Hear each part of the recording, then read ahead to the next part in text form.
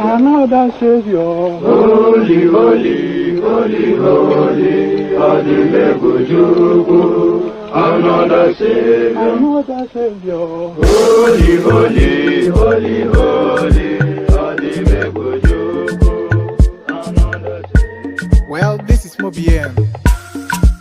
This is dedicated to the gallant heroes of the Nigerian Biafra War and IPOB families all over the world. I remember the Nigerian Biafran War, in the thickness of the Biafra genocide. Hey, one man revived the vanishing hope to life. Let the great Biafran army to fight, and they were singing out, holy, holy, holy, holy, Olumewojuku is another Savior. They were singing out, holy, holy, holy, holy, Olumewojuku is another Savior. Holy, holy, holy, holy, Olumewojuku is another Savior. Many years after the genocide, whoa, yet another great leader has risen up now. Oh, and he's leading the Biafrans to victory. In your madika, yabika kokwa namno wow. Hey, ana mekele mazuche mefo. Manemo, it's an honor having you on board. When I'm singing along, holy, holy, holy, holy, Nnamdi Kanu is another Savior. Just sing along, holy, holy, holy, holy, Nnamdi Kanu is another Savior. When I sing along, holy, holy, holy, holy, holy, holy, holy, holy, is another Savior. Getting moving right and getting moving faster now. Holy, holy, holy, holy, Nnamdi is another Savior. Holy, holy, getting moving right, moving faster, get the freedom. Is another Savior. Yeah, for freedom. Holy, holy, holy, holy, Nnamdi Kanu is another Savior.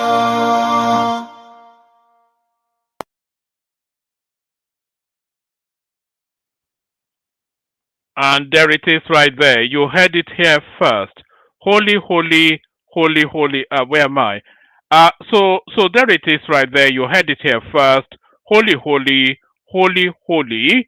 Nnamdi Kanu is another savior.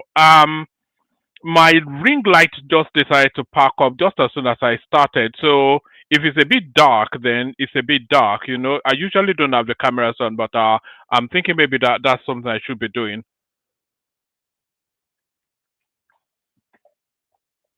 Good day to you. Good to be in your company. All that. Good day to you. Good to be in your company. And how are you? I hope you're having a gloriously wonderful day so far. Yet another session. Your friendly neighborhood. Your laughing man. So glory. Holy, holy, holy, holy. Malam Nnamdi Kanu, because he's a Malam now. Can you imagine suddenly Nnamdi Kanu now a Fulani man? Can you imagine that? You never thought the day would come. But pardon me, all that, holy, holy, and all that. Good day to you. Good to be your company and all that. Hope you've had a gloriously wonderful day, and then you're in a more relaxed mode now. Spending the evening with your favorite woman. Oh, how am I coming across in this? Let me see. Let me see. Is my head chopped off?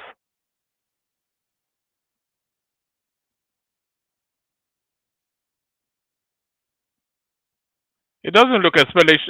Well, you eat what you grow, according to Buhari. So you eat what you grow. So we're eating what we're growing. Somewhat in the course of this session.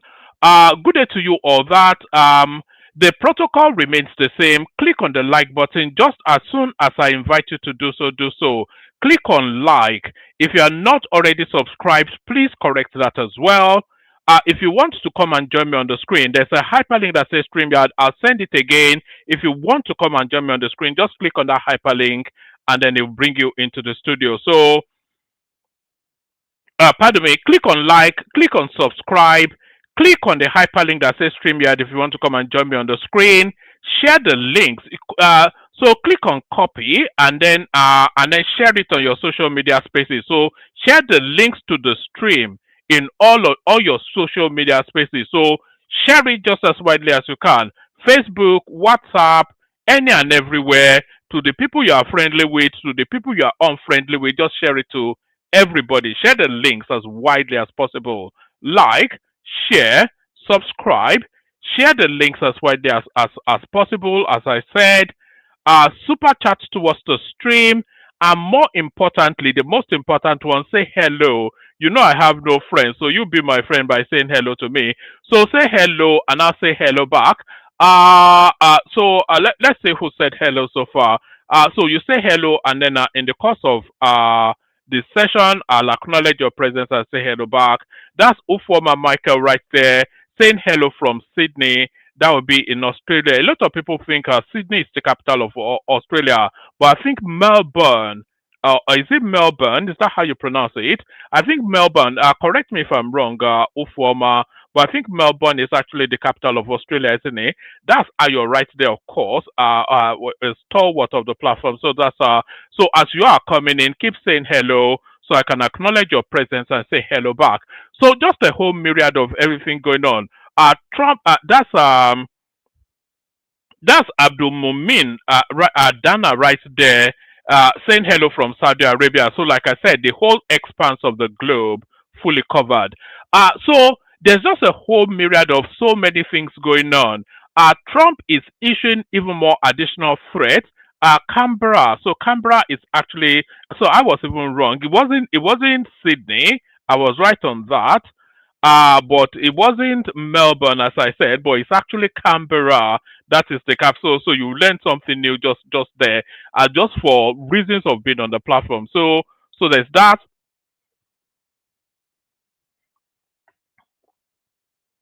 So as I was saying, there's just a whole myriad of so many going on now.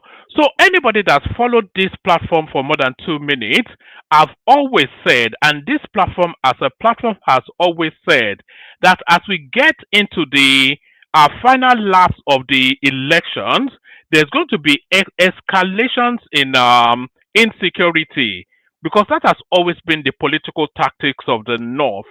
So what is happening now? It comes as no surprise to anybody that is a student of Nigerian politics. We already know that they were going to play this hand. This is the political hand that the Northerners play, because their politics is a politics of violence. The Southeasterners, their politics is a politics of ethnic jingoism, and the Southwesterners, their politics is a politics of manipulation. So we all know the broad strokes of our politics. The Northerners, they start to kill quite aggressively in a build up to an election to weaken the sitting government and show some of incompetence. We saw that with Goodluck Jonathan. We saw that with the Chibok girls. So now they are trying to recreate the Chibok girls with the spate of kidnappings going on now. So we had the anticipation already that this was going to happen. So there's that. And in the southeast, of course, they continue their ethnic jingo politics, and the southwesterners, they continue to try to manipulate everybody. So those are the broad strokes of Nigerian politics. But any and everything that is going on now is not new or news to anybody that is Nigerian, but to the outside world, it's a new phenomenon, especially as it is being highlighted by the American president at the moment. So we're going to all of those spaces. But before we go anywhere else, let's kick it off. We're going to actually kick it off by carrying on with the NNAMDI Kanu narrative. So, it shows that Nigeria, there's very little chance of Nigeria actually succeeding as a country. There's very little chance of Nigeria succeeding as a country, because everybody is so embedded within their ethnic stock, and they cannot see beyond the parochialism of ethnicity. So that is why Nigeria would never go forward as a country. So the NNAMDI Kanu situation is the case in point, is a case in point. So this is NNAMDI Kanu, who has done a whole raft of despicable things, pure evil things. Let me give you an example of let me give you an example of some of the things that I play this often, so you already know. But let me just give you an example of the sort of things that Nnamdi Kanu does. I am warning everybody tonight, if you come out on the 31st on Monday, you are going to die. If you come out on the 31st, I'm warning everybody you're going to die. That very day, allow me to, on the 31st, if you come outside, you will die. If you're a road transporter, if you're a transport worker or whatever, you know.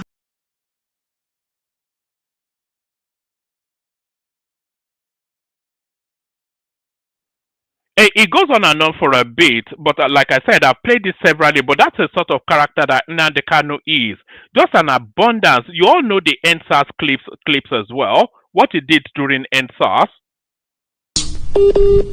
Shooting where again? Shooting in Okota, they are shooting also in Okota. People must go to the bush, ambush them. Go to the bush, you need to cut them off from the back, ambush them, take their guns from them and kill them. These are animals.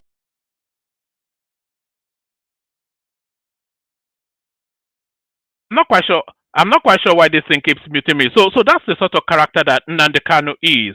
But then if you go to the average Southeasterner, they will tell you that this guy is being persecuted for no other reason other than he is agitating for his own nation state. So that's not the reason now, and I think we all know that, and I think even they know that, but they've propelled that narrative so aggressively that when you tell a lie so often, it takes on a life of its own. They've propelled that narrative so aggressively that narrative is now taking on a life of its own. Nnamdi Kanu is no innocent person, and if you look at the antics of Nnamdi Kanu, there was nothing other than what came out of that court that could have come out. There was nothing, because the state arrested Nnamdi Kanu. They renditioned him from Kenya to Nigeria. You say they kidnapped him, whatever invectives you want to use. He was arrested, returned to Nigeria, and there's a whole raft of allegations leveled against him. The state presented its case that, look, we are alleging that we are accusing this guy of XYZ because he did ABC. So they listed everything they're accusing him of, and they tried to buttress that then with what they presented as evidence. So that's what the state did. So after the state did that, the court then invited Nnamdi Kanu to come and answer those charges being leveled against him. And what did Nnamdi Kanu do? We all saw it. He told the court to get lost. He told the court to get lost. So what then happens after that? What happens after that? Even setting aside his behavior in court, even if he had behaved in the most gentlemanly of manner, but he still took that position not to defend himself, what would have happened after that? Would the court then say, okay, since they've leveled this thing against you, but you said that you're not prepared to defend yourself, go home? On what planet? On what functioning of the brain concludes that is a possibility? So there was never any other outcome outside of the outcome that we got. There was no other outcome outside of the outcome that came out of that court. All as a result of that guy's belligerence, his arrogance and crass behavior, and his false posturing, acting up for his audience and all that. So there was no other way other than the justice would have returned as he returned. So what's the counter argument? What frees Nnamdi Kanu in that situation? If Justice Omostosho had said Nnamdi Kanu go home, what would he have predicated that statement on? That they've accused you of all of these things, so you said they are not going to defend yourself, but go home. How is that a possibility? So about these guys now, they have tried to turn it into an ethnic jingle, and that is the currency that you see often instances coming out of the Southeast. But thankfully, it's not all the Southeast that is like that. So we pick it up from here. Justice Omotosho did a very thorough job. I have gone through the judgment. I read it. That judgment is airtight.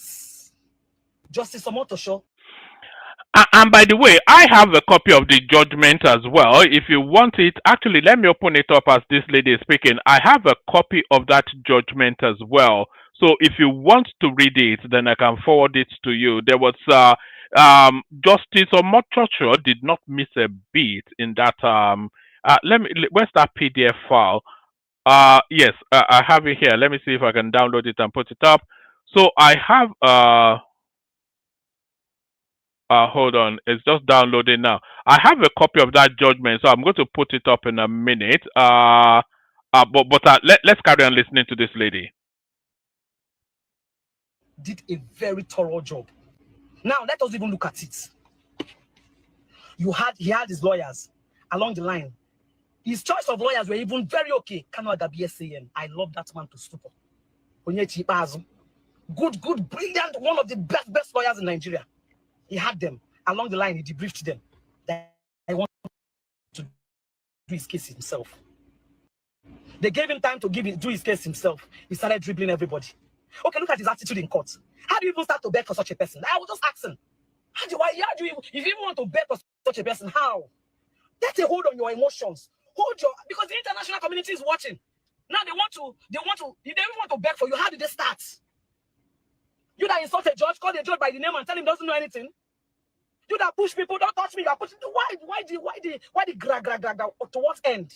And nobody's looking. He went beyond actually pushing people. He actually slapped his lawyer. And by the way, this lady right here on your screen, she's a lawyer and she's from the Southeast. At that. Nobody's looking at that. He had his chances. Okay, defend yourself. Yes, anybody can defend. Anybody can represent themselves in court. Defend yourself. Time was running out. Defend yourself. Nothing.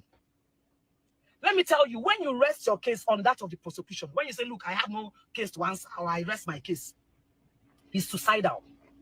You are not giving the court the right to judge you by your opponent's testimony against you. That is what he did. Okay, my opponent has finished talking a bit. I don't have anything to answer him. You refuse to put a defense. No matter what the defense did, put up a defense. You did not put up a defense. You did not put up a defense. And you want the judge to give you what you don't ask for. You want the judge to perform magic. How? By the time you rest your case on that of the prosecution, it is a suicidal. Immediately he did that, and I knew it was suicidal. What were people expecting? That they would not free him? He couldn't even defend himself. Come and say, okay, at least live your legal, even though you know all the law. When it comes to representing yourself, you will lose it. I am a lawyer, a proud lawyer. But there are some cases that are personal. I will have to brief my colleague to come and represent me. Because if I represent myself, I will lose, I will make mistake. Dr. Adagwonweya, even if you are a born lawyer, Dr. Adagwonweya, when she come to shove, you call a lawyer, you brief a lawyer to please come and, you know the law. But when it comes to that, representing yourself, you must miss it. You'll be emotional. You had a very beautiful legal team. KANU'S, I know they joke with that man. You debriefed him. That guy, shit. How do you start to beg? How do you even start to defend such a person? Erratic, anger, everything. Everybody watched it. Yet people are saying it's injustice. How? How is it injustice? Those who lost their life on hip-hop and all these demand, what happened? And people were not listening to his radio communication. People were not listening to everything he was saying. People were not listening to, what about the military guys, the military couple that were killed in Olu? The video was there, the woman was beheaded, her vagina was cut off. When I not see the video, how do you see white and call it? You know, I've seen that video, unfortunately. That video, yeah, no, don't worry, we'll get to Nigeria being on fire in a moment. That video, let me see, yes. That video of that military couple with the woman's private parts being chopped off, I saw it. One of the most gruesome things I've seen in my life. But there it is, all coming out of the NNAMDI space. Black. How is it injustice? Who will give those ones justice? Whose command were they carrying out? People in military, waste them, kill them. Whose command were they carrying out? Whose command were they carrying out? You incite people into war, you incite people into fighting themselves and say it's not your fault because you are not the one in the forefront that did it. As long as you are an influence that incited these people, my dear, you are going down with them. So at what point did they do injustice? Let me understand. You are calling it injustice. What is injustice? He was given a right to represent himself. He was given a right to counsel. He was given I was even shocked that Justice Omotosho gave his people right for allocutus. I called one or two of my friends. I was following up yesterday, but I was too busy. So once I would just call Victor. Alpha, are they finished delivering the judgment? Okay. What about allocutus? This one, he doesn't have a lawyer. Who will do allocutus for him? Allocutus means plea for mercy. I was so happy when Justice Omotosho gave them the microphone. I said, since you're a legal consultant and you have been coming to court for him, please, I will not shut him out from allocutus. Say he's allocutus or say something about allocutus. That's plea for mercy. And this Mr. Obi used to be my friend. Mr. Obi took the microphone and said talking. I listened to his speech. I listened to his legal counsel's speech. He was given all the rights for fair hearing, up to allocutus. He was given all. There was no comma, no mistake. That's why I said that judgment is airtight. It will stand any appeal, even before God and man. That judgment will stand any appeal. And my only fear is that if he stands appeal, I pray they don't give him the maximum punishment. Maximum punishment is death. Death sentence immediately. So now, I'm even surprised that the judge was mindful enough to reduce it to just life in prison. At least life in prison, at least being alive and serving life imprisonment, there is hope that one day something. So now, the NNAMDI KANU'S legal team told us that they are going to be appealing that judgment as early as tomorrow, which will be Monday. So that might well prove to be a grave mistake, because if they are taking the case to the Court of Appeal, then they are asking the Court of Appeal to review the whole case. So that is to review where the case may have erred against them, and also where errors may have been made in favor of them. So a lot of people feel that the life imprisonment was a soft landing, and a lot of people feel that capital punishment should have been the punishment. So in the course of that review, the appeal court may well transmute that that life imprisonment to capital punishment. So of course they will go and start attacking the judges then, because there's a lot of, it's a cross bench, isn't it? Is it about 3 judges that sit in on the appeal court, and about 5 or 7, if you're a lawyer, correct me, especially practicing in Nigeria, there are about 3 lawyers that sit on the appeal court, on the Court of Appeal, and there are about 7 lawyers that sit at the Supreme Court. So it'll be a cross bench of lawyers, of judges rather, not lawyers but judges. It'll be a cross bench of judges adjudicating that matter. And a lot of them, some of them will come from the north. So we'll go back to calling people Jamjawits again. And almost certainly one will come from the southeast. Then they will call that one a Sabo and go and burn down his house. And all of this sort of shenanigans will happen. But what about death sentence? He did not even pronounce the maximum that was required by law. He gave him life, which is fair. But you people don't understand. That's why you are emotional. What if it was death sentence? What one I will talk? The death sentence they give him before Friday they don't buy him. Which one I will talk? Like, what are the reason? Yes, the court of first instance have given his judgment. That doesn't mean that his right to appeal has been closed or foreclosed. No, he has a right to appeal his judgment. He has a right to appeal that judgment. Then even when the appeal comes out, the judgment in the Court of Appeal comes out, he also has a right to the Supreme Court. It is not yet the end. So why the cry? Why all the emotional things? Why the insult on people? Must everybody support IPOP? I'm an Igbo woman, but I'm not IPOP. I'm not in support of them. Now we say justice is everybody's business. What about those who died? What about those who were killed by these IPOP people? You know, I've been asking that question all the way through this whole episode. And we've not even heard sufficient enough from the victims of NNAMDI KANU'S atrocities, by the way.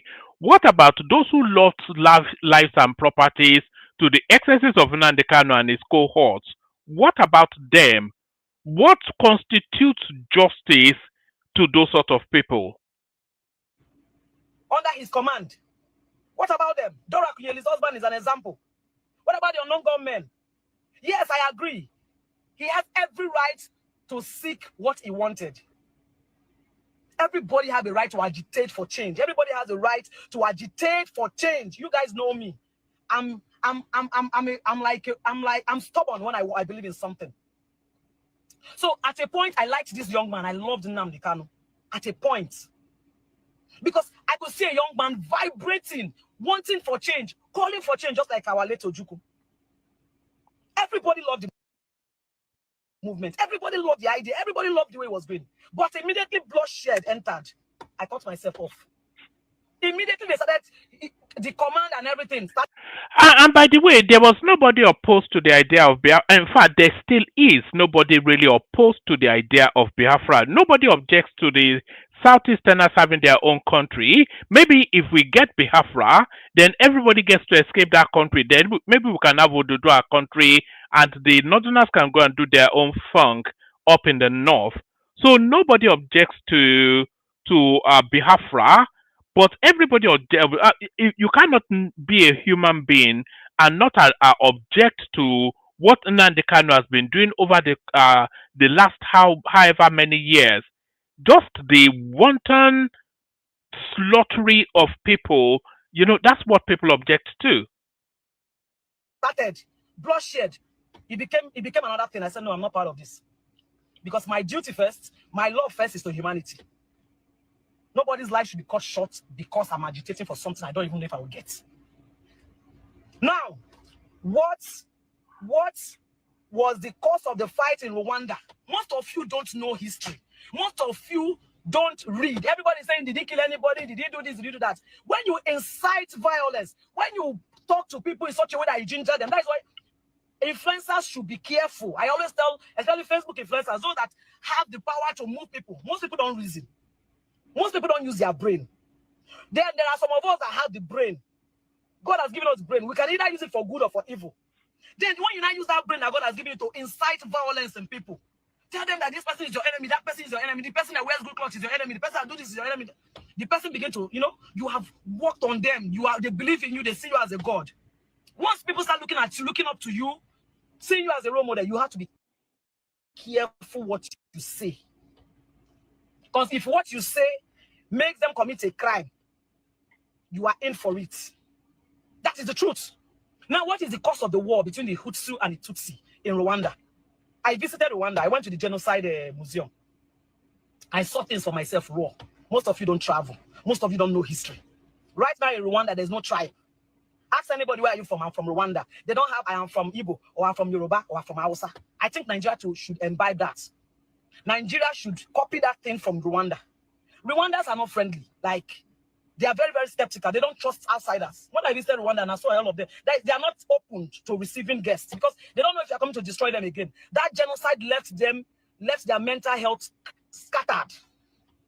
So if you have seen war, you go run from war. What was the cause of Rwandan? This thing? Ordinary trans that was made on a radio station, calling a particular tribe cockroaches. If you don't know about the history, watch this movie sometime in April, or you watch Hotel Rwanda. Watch it. Our own Stephanie Kwenedo acted it, a Nigerian lady. She was one of the major characters in that Hotel Rwanda. Then Idris Elba acted sometime in April. Go and watch that movie so you understand how the Rwandan war started.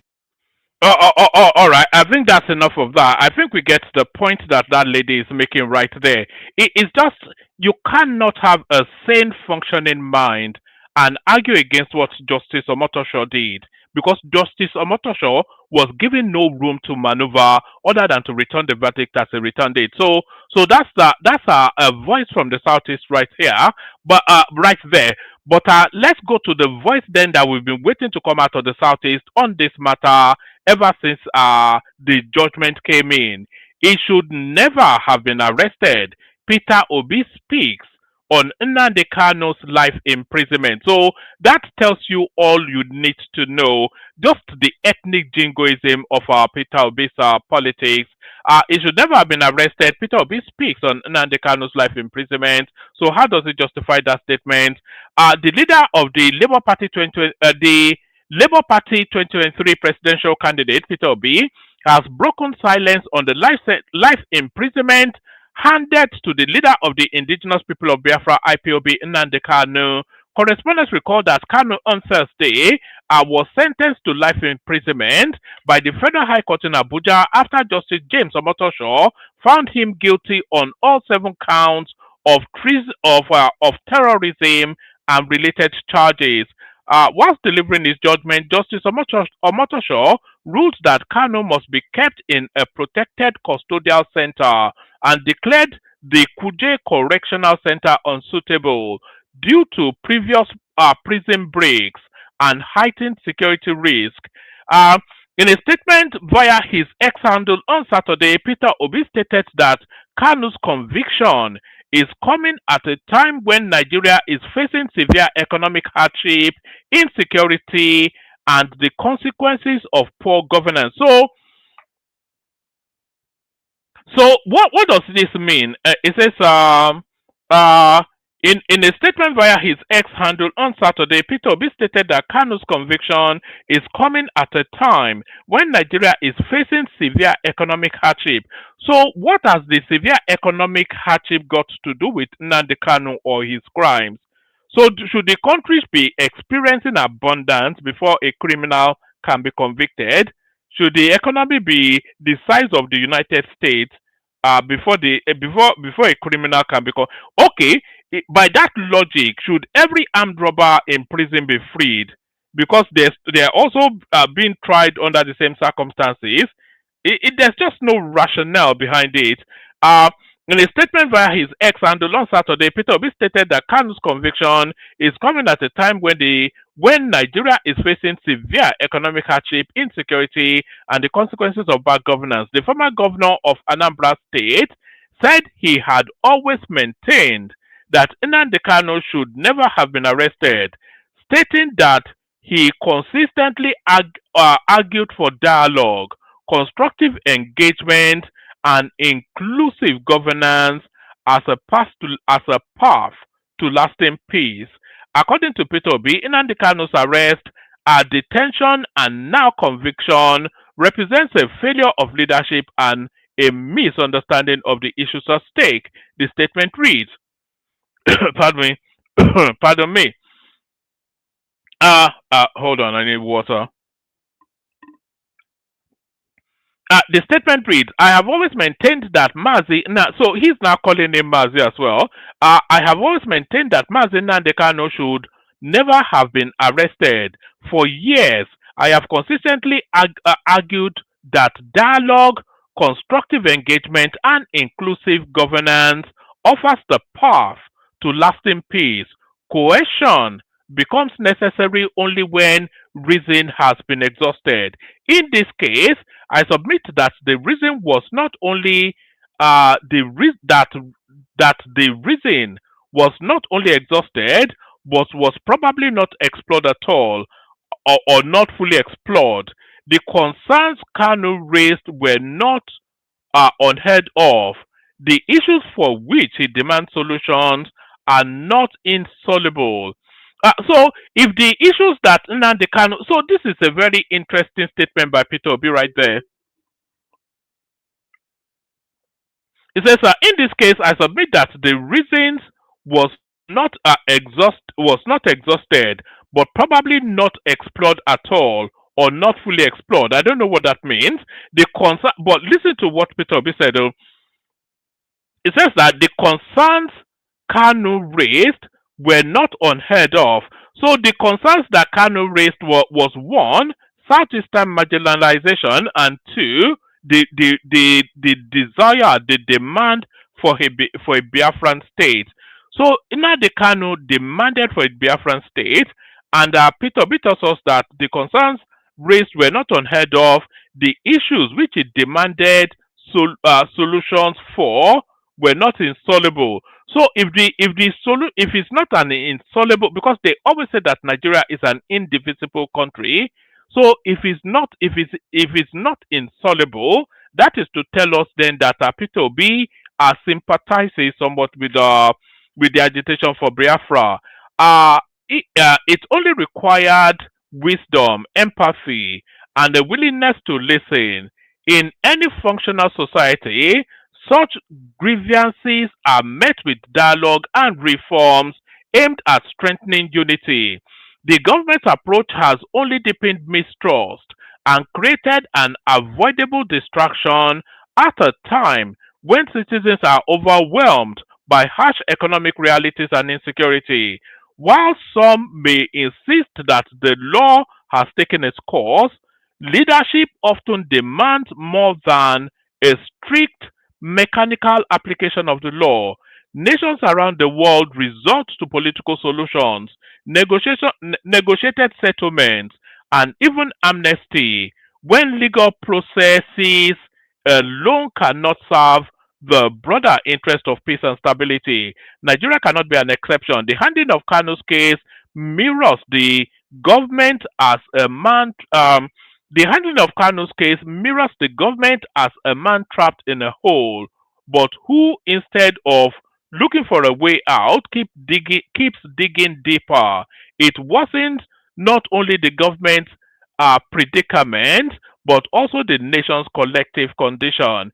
If we truly desire a new Nigeria, a united, so it goes on to do his new Nigeria thing. So Nnamdi Kanu, so Peter will be right there calling the arrest and detention, and then subsequent imprisonment of Nnamdi Kanu a travesty of justice. So that's Peter will be right there, staying consistent to the tribe. So now we go to other matters. Northern insecurity troubling me most. This is Tinubu, what we already know, but it's not actually telling us how he intends to resolve it. So I don't think he has any concept of how to handle this thing. It's beyond him, essentially.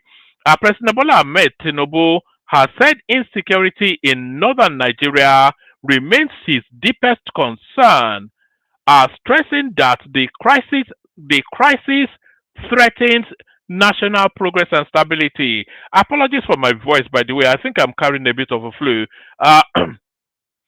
Pardon me.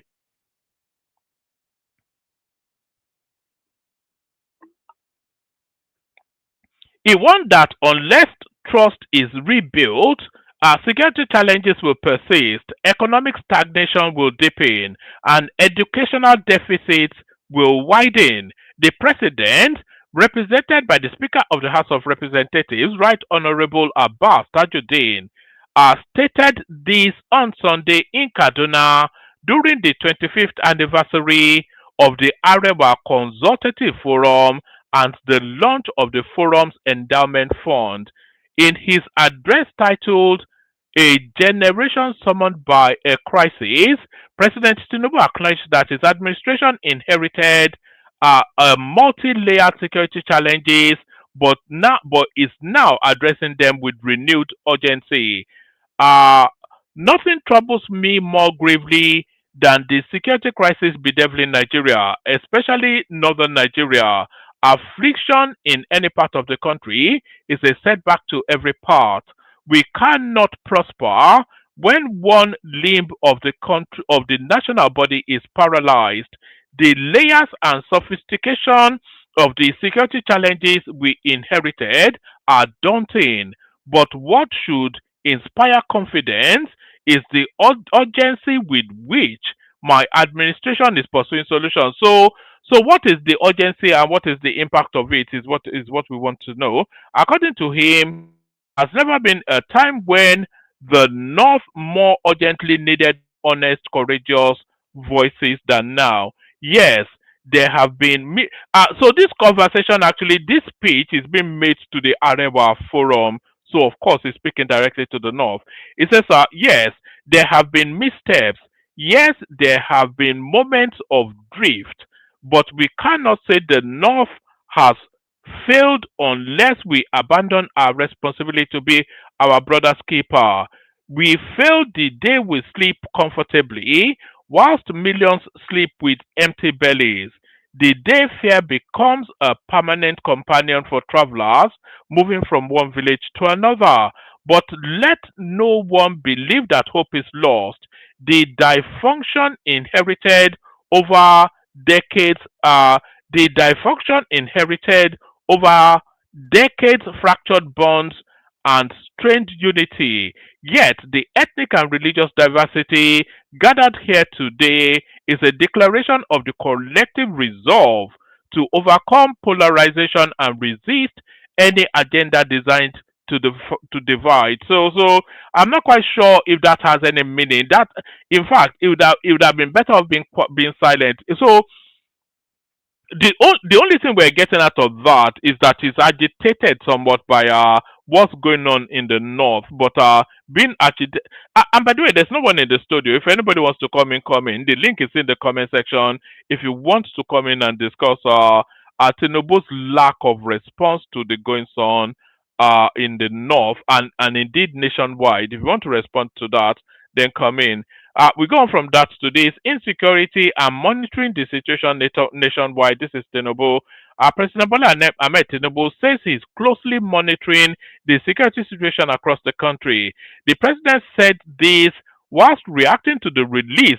And by the way, the Kwara 38, it looks as though they have been released. Those ones kidnapped from a church. So I think I have one of the victims speaking out. Yes, let's listen to this.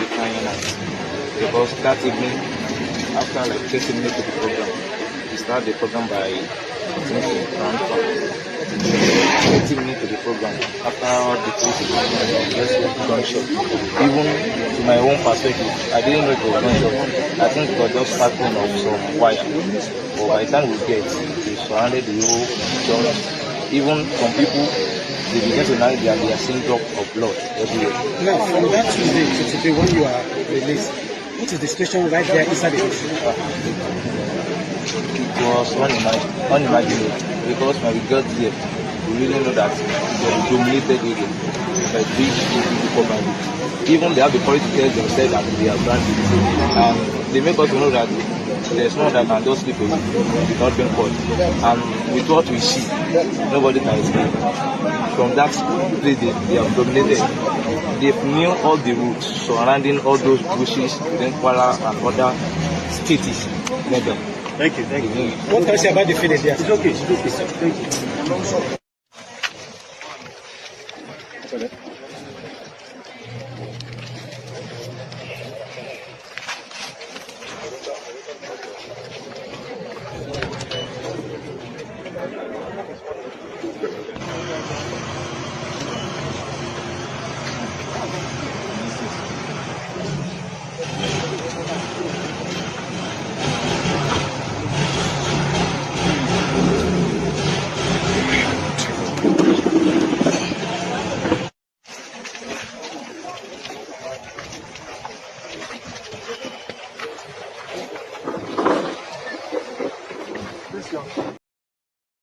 Right, so that's one of the victims of the Kwara incident narrating its experience right there.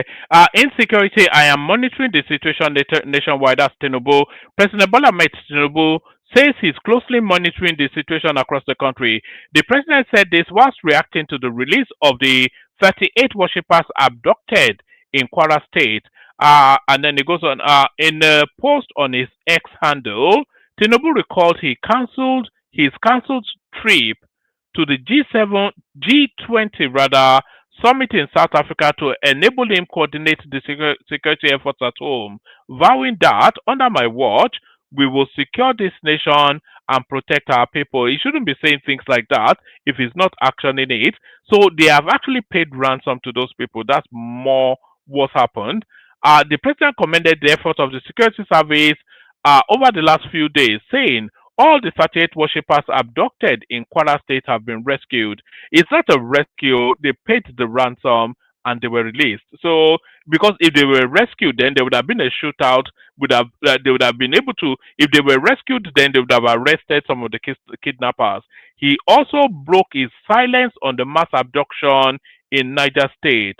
Neither Tinubu nor the presidency had made any comment on the incident, but there were reactions as the federal government shut down 41 unity colleges while at least 5 states closed down schools. The PDP kicked against the development and asked Tinubu to resign if he's overwhelmed. Clearly, he is overwhelmed. In his post on Sunday, the president vowed not to relent in his bid to secure the nation.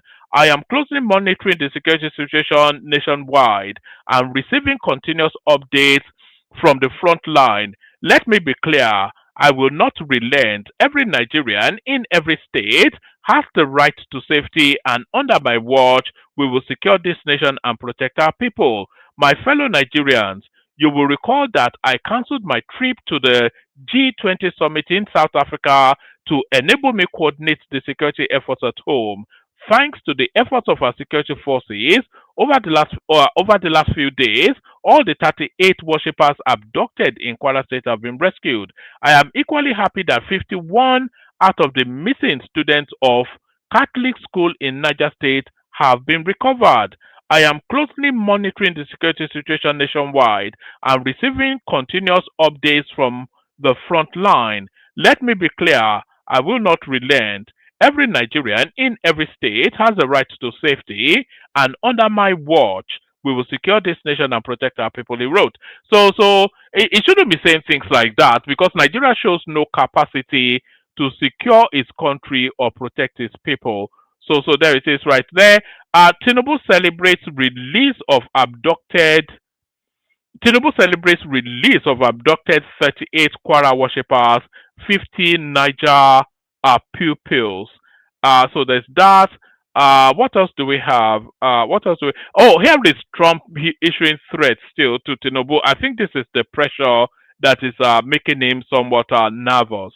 Nigeria is a disgrace. The whole thing is a disgrace. They're killing people by the thousands. It's a genocide. And I'm really angry about it. And we pay, we give a lot of subsidy to Nigeria. We're going to end up stopping. The government's done nothing. They're very ineffective. They're killing Christians at will. And, until I got involved in it 2 weeks ago, nobody even talked about it. Well, President Trump is reacting today to what we've been covering for a couple of weeks now, but really leaned in with my panel that I hosted at the UN at the request of Ambassador Michael Waltz. And he also invited superstar rapper Nicki Minaj, because she has a pastor who's Nigerian and has jumped into this as an advocate for those under attack. Horrific violence in Nigeria against mostly Christians. And a third mass. So that's where the real pressure is coming from the international space. There was one other one that I wanted to. Oh, here is the judgment from the Omotosho case. By the way, if anybody wants a copy, just let me know. I'll forward it to you. In the Federal High Court of Nigeria, in the Abuja Judicial Division, etc., holding at Abuja on Thursday, the 20th of November 2025, before His Lordship, Honorable Justice Omotosho. I'm going to have to read this actually, the full charges, and then so there it is, the state versus Nnamdi Kanu, between the Federal Republic of Nigeria complainant and Nnamdi Kanu defendant. So these are all the guilty, something. So there it is. I'm going to have to read this actually. How many pages is it? God, 144. I'm not reading the 144 pages just because of Kanu. So we can forget that one. There was one Gani Adams clip that I wanted to bring you as well. Have I got it? Where he was telling us that Yoruba land is surrounded. There was a Gani Adams clip that I had lined up.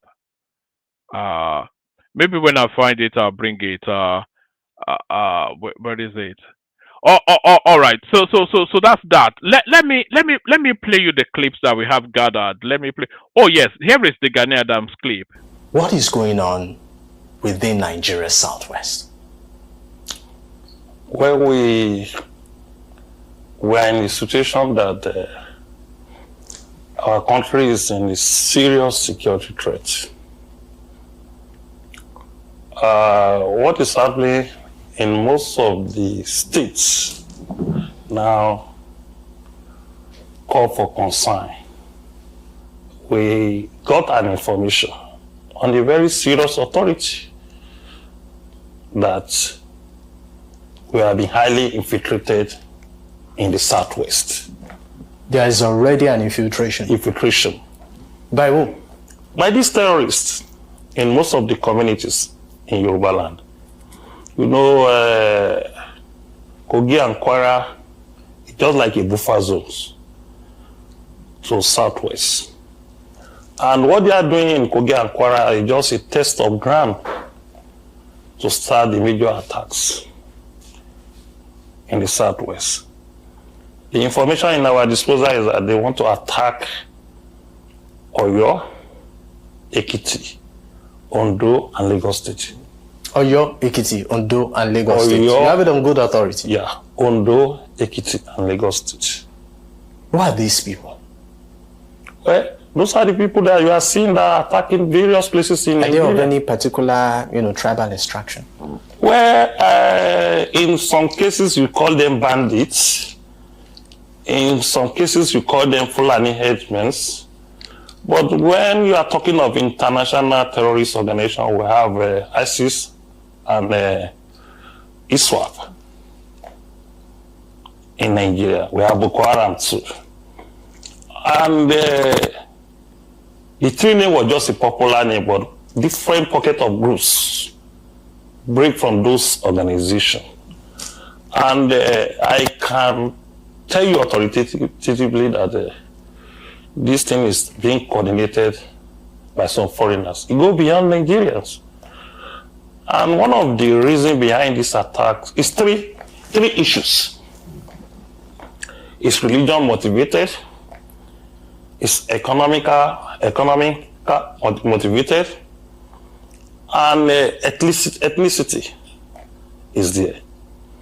And different groups have their own way of target on the basis of their own ideology. When you see the crisis is flowing from the northeast to the northwest, north centers. And I was surprised when I heard the governor of Benue State that there was no Christian genocide in the state yesterday. I was shocked. And the governor was a religion leader before he became a governor of the state. Even we that was not living in Middle Belt, we are being worried, seriously concerned about the incident that is happening in Benue State and Plateau State. And on a daily basis, we got information of attack from different communities. And I don't know how this man wants to classify genocide. When a race is attacking another race and try to wipe them out of the system or from the state or community, there is no way you can classify it as genocide.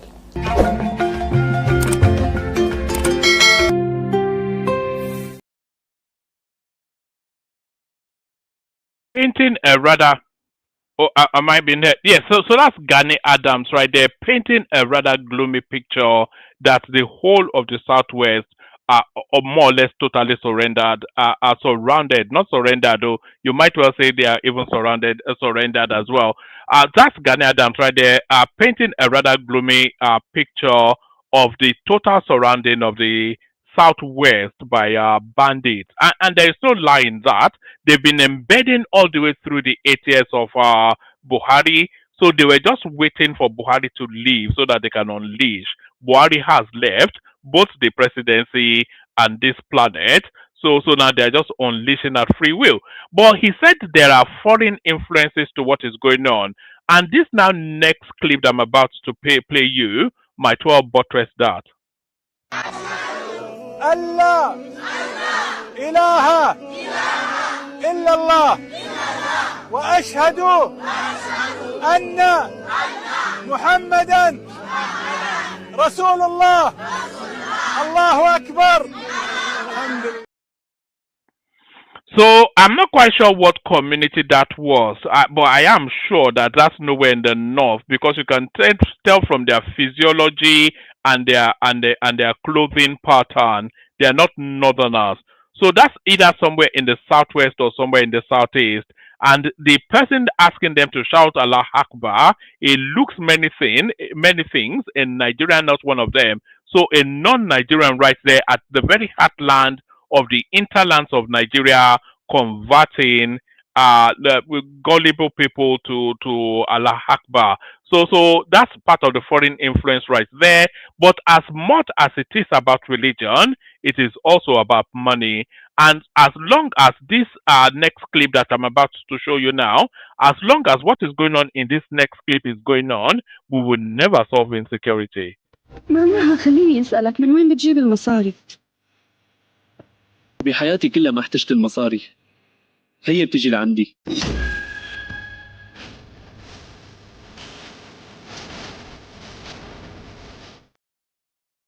So that's a random janjaweed right there in some forest somewhere, counting more dollars than you will ever see in your lifetime. That's random janjaweed from the Sahel that you just saw right there. The dollars, because those are $100 bills, and there were bills and bills, bundles and bundles of them. So that the dollars that guy is counting there, a lot of you might well never see as much as that in all of your working life.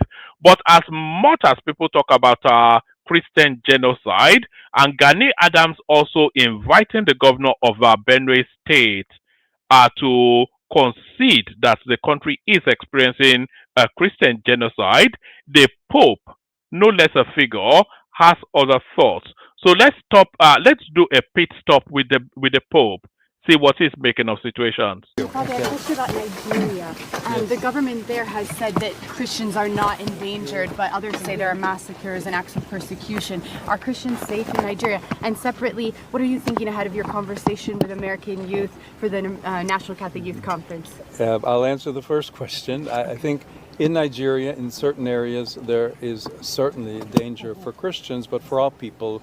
Christians and Muslims have been slaughtered. There's a question of terrorism. There's a question of that has to do a lot with economics, if you will, and control of the lands that they have. Unfortunately, many Christians have died, and I think it's very important to seek a way with the government, with all peoples, to promote authentic religious freedom, respect for all people. Santo Padre. So there it is right there. So now, and by the way, the Pope is right. It's a multi-layered sort of a thing. There is Christian genocide going on, but that Christian genocide is embedded within a wider insecurity that is going on in Nigeria. So the Christian genocide thing is not the main headline of insecurity in Nigeria. There's Islamization, there's banditry, there's land grab, there's geopolitics coming in from even outside of the country. There's even a global perspective to it. All of it, condenses into that singularity of banditry in Nigeria. So it's more than just a Christian genocide. Is what the Pope is saying. But then you sometimes question rather the political will to actually tackle these things head on. So Tinubu makes all these vague statements about, I'm monitoring the situation. Are you a monitor? Are you a school prefect? Nobody is asking you to monitor anything. People are asking you to do something about it.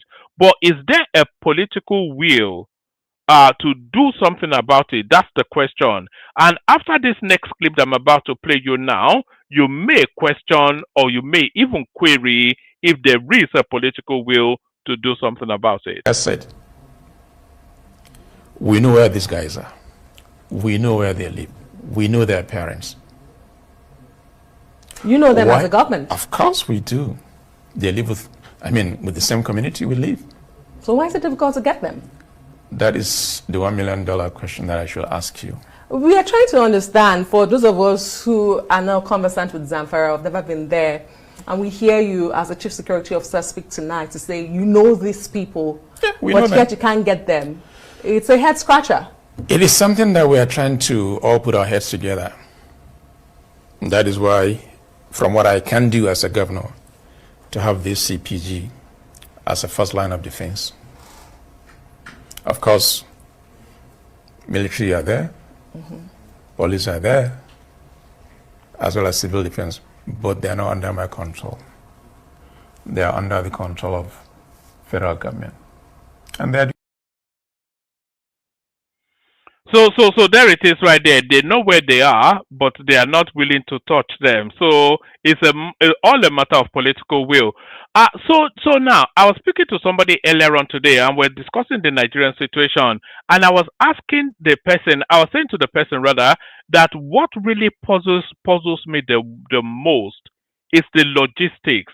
Do you understand? What puzzles me the most is the logistics. So a bunch of bandits invade the school. So it will take the better part of what? At least 30, if not 50 bandits to successfully invade the school. So they've come in large numbers. And then they've carted away 200 to 250 students. And then they cut these people away out of a school. A school is not located in a forest, it's located within a community. So they've carted away these 200 to 250 girls, teenage girls, screeching, screaming, shouting, traumatized, and they cut them away to their kidnappers' den. So how are they able to cut away that many students? That's one. Are they using bikes? And are the girls willingly sitting at the back of those bikes? Are they using buses? How many buses does it take to transport that many girls into from a school to a hideout? So how many buses? And where did those buses pass through? Were the girls not screaming and crying and traumatized in the course of that journey? Did it not alert the public to something unnatural going on? So a lot of these things, they are not being explained. What is the logistics? How does the logistics work that about 30 to 50 bandits, kidnappers, breach the perimeter fencing, breach the security of a school, and cut away 250 girls, teenage girls, traumatized, screaming, screeching, and squealing? And nobody saw anything, nobody interceded, nobody intercepted, nobody alerted anything. There was no caution all the way through. How does the logistics work? Makes no sense. It makes no sense. So it makes no sense. So I think that's sufficient enough. I'll play you one more clip. But now, this clip, I want you to do something before I play this clip. If you have a mirror, look into it. If you don't have a mirror, if you have your phone, switch on the videoing scene and look at your face. So if you look at your face, then make the determination if you're a human being or not. So look at my face. I may somewhat pass as a human being. Some people may query that I'm not. But look at me and make the determination if I am a human being. So now look at this clip now. No, I'm going to play you two more clips actually. Look at this clip now that I'm about to play you and make the determination if the person you are seeing in this clip is a human being.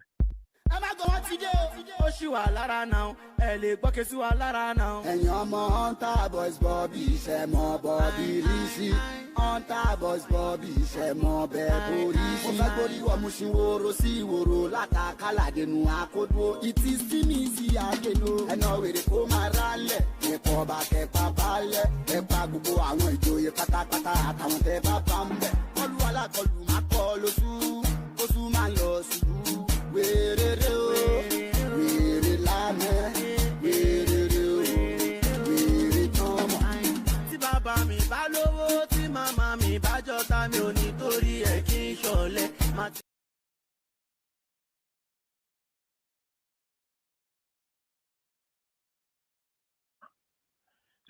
So now, if you ever wondered what a criminal, I don't even know the guy personally. I don't know his backstory. There's no storyline that goes with him other than that clip. I don't know what he is in whichever society. But if you ever want to know what a criminal looks like, if they asked you to describe a criminal, I doubt if you describe beyond this guy. You don't look more criminal than this one has lived a life and a half.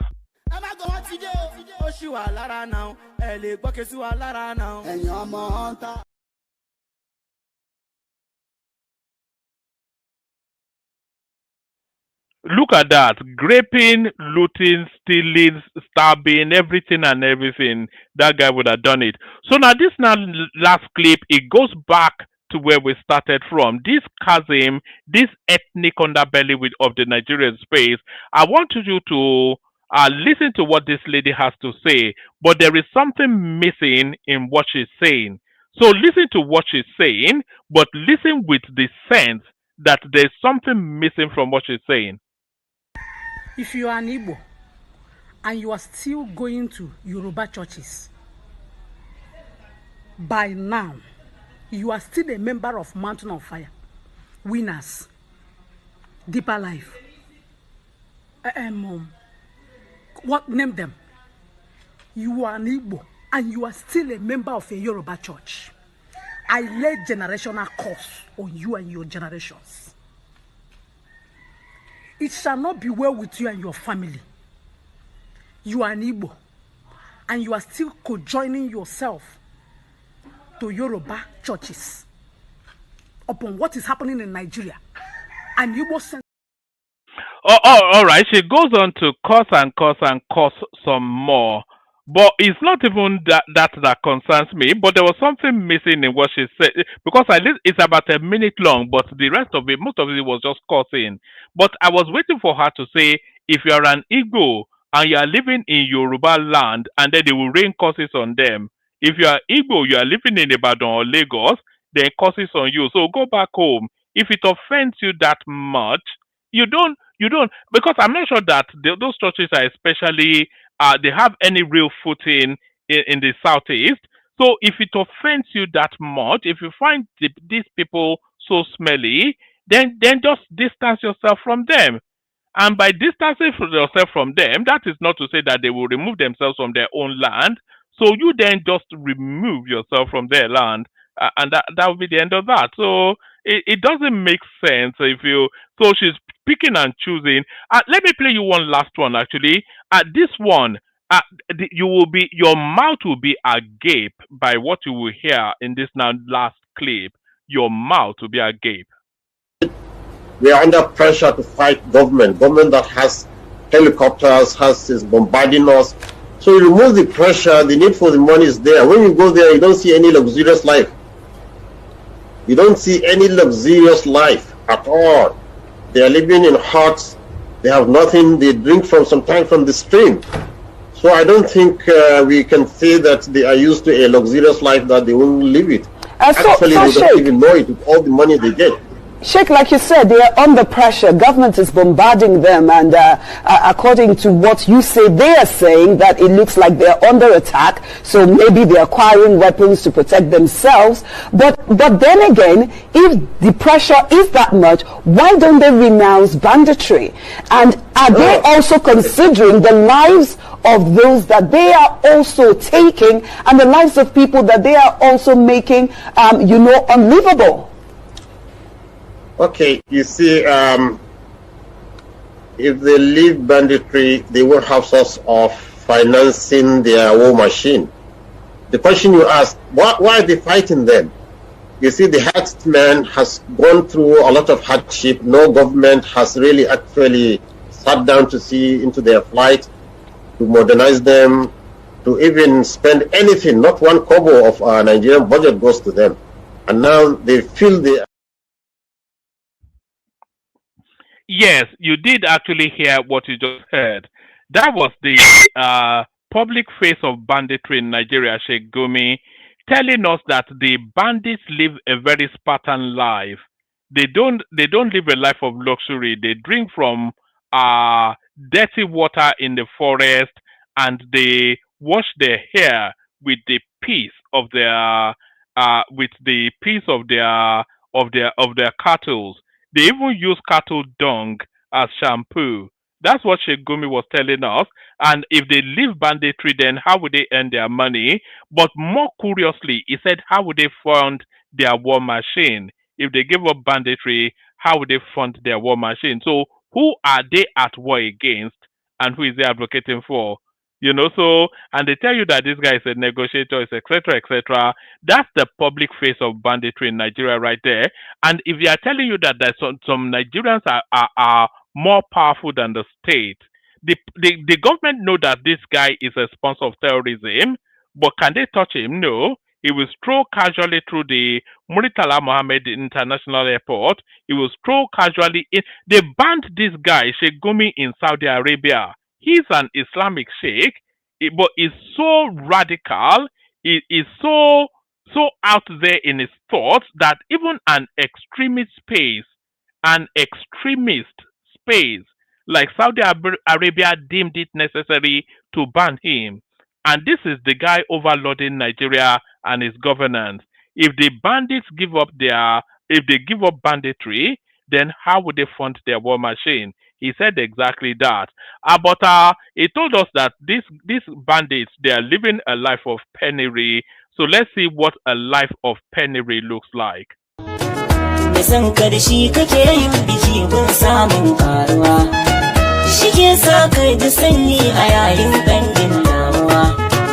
Dalilin nan ya sa daga mun zama hanta da jini da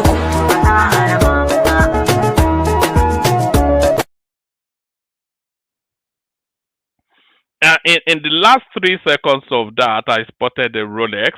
So there it is right there. That's the life of penury, gold wristwatches, and bills of money. So that's what it looks like. Nigeria, a basket case, a den of iniquity, a banana, a disgraced country, according to. How can you argue with Donald Trump with all that country is and what's going on? How can you argue with him that it's a disgraced country? It's enough to send you to drink. Only water, where they see ma.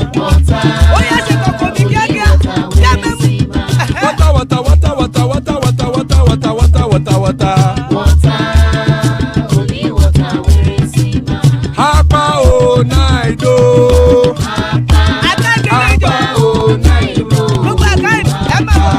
Hapa you don't come o.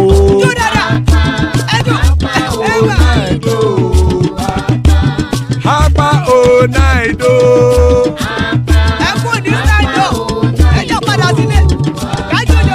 Oro kẹ̀kẹ́ ẹlẹ́mù yé o. Ilé sọ́dí àkẹ́kẹ́ rẹ̀ ẹlẹ́mù rẹ̀ o. Bobby master kẹ̀kẹ́ rẹ̀ ẹlẹ́mù rẹ̀ o. Chief Wáìlà tí kẹ̀kẹ́ rẹ̀ ẹlẹ́mù rẹ̀ o. Eruku lẹ̀lẹ̀ ẹlẹ́mù dé. Eruku lẹ̀lẹ̀ ẹgbẹ́ ẹlẹ́mù dòde ojàre o. Eruku lẹ̀lẹ̀ Ghana ti dé ẹgbẹ́ bọ́ọ̀dì o. Ọmọ ẹlẹ́yẹ ẹyẹ o ó dilé o. Odúyẹ̀lá ẹyẹ o ó dilé o. Petrosonana ẹyẹ o ó dilé o. Petrosodúnkẹ́ ẹyẹ rẹ̀ ó dilé o. Ẹlẹ́kọ̀ ọ̀run mú ìní o.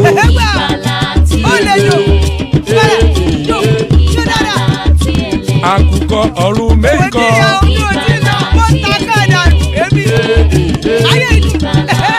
Ikú kò ní ríwà gbéṣe o.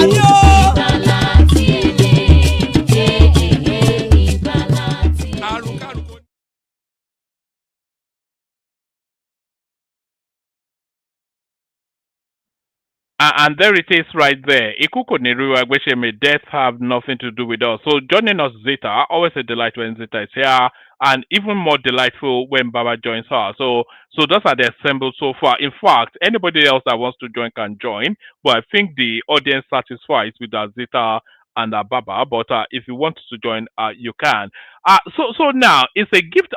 And by the way, guys, there were a couple of headlines that I didn't actually even flash up. Tinubu ordering the withdrawal of policemen from VIPs. We'll see if that order is actually carried out. Because the Nigerian police now, they are to all intents and purposes bagmen for Yahoo boys. And Oji Uzo Kalu telling us that over 30,000 people have been pied due to Nnamdi Kanu's agitation. So we just leave those at the headlines as we kick off the conversation. We kick it off, start it off with you, Baba. So Baba, floor is yours. Good to have you. VIPs, police withdrawn from VIPs. Oh, Woman, how are you? I hope you had a nice weekend. I did. Thank you. Yeah. Hey, are you there? Okay. So Baba. do I go ahead or you want to go ahead? No, go ahead. Okay. I I want thank to you. listen. I was thank just you for about the to accuse you privilege. of being in the fridge having brandy again, but yeah, Baba, carry on. Okay, my people in the comment area is a full house. We have the duo of Ayo and Oga, the formidable tag team. They are back in force. AB, of course, is there. Ufoma and Adano and Adewale and rest I can't recall their names now. I welcome all of you. So let's have a good time today. And our esteemed viewers, I welcome you formally too. I hope you've clicked the like button most importantly. And whilst at it, please share the stream. And don't forget to subscribe if you haven't done so. Yes, my main object of coming today actually is because of the Southwest. Because I've always said that that's my neck of the wood, and that's both my principal and secondary and all concern. Any other thing, I'm not interested. And I come with warning for the president, actually. I stand by him even unto tomorrow. And I think he's enjoying the support of the majority in the Southwest. But he should not take that support for granted. It's not absolute. Where lives are concerned and our lives are threatened, he should not be surprised to see the Southwesterners go against him in full force. I've seen the fury of the Yoruba people during the period of Wild West. That is Wetie. At least I saw that one. If I didn't see a Jai war, I didn't see other wars in Yoruba land and things like that. I didn't see Kiriji. I didn't see Adubi war and all the rest. At least I saw Wetie, and I know what the Yorubas can do. Now, these people, these terrorists, it's not today. It is not this year. It's not last year. They've infiltrated the Southwest. They are there in numbers. I used the word sleeper agents about 2 years ago on this platform. That the Okada riders we see today all over the Southwest, they are sleeper agents. They know all the nooks and crannies of Yoruba land. It has even become a popular thing. A Yoruba man will tell you, Toba Timbo, Toba de bus stop, yẹn ṣáà ti gbé ọ̀kadà. So ibi báyìí ló ń lọ, á gbé ẹ débẹ̀. And the likelihood is the Okada you will call is a northerner. Let me put it bluntly. And once you mention the place, you mount, it takes you there. It takes you there. So they know. So when the other ones come in with their guns and everything, guns are blazing, these sleeper agents are the ones that will lead them. That is one risk we stand. Two, religion. The Islamists in Yoruba, they are fast. They have infiltrated them. If you look all over the social media, they are there competing with the Pentecostal pastors, going also in convoy. Where did the money come from? Of course, they have two axes. The Shiite axis in the Middle East and the Sunni axis. They are awash with money. And the notorious part of Yoruba heartland that's involved in this is Iwo. Shaki, Ibadan, Oyo, and the same. All the affairs there, they've been compromised, and some of the Obas too. They give them big money, big money. Some of them have even, they claim that they will take their religion before the nation. Yes, quote me. They're on record. It's like we are first Muslim before I'm even a Yoruba person. And if the chips are down, I will follow my Islamism. So they are telling us they are all Islamists. But I have news for them. It reminds me of the 7-day Israeli war. Yes, they can overwhelm their land, their fatherland, with the foreigners that will come in. Maximum maybe 3 days. But after 3 days, when the gods of the Yoruba land start backing them like he backed the Jews against the Arabs in the 7-day war, all of them will be cleared. Maybe we need that cleansing. Because now when you go to Yoruba land, any of the 6 states in the Southwest, you see these people who they dress like the Talibans. I was told like 3 weeks ago of even some of my cousins from my mother's side already in that Taliban thing. And I was shocked because some of these people, I grew up with them together. We holiday together. That's how deep they've infiltrated us. So we may be shining our teeth smiling, and the president should not get too comfortable with that. If he sits there, because on secure, every other thing I score him high marks. But on security, I score him 0. 0 in the sense that he thinks these people are playing. They are not playing. There is nothing you can use in appeasing them. Jonathan spent billions trying to educate the Fulanis, buildings, mobile school, library. All those things are abandoned. It's only their people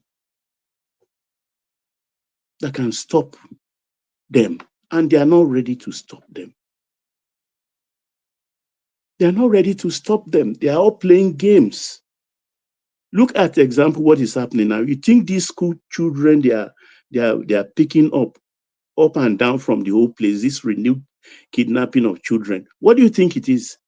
They want to use those children as human shield in case Trump come calling, gun ablazing. Those girls they pick up now, I think counting now maybe 300 and something. According to CAN, 315 in Niger State, 50 already escaped, and the 25 in Maga, I think 4 or 5 escaped. So we're still talking about 300 and something. They want to use them as human shield. And they may even pick more. That's why America said they're not sophisticated. It doesn't work that way. Yeah, these people are crude. Well, look at them. Look at even from head to toe. They don't care because, like they said initially when this whole thing started, they said they are not afraid of death.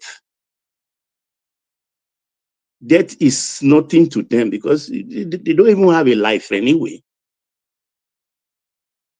I mean, I have Muslims, I have Christians. I'm a Christian, I'm a Muslim, I'm a Isheshi. Because I've gone to Lesser Hajj on my mother's 13th pilgrimage. So, I mean, I don't get it. So the president had better sit up and deal with this thing. Let them do whatever they want to do with their life. But they should just leave my neck of the wood alone. If the president allow us to be attacked, then he is in trouble. He may not be welcome back in the Southwest. Whatever happened to the forest guard that they were talking about, 8 months ago now? Look, like I've always advocated here, look, it's a no-brainer. Anybody what is salt with even a small education, even non-educated, ask them who are the people troubling Nigeria today. Can you name 3, 4, 5 from the north? First on the list will be people like El Rufai. The Sultan of Sokoto could come on the list for some people. And so on and so forth. So what are you doing as a president? I've said, look, for me, in history, government, president, prime ministers have been known to use the Gestapo tactics. Goebbels, the propaganda chief of Hitler, mastered it. He can call these people, if you can't put their heads on spikes for us to applaud you, at least let us know that you are doing something. That is the only way we will have the understanding that something is being done. But when these people walk free and you are promising or you are joining with them, this is not the time to judge at all. It's time for action. Give us some people, even with the minimal standard of evidence. Let's see you action it. So postpone this politicking of 2027 and deal with the urgency of now, which is the safety of people. I don't care what happened in the east, what happened in the north.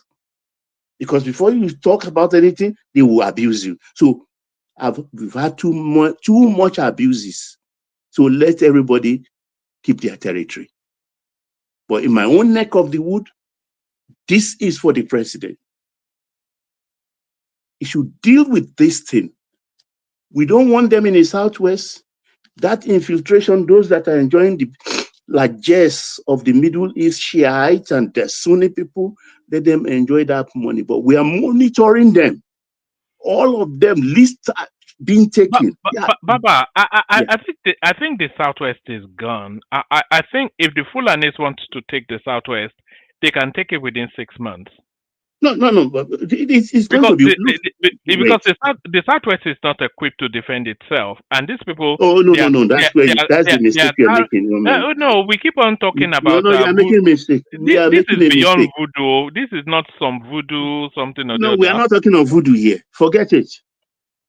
Like I told you, 3-4 days. It's going to be an overwhelming surprise attack. You understand? But from day 4-5. We will come back. It's not about voodoo anything. I know for a fact they cannot. But then those 3-4 days, a lot of people will go down. Our own people will go down. There will be rivers of blood in the Southwest. So it will be tragic. There will be a lot of cries, howling. But after everything settled, we got everything back. We would start an inquest. An inquest that would deal a fatal blow to Islam in the Southwest. I tell you for a fact. We are not just sitting and folding our hands. That's why I'm coming out open to tell the president, whatever he's doing, it doesn't concern the Southwesterners. But don't allow them. They should not bring their craziness into the Southwest. What they've done in Kwara. Gani Adams told us that they'll be taking about Oyo, the whole of the Oyo axis soon. Ibadan, Oyo, Shaki, Iwo, Iseyin. Those are the places really Really, they are entrenched. Look, you won't believe the kind of money these people are pouring into the Yoruba space from Middle East. That ranting Oluwo of Iwo, didn't you see him in Saudi Arabia? Did he not even take a Fulani wife recently? No, not recently. That's been about five years now. He's taking a Fulani wife from the royal family of in the Kanu courts of Emir. So this is the situation we are in. But good a thing, we are monitoring it too. The obas that matter in Yoruba land. It's a big loss that the Awujale is not alive today. But thank God for the Alaki of Egbaland, the Oshile of Okiono, the Oba of Lagos, and a host of others, Obas, not the party going ones. We know our Obas. So the whole thing, let them come, no problem. Those who will go and pay the price for the first few days. But after that, we will overcome them. We will overwhelm. A lot of blood will flow of Yoruba blood will flow. Maybe the fatherlands in Yoruba land. Does Maybe that not next upset place you somewhat? I'm upset. That's why I'm talking. I'm very upset.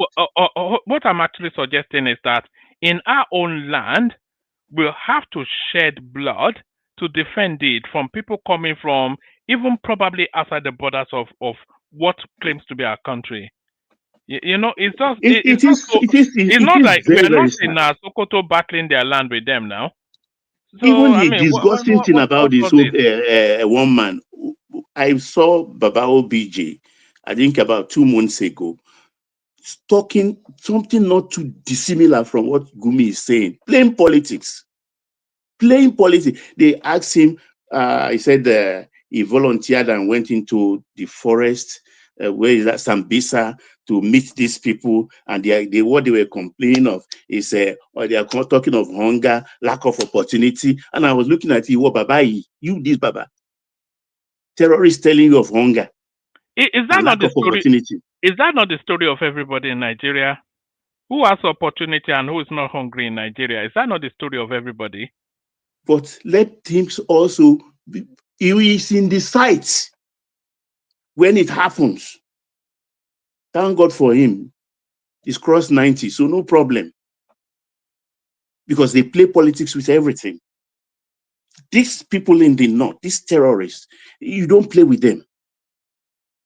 That's why I say Tinubu has this unique opportunity to act the way he wants to.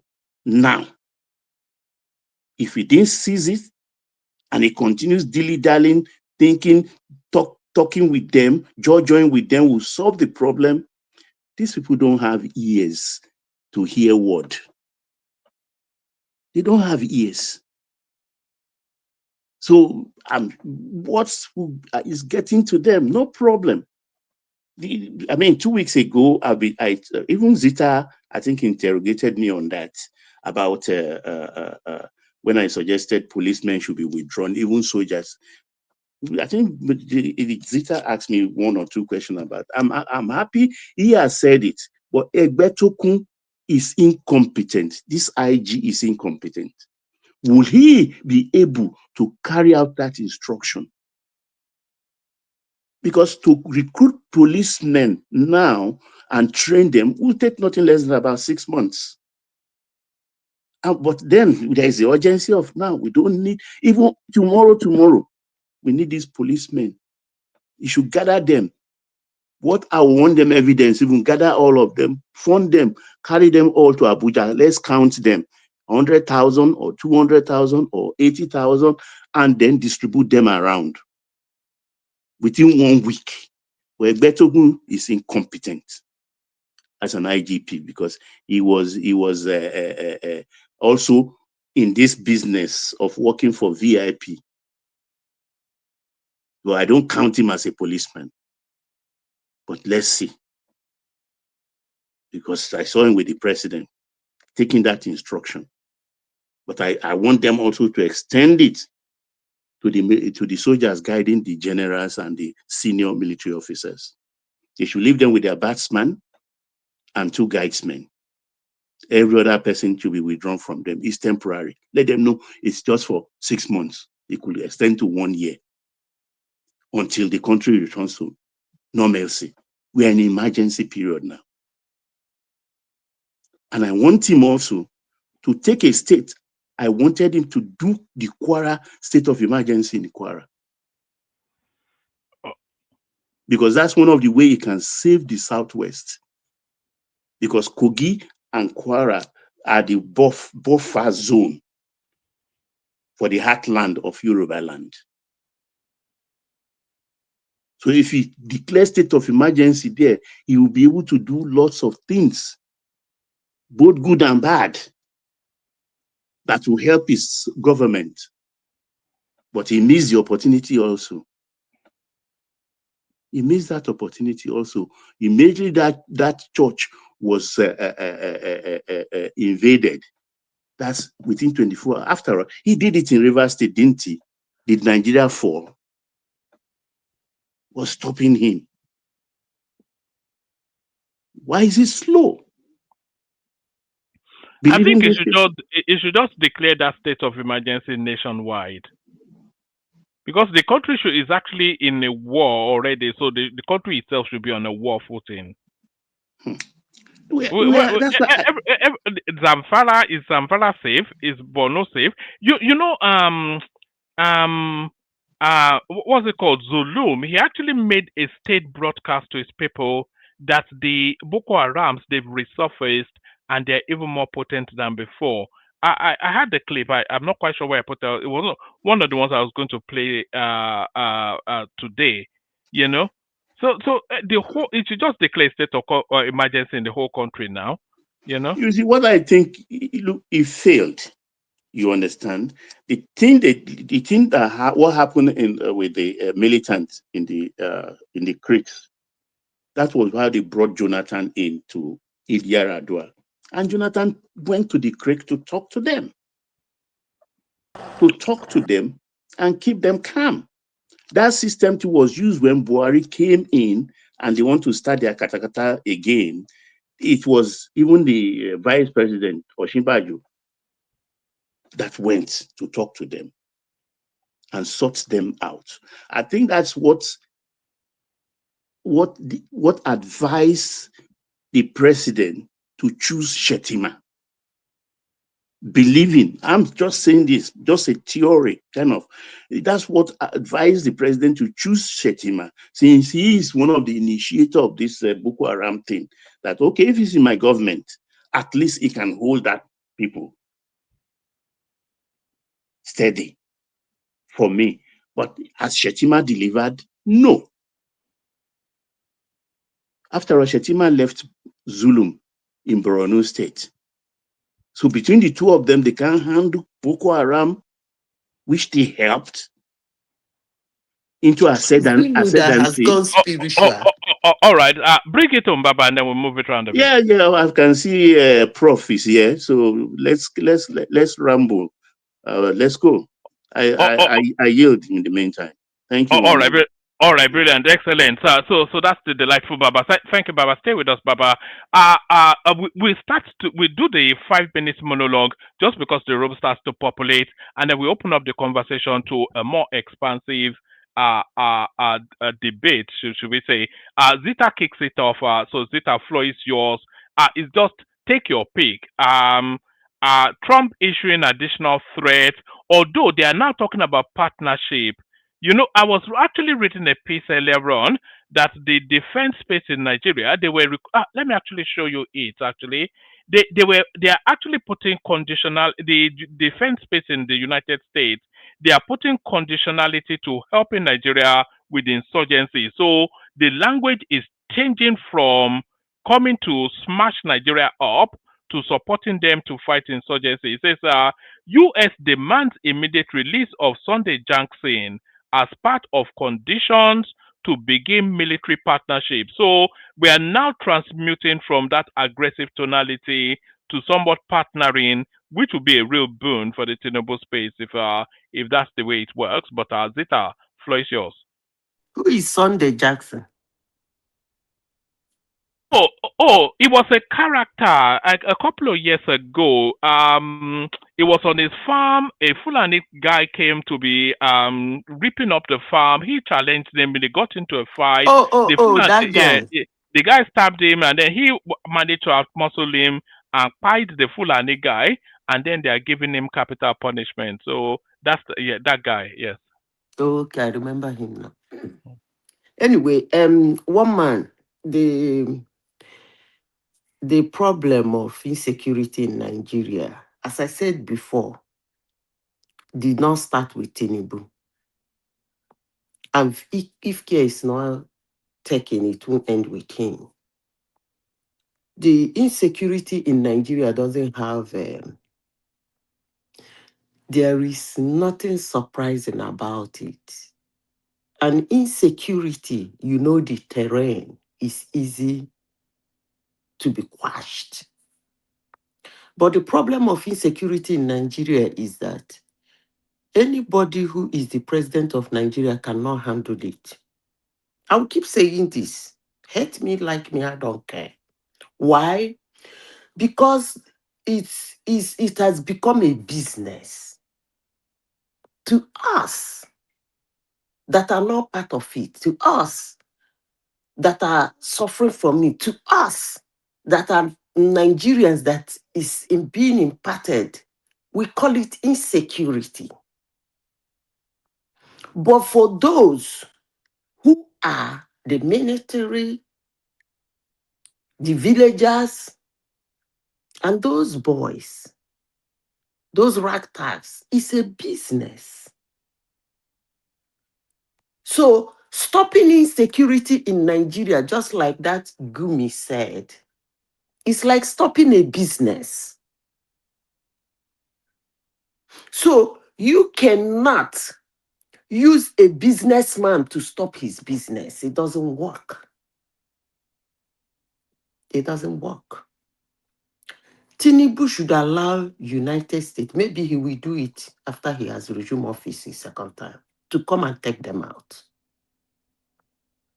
That is the only answer to it. But if you think that anybody, including the United States, can come and work with Nigerian government and Nigeria's security apparatus in order to achieve anything concerning insecurity in Nigeria, that will not happen and that will not work. Because you cannot tell a businessman to shut down his business. As I said before, top military officers and top governmental officers are Boko Haram. You ask here, say, how did they do the logistics of taking those girls? I was smiling when you were asking that question, one man. It's actually funny because why is it funny to me? You do not have a picture of what happened. I can tell you that those villagers were actually hailing them. If I say it, somebody will say this woman is mad. But I am not mad. That's why, Zita, I said I'm not interested in whatever happened there. The only problem I have now is that they felt we kept quiet and are trying to encroach into our side. That's the problem I'm having. Look, woman, if they want to wipe themselves out there, I don't really do care. Exactly. I'm not blinking an eye for it. Honestly, because if you see videos and stories and things that happen in that north, you wouldn't want to bring their topic on this platform. Honestly, sincerely speaking, you wouldn't. Hate me, like me. If I have advice to give to you, If we want to talk about insecurity, can we concentrate on what is happening from Middle Belt down to the south? You know my beef with the Middle Belt. Why are they not running over in Sokoto? Have you bothered to ask yourself that question? Sokoto, is it not a border town, a border state? I don't want to say things I don't want to say here. But Well, what I have to begin say, to say it, all of us should start opening up because this is really nonsense. the only thing I have to say is that the insecurity in Nigeria cannot be handled in cooperation with Nigeria. Period. Anybody that wants to handle that insecurity, all he needs is consulting with the president of the nation, blink your eye and leave the rest for us. He doesn't even need to discuss it with anybody. After all, he is the chief security officer. If there is a nuclear weapon in Nigeria, he doesn't need anybody's authority or approval to denote it. So that is the exact way he should handle insecurity in Nigeria. He should handle it as if he wants to press a nuclear button. And until he do that, you see all this charade you people are talking, 200 girls use as body shade, blah, blah, blah. They are running here, they are running here. It is not going to work. It is a business. You can never tell a businessman to lock up his shop and stop his business. It is a charade. But the only thing is that I pity our innocent law enforcement agents, the young military men and women that have to take orders from this Boko Haram. Zita, let me show you something. When I saw this, I was shocked. I think I sent it to Baba, but I didn't send it to you. Let me show you it.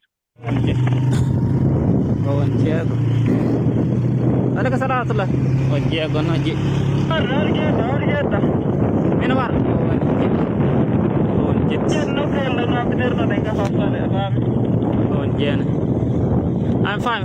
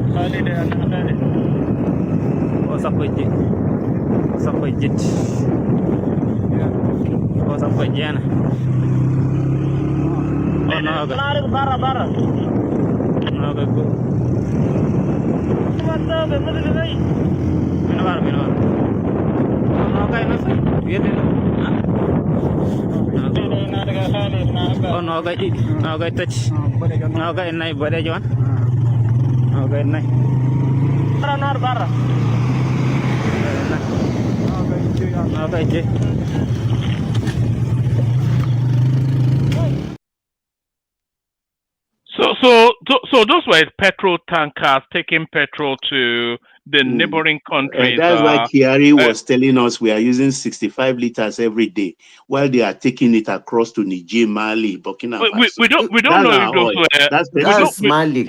Yes, we don't know. Yeah, no, those were Nigerian tankers. That's what you may well be right. Actually, tankers. Yes. I'm not sure if they were smugglers or Dangote trucks or whatever. I'm not sure if they're legitimate or illegitimate. That's what they do. You can see the fleecing they put this country to. Fire or what? No, they caught fire. That's about 40, 50 now. They're making bad money, yet they can't take care of their people. You know, that was being blown up by the bandits. Blown up by the bandits. Yeah. The drivers were plied, the conductors slaughtered.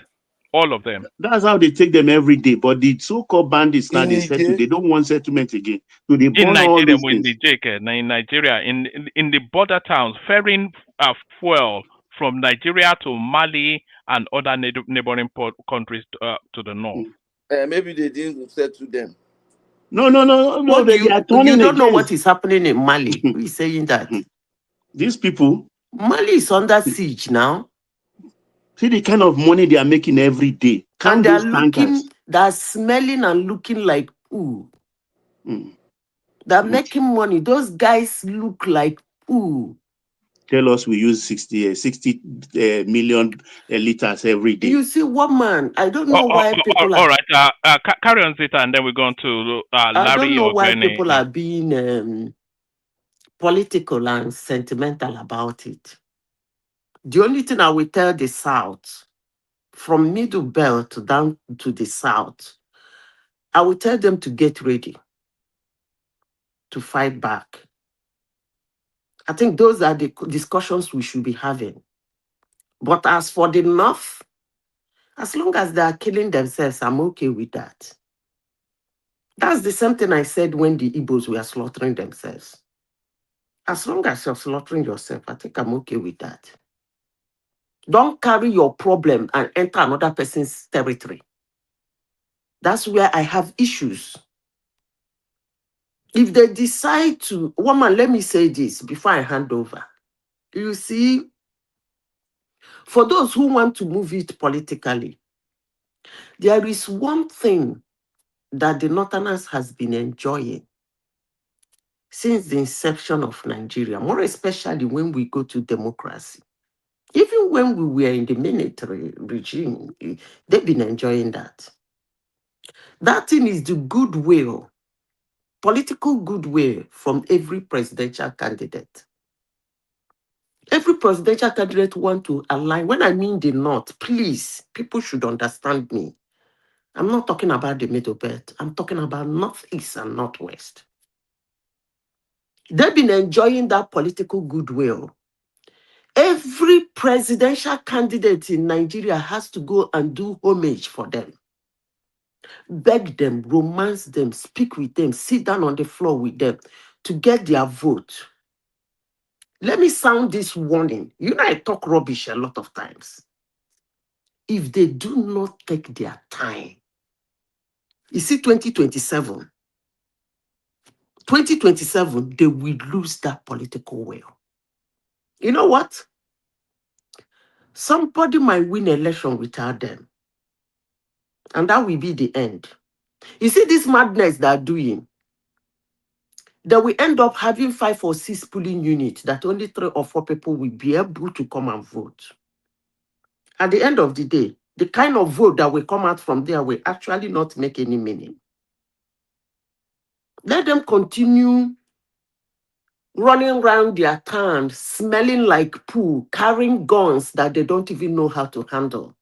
The only way they know how to handle it is to use it on a human being. They can go ahead. One man, when we want to do free for all, I will talk on Obi and the NNAMDI and on Donald Trump. I use the stage now. Thank you. All right, brilliant. Thank you, Zita. So that's Zita documenting her initial thoughts. So from Zita, we go to Larry. So Larry, we're just doing a quick 5-minute whip round so that everybody has a position, and then we open up the conversation. Larry, you're up next. Okay. Good evening, woman. Good evening, Good evening everybody. Good. Yeah. So I think most of the thing I want to say, I think Baba actually said a whole lot of things, and everything still lies on the table of the president. I think he needs to sit tight. He needs to sit up. He should leave politics. Politics is not going to solve anything. He needs to be bold. He needs to make some decisions. Let him start with police. At least Egbetokun should go. I don't really see Egbetokun in that light, facing this problem. Egbetokun also, they said he's going to take away the VIPs, the police with the VIP. He has always said that, and he never did anything. So I really do not understand how they really want to tackle this thing. And it's just the beginning. One reality that we should just know that it's just the beginning. More spaces will be infiltrated. More spaces, more kidnapping will happen. It's just the beginning. And just like Baba said, right, they need a lot of people to use our shield. But it's just for the president. I think what he's been doing is been talking and talking with these people. He doesn't need to talk. He doesn't need to talk at this point. I think what he just needs to do is just to like do things. Yeah, there's limit to what the army can actually do. We need more of the Air Force. You know, they need to coordinate and work together, bomb the shit out of these guys. Because I do not even know, you know, they've gone to the They can't do it. They've gone to the extent that they go everywhere, even on the internet. You see them on the internet, right? TikTok, you see them on TikTok, you know, and I ask myself, what exactly is happening? Is it that, I don't know, the intelligence agencies in They've Nigeria... even stopped covering their faces on social media. Yeah, the intelligence agencies in Nigeria, what exactly are they doing? I do not even understand. And it's not like people do not know where they are.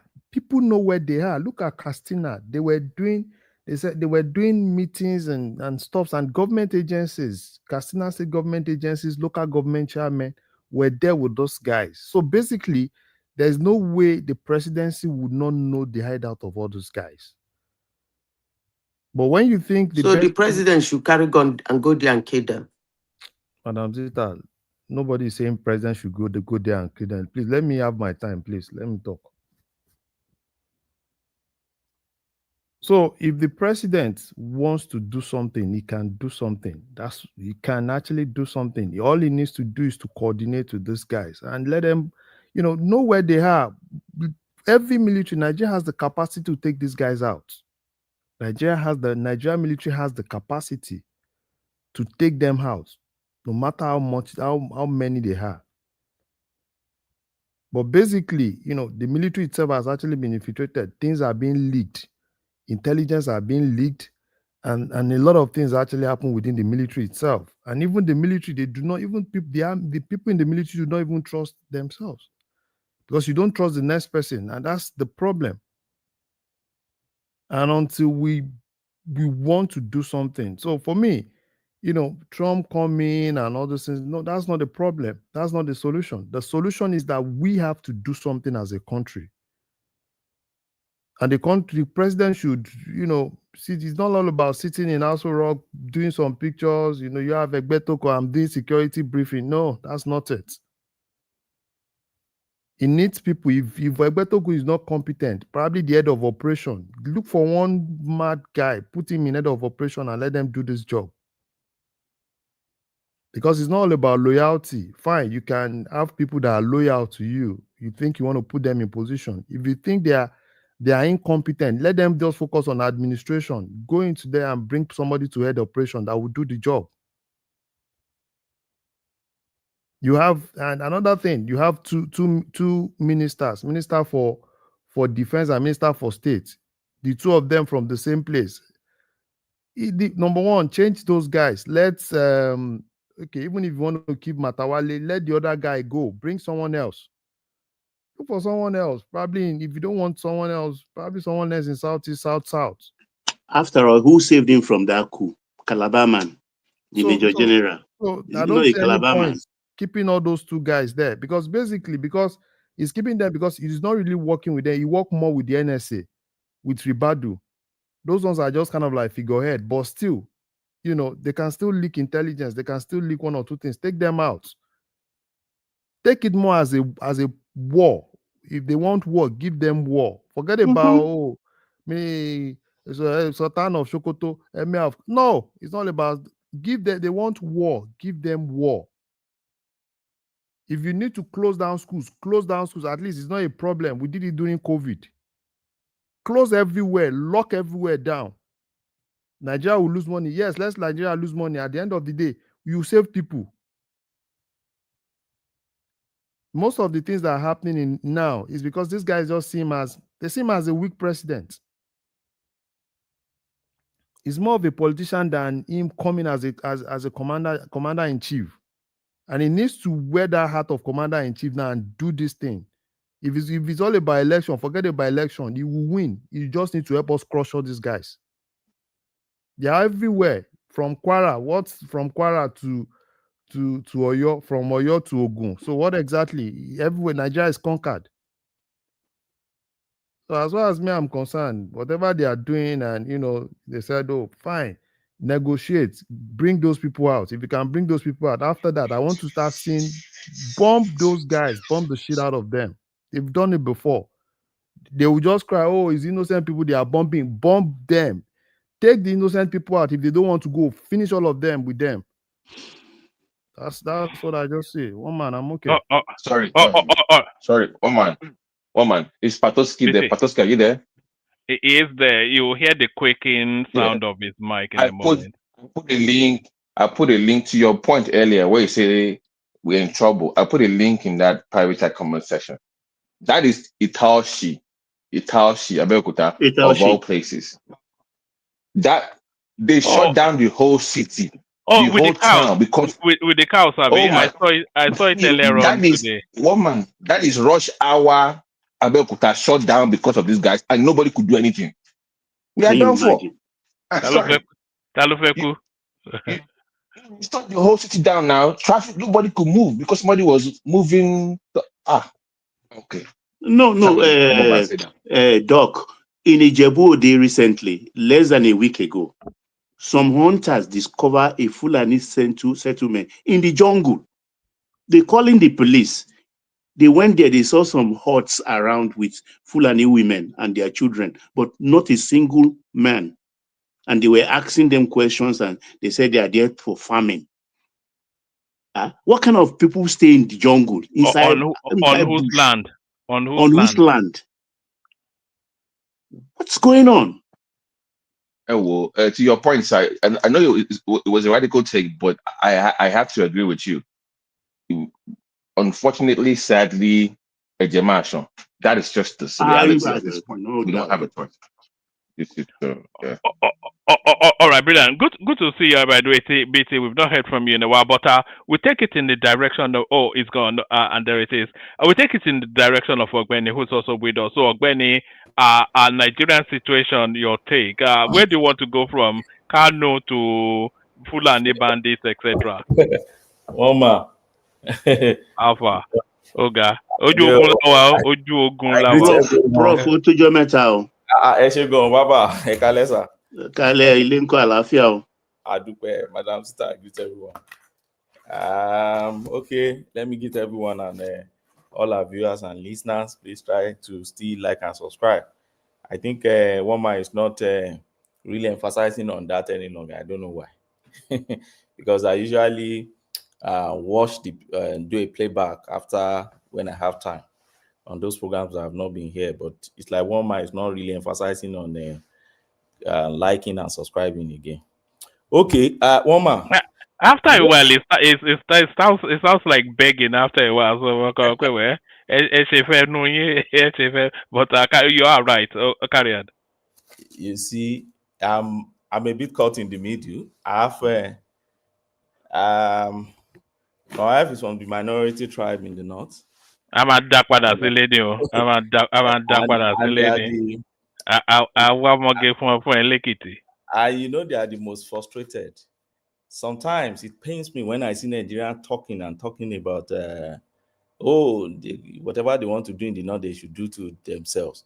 It's just like somebody maybe in a place like Yoruba land telling whatever they do in Yoruba land, they should do it. Why? You see the Yorubas frustrating maybe the Jos in Ondo State or the Bokodas or the Akokos, and then the other part of the country feel we don't really care. That's the way I see it. There are a large group of minorities in the north who are suffering this. So it's not about when we pick north, sometimes we are so not to our level of awareness of what that demography. Sometimes we try to shut down that part of our knowledge in order to just paint north as north. North is not just north. That's the point I'm trying to make here. North is just north. Plateau is not just north. The experience those guys are having is not the same experience in Sokoto. Benue is not just north. Taraba is not just north. Nasarawa is not just north. Kogi is not just north. Niger, Kaduna, they are not just north. There are big population, large population of minority there, and they are the one at the extreme end. Now he's getting closer home now, and I can see everybody coming out to talk. But these guys have been facing this thing over a very long time of period. And I keep saying it. I still said it in my church today. I said, the Southern Christian failed the one in the North. We failed them. So it's costing home now, and we are complaining. But we failed them. We failed them. We're building big churches and cathedrals everywhere in the South. What did we do? Now you took somebody from afar in the US to be speaking for them and to be doing whatever they want to do. But did we in the South, when we were building churches in every 30 miles or every 30 meters in our street, did we speak for these people? No, we didn't speak for them. So we saw them, we put all of them together. When you're a Christian from the North, they see you as, oh, all those malo. We don't even care really much about them. So it's costing them now. So it's becoming a national problem now. Let it become, one of the things I've been praying for about this EU is that let it become a national problem so that we can all feel it and start finding a solution to it. But because it was happening in a place before, we feel, and there's another thing I see about this EU. We feel one man is actually the problem of the whole country. And I laugh. I've heard somebody say, oh, Kayode Gbetogun should go. You think it's your problem? Yeah, remove him and give another person there. The problem remains the same. Thank God we're all alive when Diko Abubakar was there. Suleiman Abba took over. Solomon Arase, Ibrahim Idris, Mohammed Adamu, Usman Kali. All those guys were IGP. We thought they were our problems. I remember Showore and others protesting against the same Showore that's protesting against Kayode Gbetogun. Nice. They were protesting against Suleiman Abba and Solomon Arase. Now, where are those guys? Some of them are even no more. So, where am I going? Where I'm going is, our problem is not about one man. There's a particular part of Nigeria now who thinks Tinubu is the problem of Nigeria. Tinubu will spend his time and go. The problem remains. So we better sit up and be more strategic and think about our problem, rather than us thinking one man is the problem of the whole world. No, one man is not the problem of the whole world. We need to deal with our problem. And what am I talking about now? I had somebody say, no, they come and bomb them and everything. What do you want to bomb? It's an ideological issue. And unfortunately, again, this thing is now multifaceted. It has blown into so many pieces because it's a long infested cancerous cell that we have refused to deal with. And because we have refused to deal with now, we need to be very surgical, we need to be very strategic in order to scrap and nip it. Without that, that thing will infest into the entire country and will have you with it. Do I have any solution? What do I think? I think first and foremost, instead of going after these guys, Tinubu need to sit tight and think about how had they been financed to start with. Their financing, well, what are we doing about their financing? The CBN is there, Wale Alaka and all that, they are just going about. Let's declare state of emergency on security. And where we should start from is the terrorism financing. That's what they do in all countries. They look at their financing. In the developed country where we live here, every coins that drop into your account, there's, even if they don't put high on it immediately, but there's a way they flag when they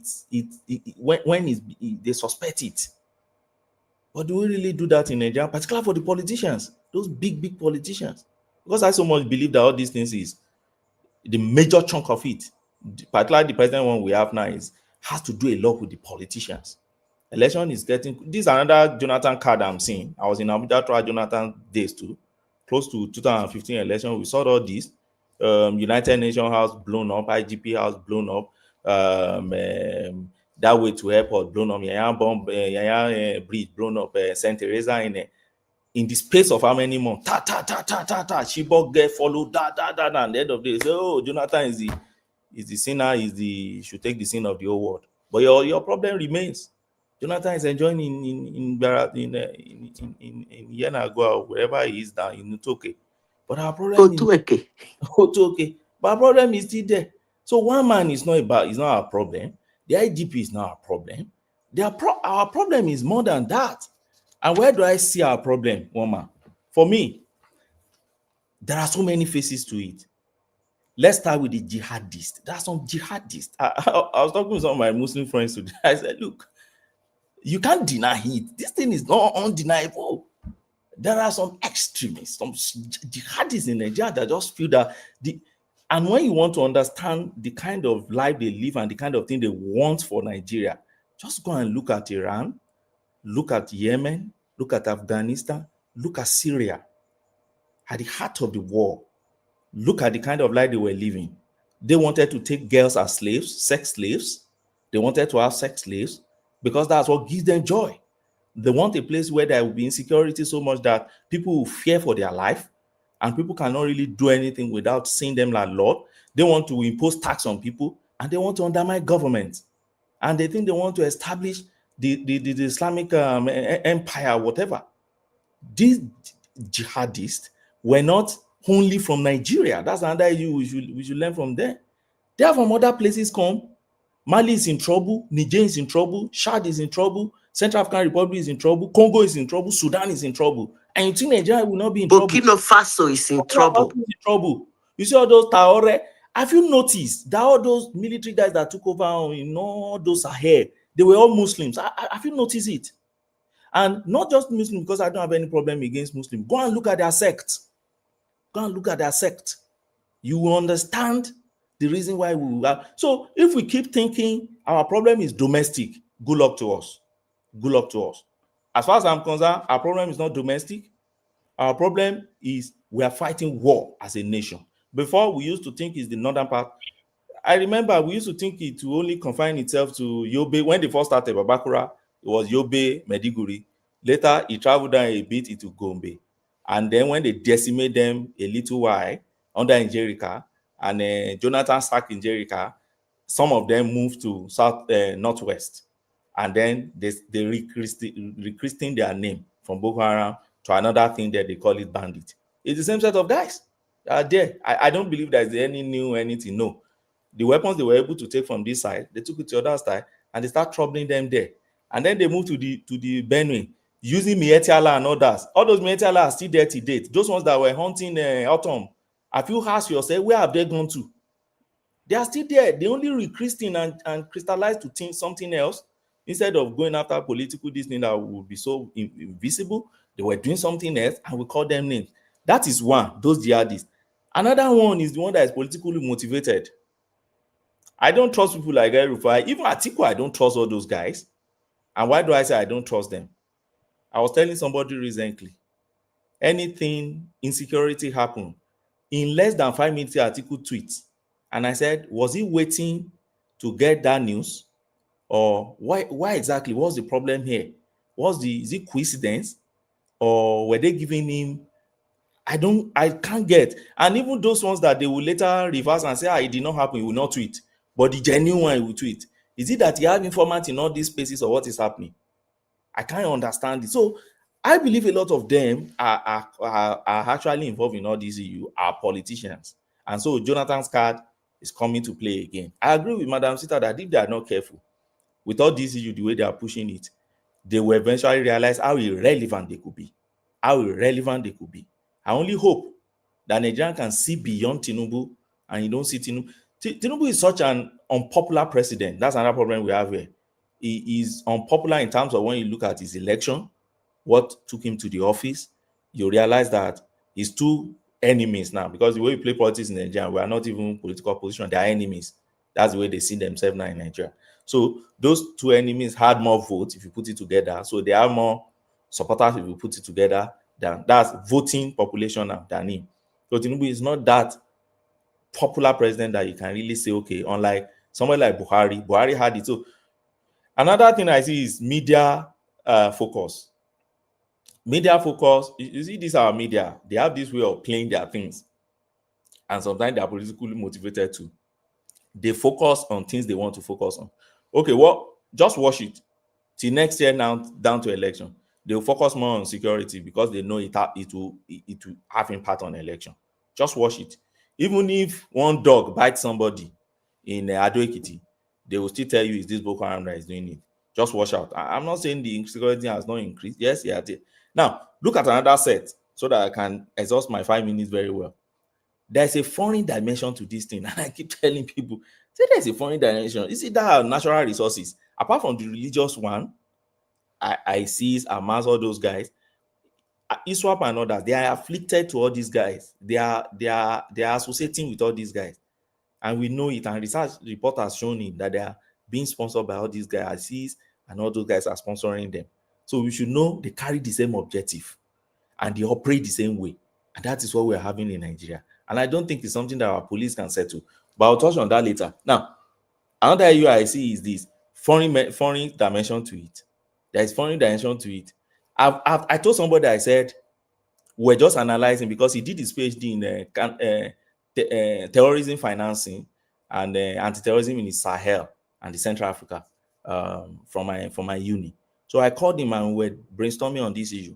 And I asked him, so all these foreigners that are in our space, he now told me, he said, have you noticed that Chinese are so many in the northern part of Nigeria, particularly where we have all these solid minerals?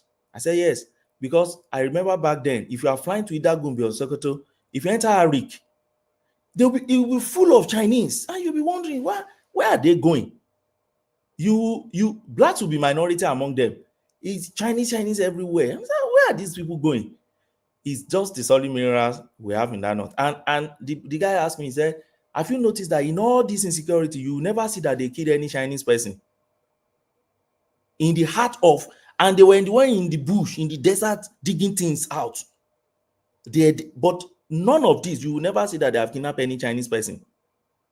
He said, can't you see there is something about it that needs some more research and explanation why they are not affected and why they don't feel they don't share the fear, they don't feel endangered. They enter those spaces and they still walk there and they are still getting natural resources. He said it's either one or two things. If you go and look at Iran and Yemen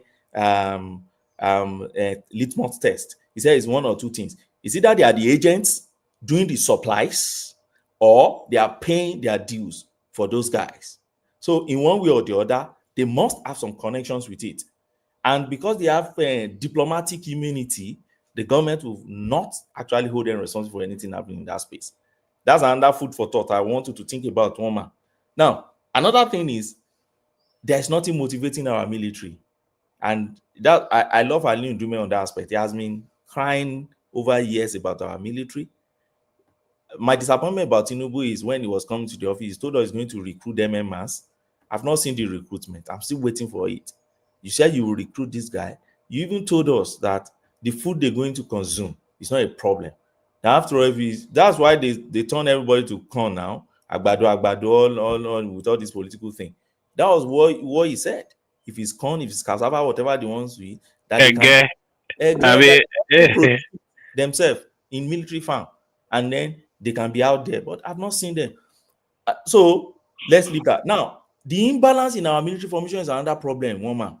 You see, the person I said I had the talk with today told me about, he said, the imbalance we have in our military formation.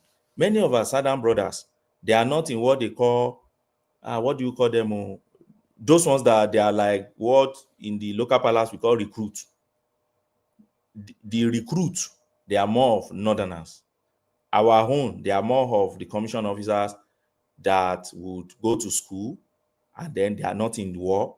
They are doctors, they are lawyers, they are this. That is where most southerners go to. So you have the recruit, the ones who are on grant, more from the north. And because of the less educational thing. Yeah, they're not combat. Yes, they are combat. And he said many of them are ideologically derailed and we have them in our ministry. So our military is compromised because the intellectual part of our military are the southerners. But the combatant or the ones that are on the field that are fighting are ideologically compromised. The foot soldiers. The foot soldiers. So how do you win that war? It's going to be very difficult to win that war, woman, where you have somebody who is sympathizing. And that's why I said, when Trump said, I want to come and blow, you can't blow. How many do you want to know? You want to know them. They're everywhere. They're in your kitchen nook and crannies. They are the driver driving you. They are the Okada man driving you. They are the one even giving signal to them and said they are coming or move. And somebody told me about vaccination program in Afghanistan. He said they were vaccinating in Afghanistan. Did you know that those Al-Qaeda and ISIS guys were part of the team that America recruited to put vaccine, and they never knew until when America withdrew from that place. That is when those guys, because the Al-Qaeda guy was able to take over. That was when those guys now showed their face for the first time. I said, what? See, the people will be dealing with all this. Why? So they were actually ideologically compromised, and they were the one carrying a vaccination box here and there for them. And they all thought that they were good and educated guys. That's the kind of problem I think we have in the North. And I think we have to be talking about it rather than dismissing it and think, oh, is there a problem in the North? I don't think it's their problem in the North. Now, if you're now asking me finally, what do I think is the solution? I've thought about it. I'm not a security expert, but from what that guy told me, that guy that I said did this thing in finance, financing, told me, said he believed in counter force and decentralization of our forces. He mentioned some countries like maybe Ireland, sometimes in Ukraine or something like that. He said it is to set up a counter force, and we now question why our state policing is not. Why are they not accelerating the state policing thing if they had actually started it? Because one of the things we think is this: it will be able to have a what they call counter force within, meaning you have a police that is not regulated under your IGP, it's regulated at the state level, and they are armed. So each state decide how many population of police will be okay for their state to be secured. So if you pick Ekiti, for instance, you are monitoring the security in Ekiti, both the forest and inland, and then you are 2 more minutes already. 2 more minutes. Okay. So, and you are at your border, and you are not taking direct control from your IGP. So, if the neighboring state is compromised, or if the IGP is compromised, or the commissioner for the federal is compromised, your home state level will not be compromised. So, if there is such a counter force, and he also said something about civil defense, he said, as they are doing police state, they should also do civil defense local, not state now. Local government, civil defense. And he cited a good example for me, I think Poland. He said they were not really police, but they were like our civil defense, but they were at the local government level. That's so when you have different counter forces like that, there's no way you will be able to compromise all. Because some, they are ethnically driven, some are geographically driven, and some are national body. I don't know, I'm not an expert, but I don't know what Tinubu is thinking in that line. I think in one of the area Tinubu should think about. And also should give ultimatum for whoever is leading. If you have your IGP, give your IGP ultimatum. If you have military, give them ultimatum. And if they don't have anything, fire them and get another person there so that we can know that you are working. Well, I have a lot to talk about, but let me just stop here. Thank you. All right, brilliant, excellent. Like I said, we'll still open it up for a wider conversation. Patoski is up next, and Patoski takes charge as well. Ladies and gentlemen, I've got an early start in the morning, so let me see how much sleep I can get in. Thank you to Ayo for the super chat. Still and the KANU'S situation, Peter Obi comes to speak on that. The Americans continue to breathe heavy down Tinubu's neck, so still a lot of topics. Thank you, everyone. See you tomorrow. Okay, thank you. Who has not spoken? Okay, I have not. Good evening, Ogbeni. Thank you very much. And AI Baba, thank you. I actually feel a bit. Speak a little louder, Patu. Okay, can you hear me? You can hear you, but a little bit louder. Yeah, I actually feel a bit on the same side with Baba, but at times it feels like giving up on Nigeria, but I don't know. But the ball is in Tinubu's court now. The only thing we can do for him is to support him because we believed in his capacity. But if he's not measuring up, we have to just speak up. But my concern is, if it's not Tinubu, then who? That's the challenge that we have as a country now, because if Tinubu is not there, I'm wondering who, you know. So Tinubu has to me, it's like a child that is born in season. He has to stand up to his destiny, you know. This could be God bringing him up in a time like this, you know. This is a tough time to be president of Nigeria. It looks like the country is breaking up. That's the way I see it. It looks like the country is breaking up. It's not something good. But if they want it that way, let it be. Because I'm just looking at every effort that government is trying to make things right. Everybody's just on his own side.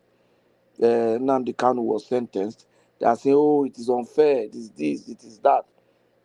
I was watching a video of a very big church in Imo State, where the man said, "Oh, God gave him a revelation that was before the judgment, that Nnamdi Kanu came out of, just walked out of the prison." You need to see the shout in the church. We're talking about a congregation of over maybe 30,000 people. Everybody was dancing, which means they want him. So if his people want him, and they still want him, despite the fact that they are buying their own people, they should give them to him. And if they continue to buy themselves, then they should not blame anybody. You understand what I'm saying? Because I was just wondering, are these people all right? With all the buying and everything that is happening in their place, and then somebody say, "Oh, well, they are releasing him to you free," and everybody is so happy, dancing and jumping up, hey. And all the family of their people that they have bought, they have forgotten them. It's very sad. So if that's the issue, that's what they want, give him to his people. Give him to his people. If you put the other side of the north, if it's their bandit that they want, let them take their bandit. As long as their bandit is not crossing to our own neck of the stick, or Baba, how did you call it? As long as they are not crossing to Neck our of own the neck. wood. Now, because if, for That's example, my they say, that's my stand actually. yeah, if they're telling Take you your madness, go far. Restrict it to your area. exactly, Don't bring it to me. exactly. If we say, "Oh, this is your Kanu, blah blah blah blah blah," he has done this to you people. He has not done anything to Southwestern now. Yeah, shops still open every Monday in Lagos, in Ibadan, in Benin, in Abeokuta, in Ilorin. Those are places that are very primary to me. Every other place is good to me too. But I mean, wọ́n ní pé kò sẹ́ni tó máa fún lọ́kọ́ tí ò ní roko sọ́dọ̀ tiẹ̀. So tèmi náà, if I want to cut the thing too, those are my own side. And we still go to work on Monday. We still have this, except this small issue now, and that's why it's gaining traction, because we are very very intolerant to this kind of nonsense, and that's why it looks like there's so much noise now, because the other people, it looks like they enjoy it, and we are not. We are intolerant to it, and we are saying no. If it comes to that, uh, let everybody just carry their own load. But so if what they want is Nnamdi Kanu, give them. If these people want Gumi and his bandits, give it to them. And once we give you your own, don't come here and sell your own ideology to us. Don't interfere. And the Southwestern, the Southern leaders have to come together and be very, very strong. Very, very strong in their positions. If we want our own internal security system, if the other states don't want, let it be their problem. I want to secure myself, you say no. I have to secure you when the federal government is not able to secure me. So don't I have rights to self-security? If, for example, you have failed me, if I have a house and police is not securing me enough, will you blame me if I put security cameras, if I put me guard, if I put drones around my house monitoring? Even if I can't carry weapon, at least I can put drone gather information, gather intelligence around my house. So if the Southwest wants to find their own way of securing their people, you cannot deny them. You cannot. We say they are buying our people, and we want to do everything to make sure it doesn't happen. You say no, no. So what are you saying? Are you telling us they have to buy your people? So we need to start thinking. And one of the things that is really bothering me, and I don't know how true this is that the kidnapping in Niger, that the governor of Niger State already told the schools to close. because of the experience he had because of the news he heard from KB State, he told the school to close down. And then I learned that the other schools have closed down. This Catholic school was closed down. Then after some time, they just opened. So they need to be questioned. Why would they do that? If the governor has said the schools should close, in short, as far as I'm concerned now, after that Boko Haram and all those experiences, I don't even think any school in the north should have a boarding house. After that Chibok girls experience with insecurity, I don't think any school in the north should even have a boarding house, because having a boarding house makes them vulnerable. That means students will be there at night. So if what they do is day school and everybody goes in the morning and afternoon, in the open time, in the daytime, when there's light, at least you have cut security risk by almost 40%. No, Pato, you see the funny thing there. I think there was an extra budgetary allocation from the National Assembly right from the time of Buhari to special states in Northeast and Northwest to secure these schools.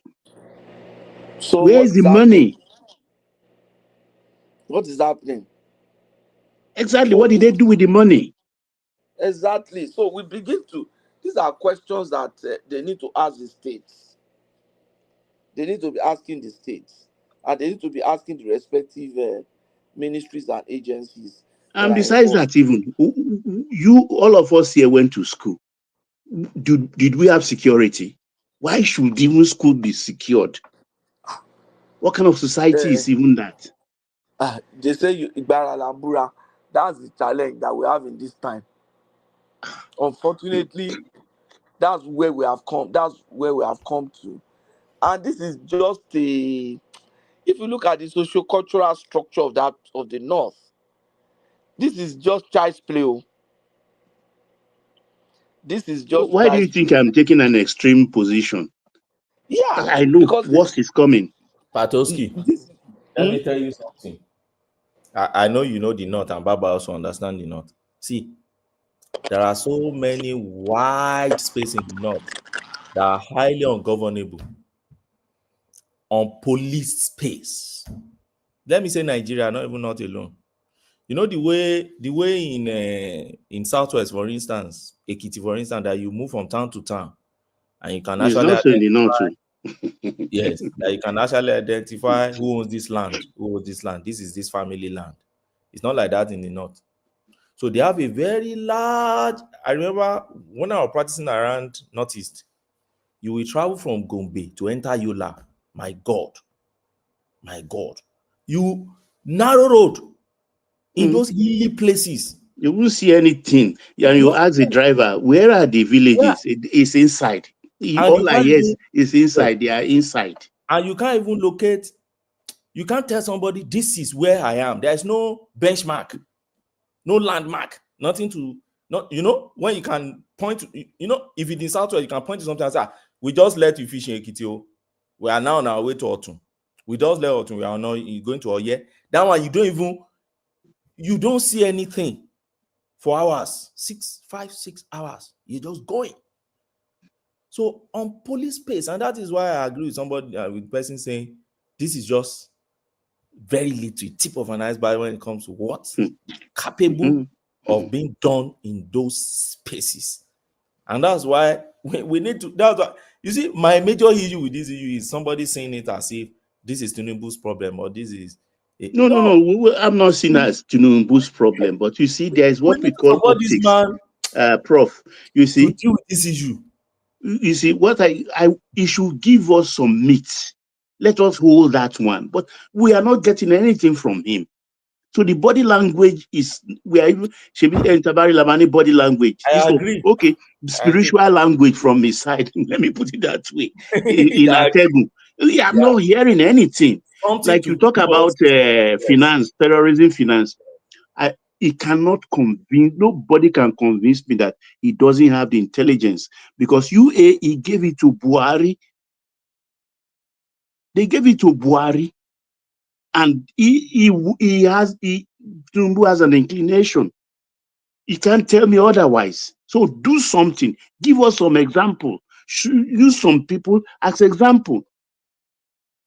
So let's be chewing that one in our mouths while he arranges himself.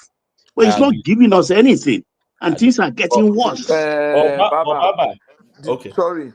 Do you know that terrorist financing might be out of the formal or formal financing cycle? I'll give you a reason.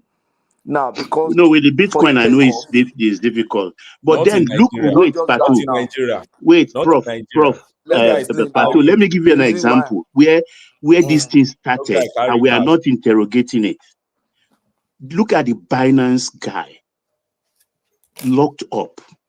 Somebody or group of people took one of them to go and do Jumat prayer outside, and the guy escaped.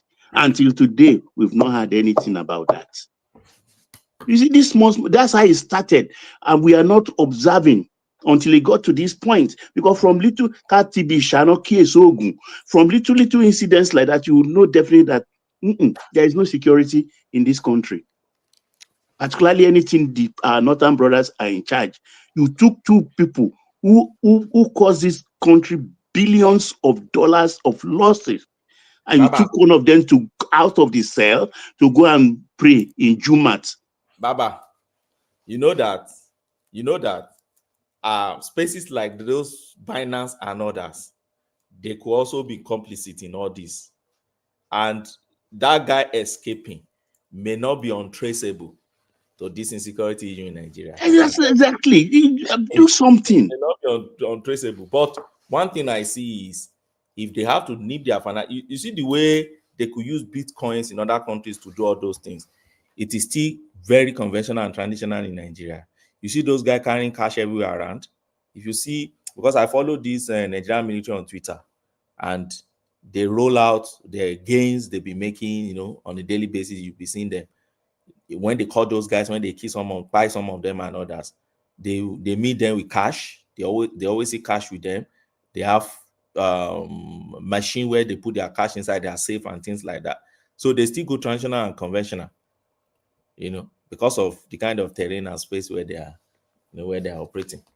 So I just think Tinubu needs to think deep. We need to support him now. It's not the time for division. But I see many Nigerians, because of many our motives and different motives.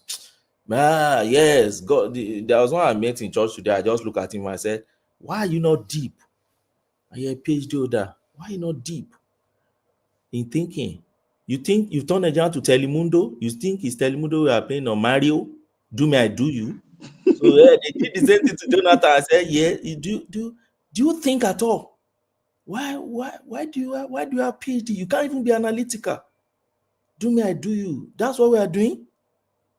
So, those are the ones I have issues with.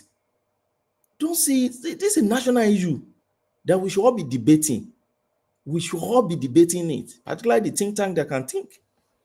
Because you have a president today who will be there, he will go. Politicians are not affected. Nothing is affecting them. Look at that woman in that old woman in Kwara. I think the woman even had maybe arthritis or something. It's very old. Yeah, she couldn't walk. She was struggling. I was even expecting her to just sit somewhere and not run. Because she was just say even somebody in a wheelchair. If they show him snake, he go jump waka. Sorry to cut you short, Baba. This thing you said 3 years ago in Chicago. Are you listening? 3 years ago in Chicago. In Chicago, they have their drug gang that are all over the streets. It's really like Afghanistan. So this gang group killed somebody. Okay. So the other group they buy each other. I think the people that was last spied were not satisfied with the buying. So do you know what they did? On the day of the burial, Then when you started laughing, self, I've not finished. I have never seen a thing like that before in my life. Burial was filled to the brim. These boys came. A woman in wheelchair walked that day. I tell you. If you see the way it was you. Didn't happen. Life sweet, oh. Baba, if you see the way this woman jumped from the wheelchair, the other one that was using walking stick could barely walk. He ran too. She threw the walking stick and ran. That's you don't know what fear can do when to that a thing man. happened, some of my friends that are from Africa, they were saying, don't mind them. That most of them are not really sick. They go to collect all those things to claim this. I said, you don't understand. Go and read Benkazi's book. I said, go and read Benkazi's book. If you see fear, the height you will jump, you picture, will not even know. And what's the other one? Gifted Arms. Gifted Arms. I said, go and read that book. You will know what something can make you survive in a moment. It's human nature. I said there. The other guy run like this, a car, because everybody, even the cars on the highway, they were running scatter. These boys ran bullet everywhere. They were just spraying it. You know how we used to spray chetos in those days in Nigeria? That was how these boys were doing. Do you know what they ended up doing? They carried the casket. They never killed the boy. Finish. It's a jungle out there. I'm saying the woman should have sat somewhere for waiting now. You know, so for your life, after that woman ran. She was struggling to run. The old woman in that church. You could, and that no, I'm talking about the one on wheelchair in Chicago. I said she ran. I say it's only she will not know. It's when she stopped. I'm telling you, safety, she didn't she will know. not realize that I can run. Miracle. That's what that kind of thing does to one. Not the tired Jesus. Miracle. Instant miracle. That's sorry, apologies. I need to take my leave. I have early lecture tomorrow. But maybe you have to shut down too. Maybe you have to shut down. It's almost 11 because here Patoski, I don't think Patoski stayed there. I'm there. Patoski, your this thing is not very good. I will change my airport tomorrow. Maybe. Patoski, Madam Zita, have a very good weekend. Okay, and you too. He said you will change what? Maybe it's my AirPod. Anytime I use AirPod, it's okay, but when I don't use the AirPod, I don't know why it's like that. AirPod. I use AirPod, and when I use the AirPod, it's okay. But anytime I think because I did an update on my phone recently, maybe that's why. Maybe we just be praying. Let's just be praying for the country. Now there is nothing to pray about. All these things you people are talking is jargon. You cannot stop what you are insinuating. I don't know how that works. Tinubu cannot do anything. Doing now, What all this Islamic jihad? Patoski, Tinubu cannot do anything because he cannot go to that place to kill those people. He still need to send somebody to go and do it. He still need to send somebody to. They are making NNAMDI look like a prophet. They are making who? NNAMDI Kanu. They are making him to look like a prophet now. How? All the things people say, can you imagine all these things? NNAMDI Kanu have said this before. NNAMDI Kanu have said that. What did he say? What did he say before? Initially he was always out on this Fulani agenda stuff, and nobody can actually take that away from him. He was really very strong against it. That look at what they are doing and stuff like that. And so he decided to kill his people. That's where he got it wrong. That's why you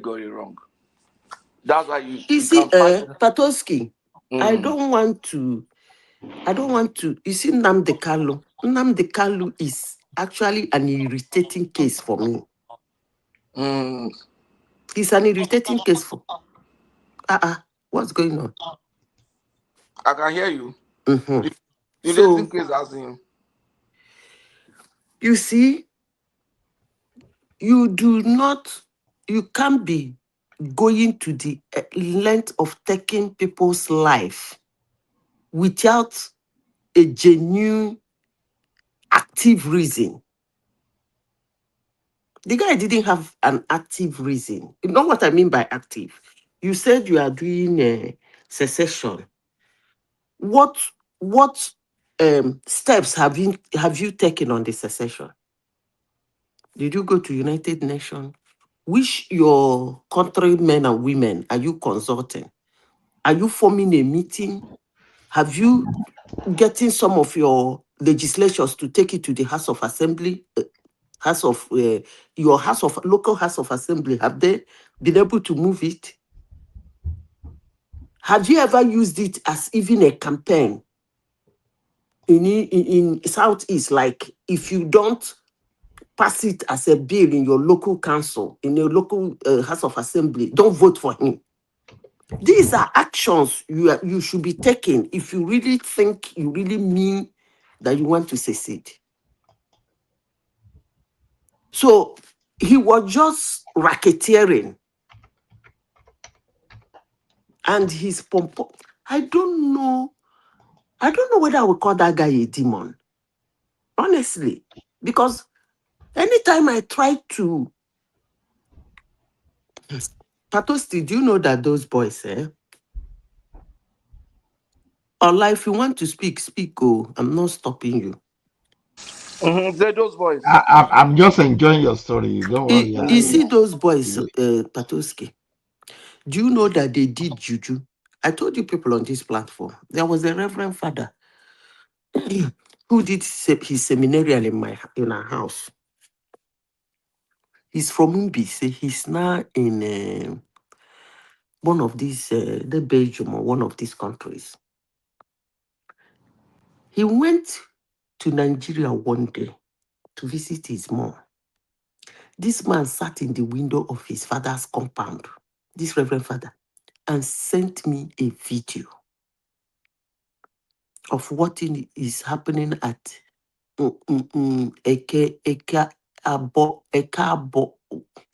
one market square in Mbise. What I saw horrified me. He told me his iPod. These boys were stark naked. When I mean naked, like naked. About 30-something of them, naked, and was brandishing their guns, doing like a rushwa, broad daylight, hot afternoon. The Reverend Father said he has never seen this kind of a thing in his whole life. That's why when you pump on them, they enter. So if somebody can go to that extent in his mission without an action for the real mission he's professing, so what will you call that kind of a thing? Honestly, that Nnamdi Kanu is a demon. Look at what he was doing in the court. What was that? That he's above Nigeria? I thought you people said Tinubu will forgive him. Let's see now. Yeah, but they play. Now they whine me. If Tinubu tried that, he no give him 3 months. No good 3 months. No good 3 months. You pardon Nnamdi Kanu. After killing Onyeka and Donyi, it's not work now. No go work. If you see the people, these people killed in Igbo land. I was telling this guy, hello, are you people still there? We are here. I hear you. There is one story. There is one story my brother told me. Anytime I remember it, goose people will run over my body. My brother said, let me send you the video. Sister, let me send. I said, please, please, please don't send me that video. That thing happened in 2023. In 2023 or late 2022. When that madness was at its peak. What happened? These people came to a village near our own and buyed one man. Brought them up because they do it like you know how the art home video. They will bring the person in the public and buy the person, butcher the person, pump bullet, buy. They celebrate and video themselves. So how did I know this boy? This boy, my brother was telling me about. When my brother was building his house in the village, the boy in that town beside our own, he was the only person that sells cement. Trailer brings cement to him.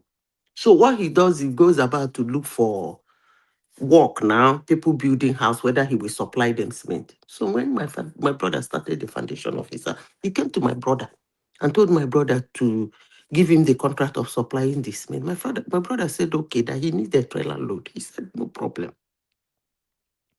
That was how I started seeing that boy in our house.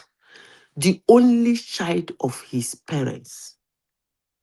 That boy, married with 3 kids. The only child of his parents.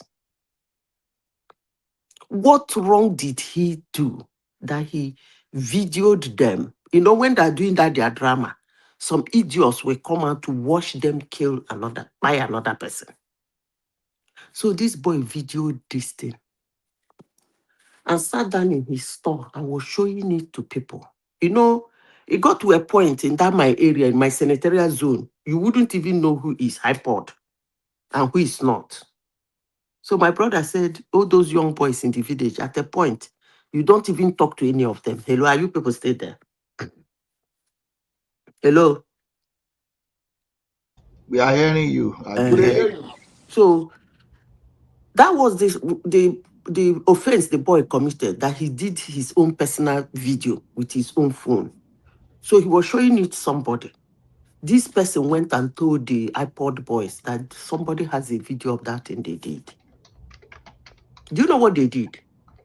They came to this boy's shop, brought her. I know the spot my brother was talking about on the Cross Junction. This one was going to, this one is going to Ebuoma. The other one is going to Semoto, and the other one is going to Ihiala. They brought the boy there, used sledgehammer in front of his papa, in front of his wife, in front of his mama, in front of his 3 children. Use sledgehammer, hammer this boy's brain on the 3rd road, pieces his body. The father had a heart attack right there and died. And some people want NNAMDI Kanu to be free. No. wait now. Some people, one boy, according to my brother, now made a video. It was after he finished making that video that after they finished buying that boy, they now announced why they came. Because the boy was begging them. The boy was asking them, what did he do? That he has never disturbed them. And anytime they come for him to pay them his dues, he usually paid them. So they should at least tell him what he did. For where? After PCCing his body, they took his body away. They put it in a truck and drove off. Blood. My brother said, if you see this thing, it is horrifying. Somebody now made the video and put in the village WhatsApp group for everybody to watch. They started looking for that one. That one has a brother in Canada. That's how they put him in plane and send him to Canada. Otherwise, they would have killed that one. And this is the same man. Some Igbo people. What is even wrong with Igbos? They came and said that he did not have a fair judgment. But Mohammed Yusuf was the leader of Boko Haram. Did they give him opportunity to have a lawyer? Not even that. I think the Southeasterners, sorry, let me just skip in this. I think the Southeasterners that are supporting him, they forgot some stuff. If you had the opportunity to watch the Rwanda this thing, I've had the opportunity to watch Hotel Rwanda sometimes in April, and I've also seen the documentary on the trial of the people that committed genocide in Rwanda. The International Criminal Court had a trial for them, so I saw the documentaries. It was through this kind of radio. In short, if you see the way NNAMDI KANU, it was as if NNAMDI KANU he has seen that movie and he was just playing that script. If you see Hotel But why Rwanda, was he doing that? I don't. He wanted to achieve that aim of Which aim? The aim of he was thinking he could mobilize his boys to go into the others out of Southeast, because I've seen some of his videos where he said in Benin, in Kinikon, just if you see the police, he was mobilizing them to go to Benin, and then progressively felt he could mobilize them to go outside. But because they could not go outside, then those boys have to be doing that thing in Southeast. Because I nobody said and say I saw the video where he was telling guys to go to Benin, and when they see policemen, they should collect their guns. That guy should be killed. I don't know why they gave Say him. when you see a policeman, collect his gun and shoot him. And That man, let me tell you, police station and killing police. I think if I say this now, some people will think I am mad. That guy has some kind of connection with Jonathan. Because I think it was since Jonathan lost that election. Forget about Jonathan losing the election, because when he started that thing early, when he started that his Radio Biafra, because we are always told that anything that happened to us in Africa is the West. The moment our leaders, our government tell us West is coming, we forget everything, we keep quiet.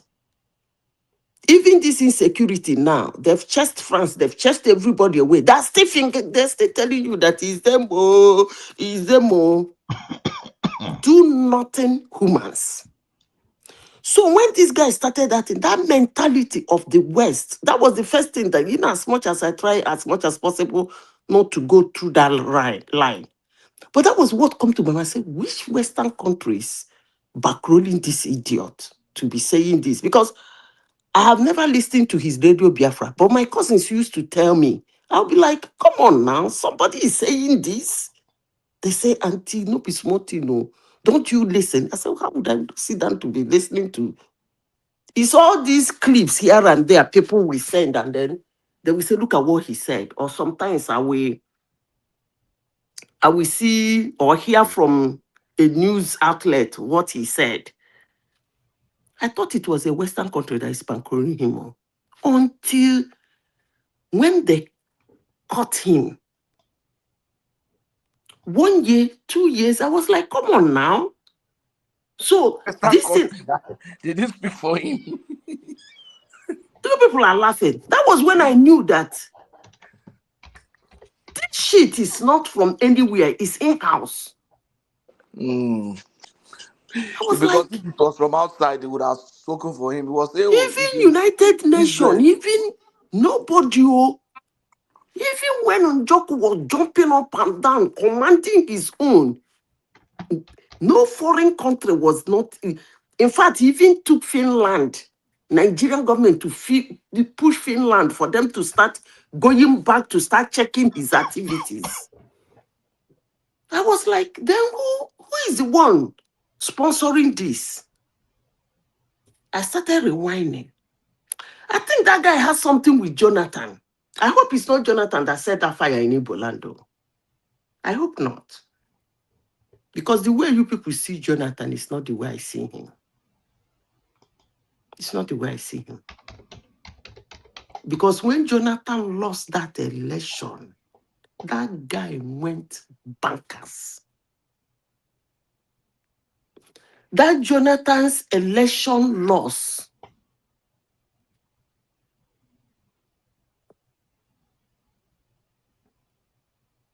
make Nnamdi Kanu to go hell wire.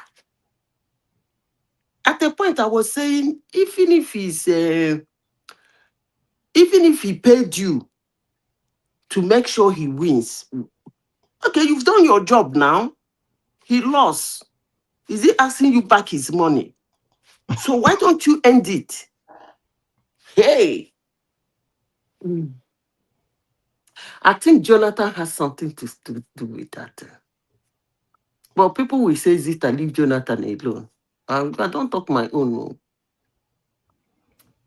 I'm not leaving you alone. You have to say what you know. What you do know.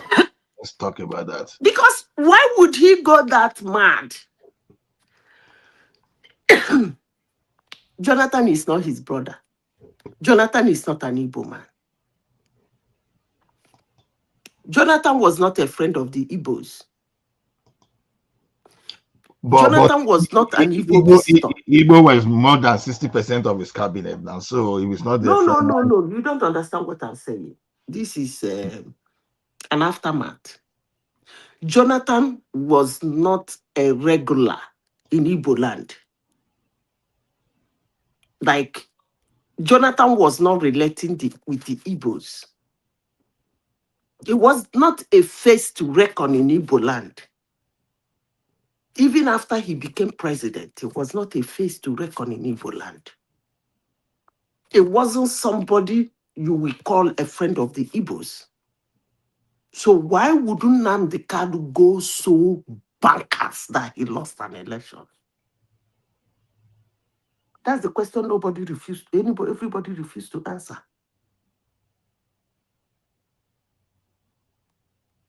And since that guy has been in prison, But what did Jonathan say?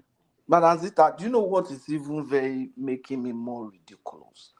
To think that I went to secondary school in Southeast, I just feel very terrible. How can people be thinking that it was not IPOB that was causing the killing in the Southeast, that it was the government that is doing it and they are putting it on IPOB?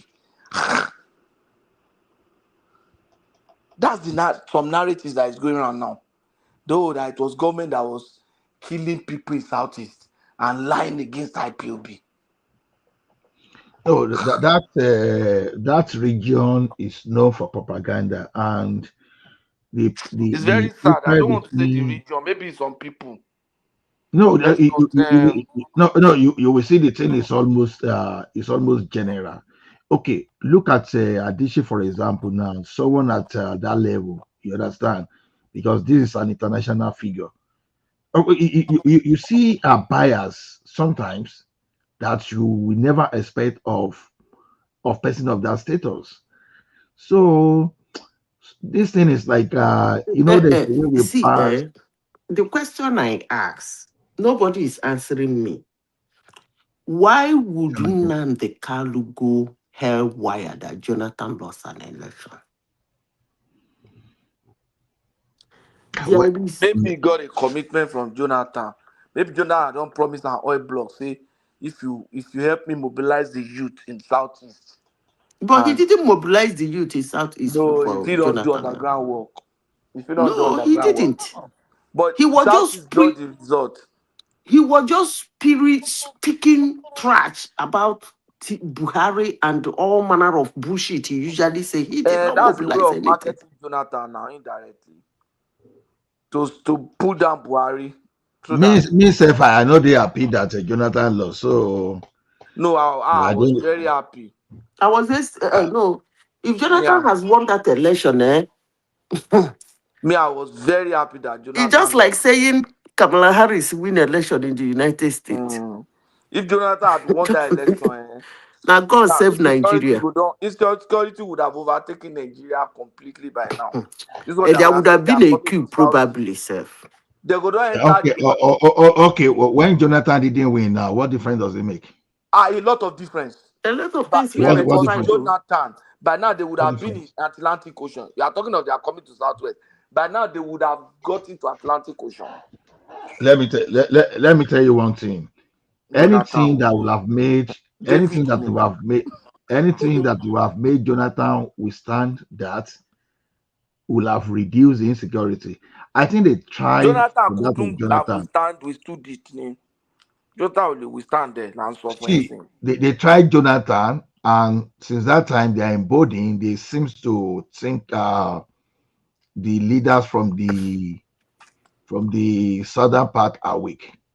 So because that's the thing I can see. They are so emboldened now, and they do Jonathan whatever was they not like. fighting security at No, all. see, no, that's not the reason. Let me tell you something. You see, there are too many angles to this insecurity in Nigeria. And one of the angles I look at it is Jonathan's incapability. You know, Obasanjo was a southern leader. He wasn't weak. Insecurity, I used to tell people, insecurity has always been a challenge in Nigeria. For decades, it depends on who is the president. Obasanjo was doing then what I call potompo. Obasanjo could. That was why he didn't win the Peace Award. He wasn't taking it from any of them. When he left, that Muhammad Yusuf, he blamed them that they didn't. Yar'Adua and Jonathan did not handle it well. Insecurity Now, has been a problem in Nigeria for decades. now this is the problem I have with OBJ. Now you understand. You could go to OD, you could go to is it Sakibia or what's the name of that place? You could do all those stuff. You understand? Then nobody is running after Obasanjo as a war criminal. So, or maybe someone that committed a crime against humanity. Everybody they seem to understand him from the point of security. Now, why are the likes of Jonathan and Tinubu so coward? They're coward. I don't Now, think so. they I are. don't think so. No, they are Democrats. They are Democrats. That's the point. No, see, Democrats. let me tell you Actually, one thing. When you say they are what Democrats, Obasanjo did was Do you bad. know why Obasanjo was able to do what he did? why was he able to do it? Because he was in the military. Jonathan and Tinubu was not in the military. Obasanjo knows the terrain. The same thing with Buhari. That I was can say why that. Buhari could Can you make say a that? headway in the insecurity because he was in the military. No, it has nothing to do with being He in the has a lot in Nigeria, yes. In Africa, yes. He has a lot. Look at what yeah, happened. You see yeah. Tuare. Tuare was the head of whatever. He watched that insecurity in Burkina Faso. He was the head of that insecurity in Burkina Faso. That insecurity was one of the reasons he did an overthrow. And what is happening in Burkina Faso today? The same insecurity. No, you see, I am not accepting that. To be honest, I am not accepting that. And I have my reason for not accepting it. Okay, Why do you think the federal government today is denying that there's no genocide against Christians? Now, to me, people see as genocide against Christians, but I think by saying that they are downplaying the entire thing because this thing is bigger than genocide against Christians. This is all about ethnic cleansing. And in ethnic cleansing, it doesn't matter whether you're a Christian, whether you're a Muslim, or whether you are a traditional worshiper. There are different types of insecurity or lack in Nigeria. I know. I'm just making additional. Don't mix them together. Hold on. That is the problem I have with anybody who That's wants not to even where discuss I'm that going thing. to. Don't mix them together. That is not even where I'm going to. Where I'm going to is this: if they have agreed that okay, there's a genocide against Christians, now why are you not acting? If you are not able to say why are you not acting, then they may refer you to ICC, because ICC has become the weapon in the hands of the Western nation to deal with whoever they want to deal with. So for them to continue to deny, they know exactly what they are doing. Of course, it is easier for them to say yes, there's a genocide against Christians. But when you say that, okay, the question is, what do you do next? The only thing I like is that I like the way, but it has been his nature. Tinubu is not a talking type, and it's working for him. Because if there is anything United States don't like, it's for you to poke hand on their face. You see, this thing we are still sitting here talking is because he's not poking hand on their face. He's as they're boiling, he's pressing the calm down, and he's not running his mouth. That's the only good thing about the whole of this situation. Because we not gonna know how it go be when he start to they say, and so what? Are we not a sovereign nation? You cannot come here and tell us what to do. That is when you will know how terrible United States can be. Not be to jump up, go and ask South Africa. No easy. Are you saying I'm not aware of that story? Are you saying they deployed troops to South Africa without the knowledge of South Africa? Did they do that? No. They don't even. South Africa wasn't. It wasn't a genocide case that much. Against white farmer. They can cripple you. They don't cripple as South Africa now. They can Okay, cripple let me tell you what one of the Congress members said. I hope I got. I know the guy was a Congress member. He simply said that placing sanction against Nigeria will not work. That they will easily move to China. So that guy was proving. He said that sanction, the economic sanction, will not work for Nigeria. It's not going to work. Because immediately you do that, my brother, leave that they move to China. Leave that thing. Okay, let them do it. He was an American politician. Don't worry. They leave all those idiots that speak. Listen. Okay. Let them do it first. Now let's see whether it will not work. Okay, let's pray. Let them do sanction. Let's see whether it will not work. Those sanctions will not have the usual effect. It will have some effect.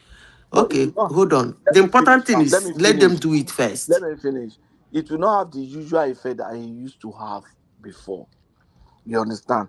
Because our economy dependence on America is. Your economy don't need to depend on them. For them to do what they want to now, do. Make I give my reason. Go ahead. The economy dependence on America is not as before, and it's not Nigeria making that we are less dependent on America now. It's partly Americans making. That's the truth. With all these sanctions and everything, America has proven that the world can do without them. Okay. Now, the way they have sanctioned China, we all thought that by now China will be going to beg. China has gradually shifted. They've shifted their focus to other countries. And even though those other countries are not major buyers, but fragments of several buyers has given them the critical mass that they need to be able to get their economy running. And then they have reserves, a lot of reserves, unlike America, that they can. So somebody was saying that China has so much that they can sustain their economy for the next 10 years if they are not trading with anybody. So this sanction, I thought that by good now, for them. I thought that by now, with all the tariff that China, America has put on China. I thought by now we will be seeing hungry people, we'll be seeing protests on the street of Beijing and Shanghai, and I thought that's what's going to I happen. don't even know when But you start seeing videos from China. no, No, I'm there are just content asking. creators from Hold on. China now. There are I'm just people. asking. I No, don't even know when you start getting no, hold on. videos of The point riots is that and mishap and news the from point is China. that the point is that we have people in China who are there, living there. I have friends who are professors in China. Okay, so And they can make video and send to you. no, but if they can't make videos, they can tell us With which phone? at the same phone. You people don't know what is But going then on they in sleep. China. No. Now some of us don't go China before. Now where now? Me, I never go So, China before. no, but so where are you getting all this information? Where are you getting this You information? will make phone call and tell the Yes, whole world that something is happening in China. of what is It be happening. like say you don't know what thing that happen for China. Oh, okay. That's the way No America wahala. they talk about Russia, talk about the West, talk about Africa. Oh, Africa is like this. So they are living on trees. That the West can lie. That's the truth. As if trying to Actually, you are the cause one that polarization. is believing their lie. Oh. It's the West that is lying. No, Patoski, you are the one that is believing When their I lies, went because to this thing you are US, saying now. when I went to US and I started telling some people about Africa, some black Americans and some white guys, they have a wrong notion of Africa completely. Oh, What you mean notion do Africa is they not have like this? about it? They have a What notion. notion do they have They have about a Africa? notion that is that like we are living on trees. We are so poor. Everybody's kwashoko on the road. When I met some people say, so did you school in Nigeria? I said, what's wrong with this guy? As if you mean you have universities there? You have so many universities there. You mean you have? Those are kind of crap now. All these lies about Africa that they have. You understand? Some of them even thought Africa is just one country. So that's Let me how tell you something. When I came here, Western I'm in the propaganda. US now. I'm in the US now. When I went to Norway, the first 2 years, one day, my boss then is a Norwegian. He brought his son. I'm just trying to buttress on this thing he said. It is not that they lie about Africa, except for CNN. It's just that they don't teach them about Africa. There are two different things. They don't have anything on. They don't care. They don't tell them things about Africa. It's not in their history. Neither is it in their literature. That's the thing. Period. So this man brought his son to the office. What was the problem? Months before that time, the man got to know that I'm from Africa. Because my name, they always think I am American. But I keep telling them that I am from Africa. So when that one was settled, one day he came into my office with his son. The son had an iPad in his house. And I told the son, that's the lady he's telling him that came from Africa. The boy said, wow. And I asked me, what part of Africa am I from? I said, I'm from Nigeria. The boy now said, do people come from Africa?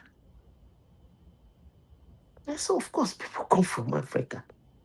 He said if not that the father, because what is happening is that he had a debate with the father that humans don't live in Africa. So the father actually bring him to show him a woman from Africa in this day and age.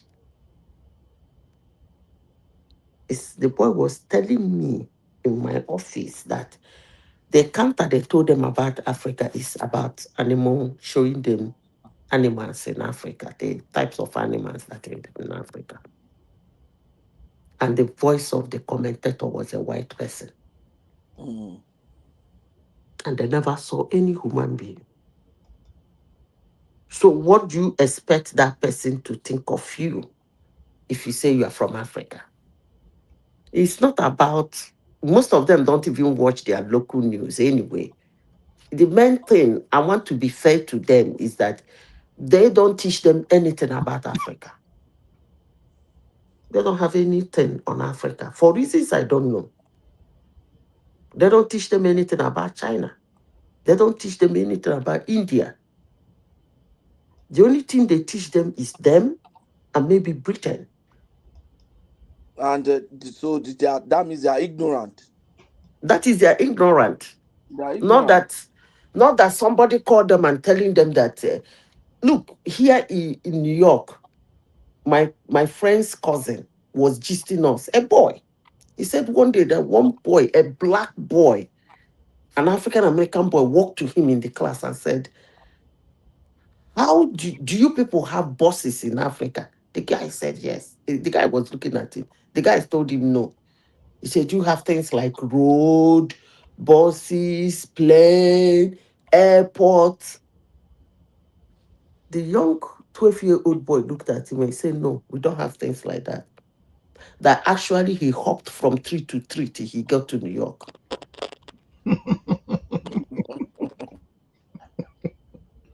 It was funny, but it's serious. He said actually that he hopped from tree to tree till he got to New York. Why? Because they don't tell them anything about Africa. The only thing they know about Africa is they will bring this animal. They say this kind of animal, you cannot find it in this part of the world. You can only find it in Africa. So they think I say my colleague's son told me that it's a wild animal kingdom. That's what he knew Africa from. About. Yeah, that's the issue. So that's how they tell us. They think China, they think in America or in Russia, anywhere you go, they are just following you in Russia. They're just telling you, and that Russia is so obsessed about So America. Patoski, NNAMDI Kanu is in Sokoto now. I better forget about those people. Let's talk about NNAMDI Kanu. So NNAMDI Kanu is in Sokoto now. They know they bring his picture. He's going to walk out of prison now. One of the prophets in your state, that young man. You know that thing that can walk out of prison. You know that thing that annoys me is I have one guy now that in my school group. You see some people that you feel that they are so sophisticated, that they're educated, but by the time they engage you, sometimes you now start looking at it. Where did they get this thing wrong? This guy is telling me now that they are just trying to crush Nnamdi Kanu voice. I start like seriously. I have to tell the guy that you say, look, I say for your information for record, let me put it there. I don't associate anybody that sympathizes with a terrorist. Let me just tell you like that. Just a warning for you. Good. The guy. So, and I told the guy, I said, I just encourage you. If you are asked somewhere to fill a form that do you support Kanu, I say don't ever put it down, because once the embassy starts seeing someone candidate, you start wondering why they are refusing your visa. Stop doing that. What Kanu did is terrorism. I was so happy when the judge convicted him as a convicted terrorist. That word there, it make me happy. You know, some guys don't really know what they are supporting. They don't really know what they are defending. I was trying to educate that guy. They are stubborn. They are stubborn. And these are the guys that when they start analyzing, it is not as if I'm tribalistic. The guy's name sound like data. It sound like a South guy. I was first one day I say, you and I we went to the same school. But from your name, everything, I think you are from South. Please be sincere to me. Where exactly are you from? The guy did not answer. Because you are saying you are not tribalistic, you are not used to. I say, look, every human being is tribalistic. It depends on the way you deploy it. You say you are not tribalistic, Abi, but if another country want to wage war against you, if you can join the military and fight off. Why didn't you say, okay, you are okay, well, let those people enter and come and do whatever they like with you? When you say you are not tribalistic, there's a limitation. Maybe with your fellow country person. You are not using that thing to discriminate. Nnamdi Kanu will not survive that thing he did, though. I'm telling you, he will not survive this thing, no. Some people still believe that he's a messiah. I don't know. I can't just get it. Are you harassing George like that? You know. So to me, I think we need to be now. When people are now saying, they should have sort this thing out, the political, I say, look, now so, that thing. Some people they say maybe they give a terrorist amnesty. Say maybe they even allow them to join the military, that they are going to show them the way. And you know what funny thing on Facebook that time, there are some people I never expected when they blow their grammar finish. This is what I supposed to. They will tell you, hey, but they will be showing the military the way. All those guys say, oh my goodness, for goodness sake, you are bringing a terrorist, someone that is fighting against the state. You are even advocating. I think social media sometimes there's advantage and disadvantage. And that's one of the those disadvantages because some guys they will be assimilating the type of advice these guys are giving. So I don't just understand. Alex Onyema, you say, can I ask you this? How many Western countries supporting Nigeria in that regard? What regard? I don't understand. I don't understand what you mean in that regard. Are you talking of? Let him come in and tell us now. Why is he? But Mr. Ola, there's a lot I've of just sent the enlightened. link. Good morning. Sorry, I've sent the link. If Good anybody evening. still want to join, please. But Sorry, please, let me quickly say this. Please, if you want to join the link, as just share the link. Please, just click the link and join, and let's have your opinion. Vivian, you can come on. I've seen you making comments. Alex, you're also free to come on. H G77788. All of you can come in. Vivian V, we would like to hear your opinion. Thanks. You know when the like of Vivian are saying that terrorists on TikTok having free day. Good. See, good. Because they are doing that, it does not mean that the terrorists in the south that we should encourage them. Yeah, we should all be on the government to make sure that the one on TikTok they get them. It doesn't mean the one we can get now that because of those of the north and they are justified. You should understand. Because someone is an armed robber in the north and nobody has apprehended him, so the one in the south you should allow him to terrorize in the south. Ola, It makes sense. Ola, the leader, I keep saying it, the last time I checked, Nnamdi Kanu was the leader of Federal Republic of Biafra. And the last time I checked, for those who is saying, what about those in the north? The last time I checked, Muhammad Yusuf was the leader of Boko Haram. They never gave him the luxury of hiring a lawyer. Nnamdi Kanu is having luxury for what he did. Yusuf was spied by the police. Yeah. Shakarau, the last time I checked, he was we are talking about leaders now because Nnamdi Kanu is a leader. The last time I checked, Shakarau, they didn't give him the talk about the leader of ISIS, the leader of Isawab. Their own is spy at sight. They spy military. The moment the military sight them, identify them, they just spy them. They don't even do all this arrest and all this court drama and all this shouting and slapping lawyers and talking all manner of rubbish. Those people didn't have that luxury. So Madam who is Zita, saying that the ones in the north are having fun? Madam Zita, just this week, apparently almost 100 terrorists were convicted. This same week that Nnamdi Kanu was convicted. No, I'm not talking about the foot soldiers. No, I'm not talking about the foot soldiers. I'm talking about leaders. The last time I checked, Nnamdi Kanu was the leader of Federal Republic of Biafra. The last time I checked, Yusuf Mohammed was the leader of Federal Republic of Boko Haram.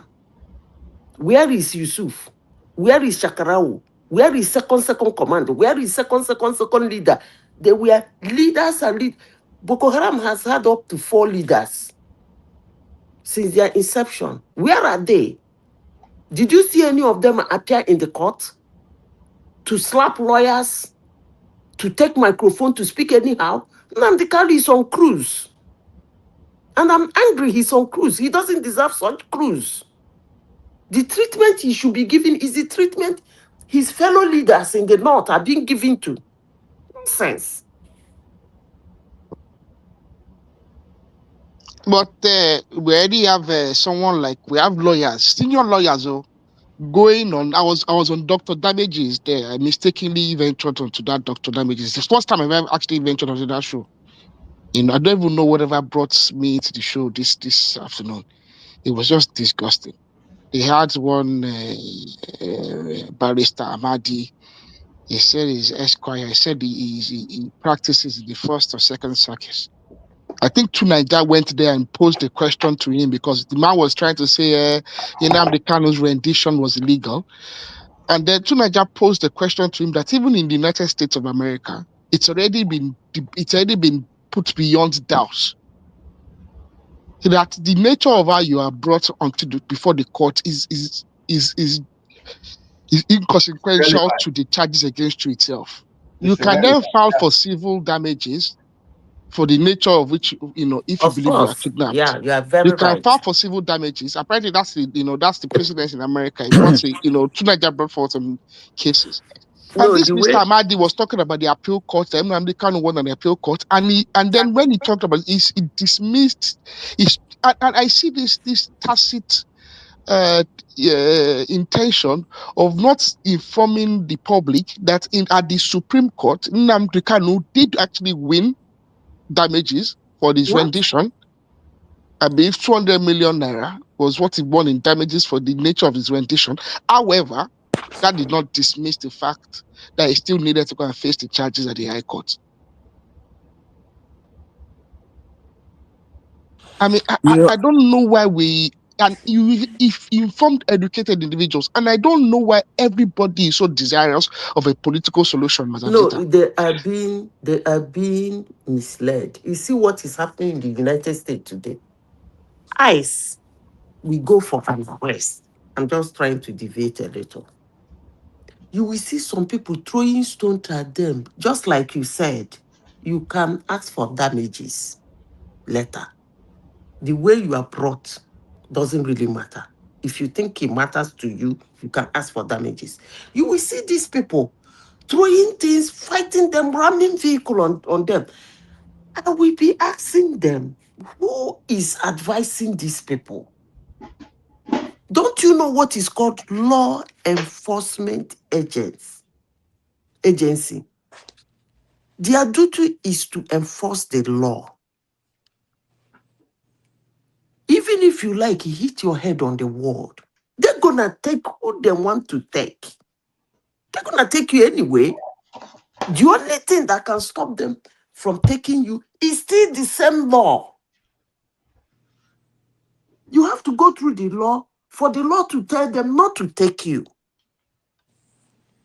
But throwing stones at them, ramping your vehicle at them, slapping them, hitting them, blocking their road, it's not gonna stop them. They're gonna take you anyway.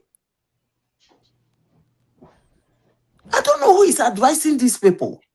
Honestly, sincerely speaking, I don't know. Madam Zita, there's a commenter there, Chi788, that says that Nnamdi Kanu's original sin is that he insulted Buhari and he have broadcast equipment. I don't know how people think. So you still want to discuss Kanu that was person? convicted of incitement to hatred, of being the leader of IPOB, which has already been proscribed as a terrorist organization as far as back, I think, sometimes around 2019, of incitement to hatred, incitement to violence, of organizing the Eastern Security Network, which actually then went forward to commit different atrocities. All the atrocities were listed in court. I believe the judgment is about 700 and something pages long.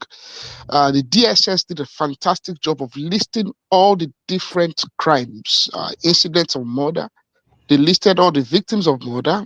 Several police officers were quiet. Several individuals, public individuals were Army quiet. too. Army. Army were Please, quiet. This was all listed very, please give very well. me In a fact, second. Give me a minute. do you know what they got? Please, Mr. Ola, let me they respond to No. I want to address this, Vivian. Vivian, see, I don't know when you see all that still realizing the kidnap key situation. Probably you heard someone else. If you are not sure of the name, please don't mention my name next time because I'm not going to take it kindly. So please try to hear very well and put the proper name. I never talk of any kidnap keys today. And even the time I talk of kidnap keys, I never trivialize anything. What are you talking about? Please be attentive and be very sure of who speak. Thank you, Aro.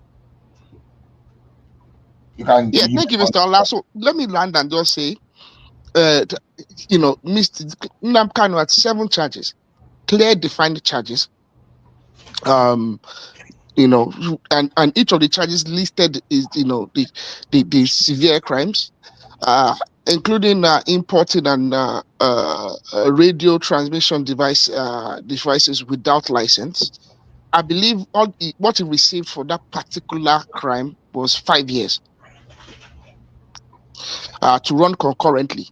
So please, he received, in fact, the true punishment for being a leader of IPOB, a prescribed terrorist organization, incitement to violence, and whatnot. Nnamdi Kanu on TV went on social media and said because his second in command was quiet that they should present 100 or 200 heads of virgins or something like that, and it was actually the DSS were able to prove that within less than a week or thereabouts that 10 heads were presented, which means that 10 individuals were quiet.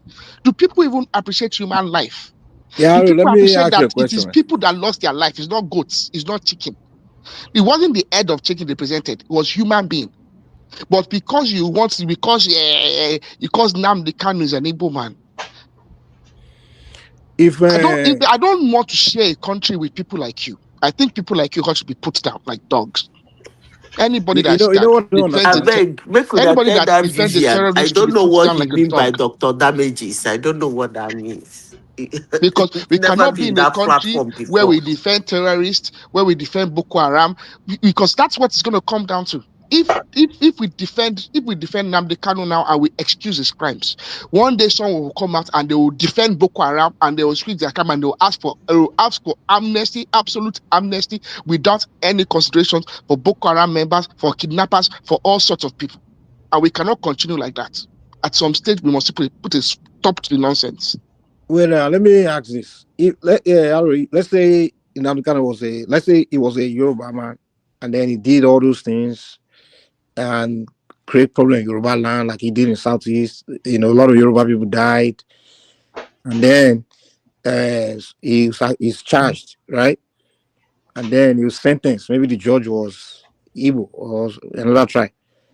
Would you see it as Yorubas being Mike, being you know prosecuted? far too well that the Yoruba are far too sophisticated to find themselves The thing is, such. Never. Yeah, I like wouldn't. I'm wondering, the thing is, the first question I always ask myself, the way people take the gas, if their tribe is being attacked, Yoruba whatever are is far happening too to the gas. sophisticated for that kind of So nonsense. the question I always ask is, okay, let's even say, okay, that's the key, but what does this guy have to offer his people? Like, apart from the Biafra that he say promise them, like, we all can see that it's not even possible for him to give them Biafra. He doesn't have the means.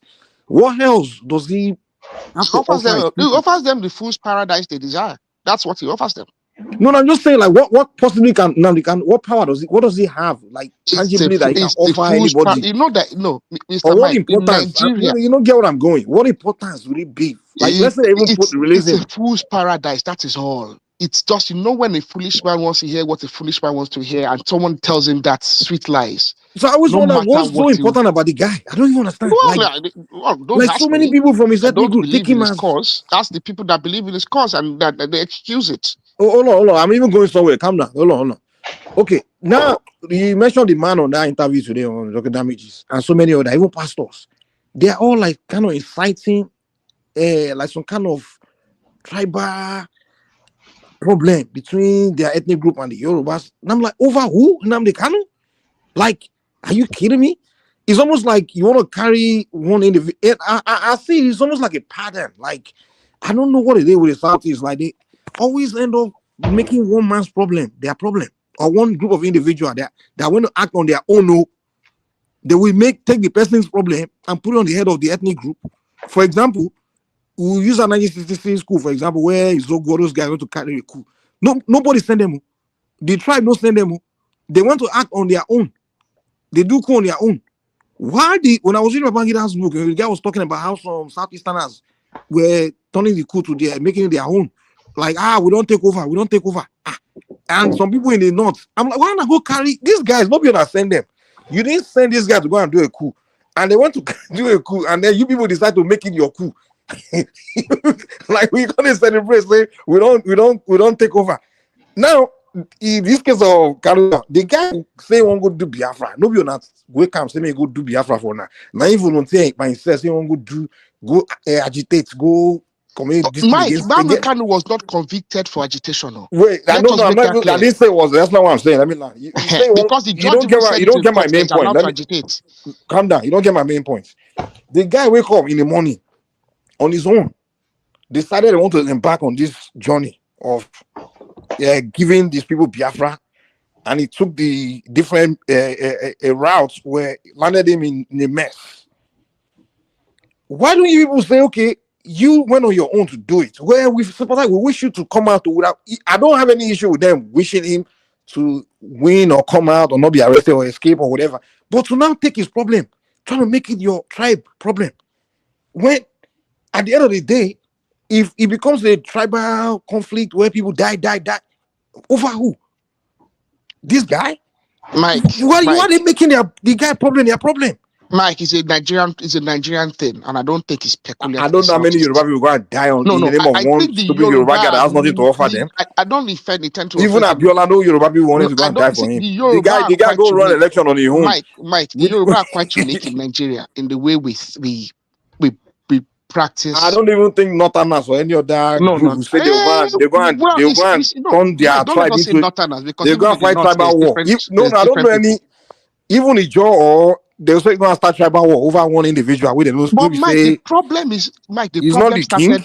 Mike, the problem now, okay, because one of the things that some people are citing is the fact that the likes of Asili Dokubo, Tompolo, Boilof. But the judge didn't say they were going to die or going to start tribal war with another tribe. Hold on, wait. The judge never killed their people, though. He just exactly. Even were not killing their people. But militancy, let me is terrorism as well. Hello, calm down. Let me learn first before you start arguing against me. When Asai Dogo was arrested, or when some of the Ijo people didn't say they want to start tribal war with some other group, when they know that their people who are living in another territory.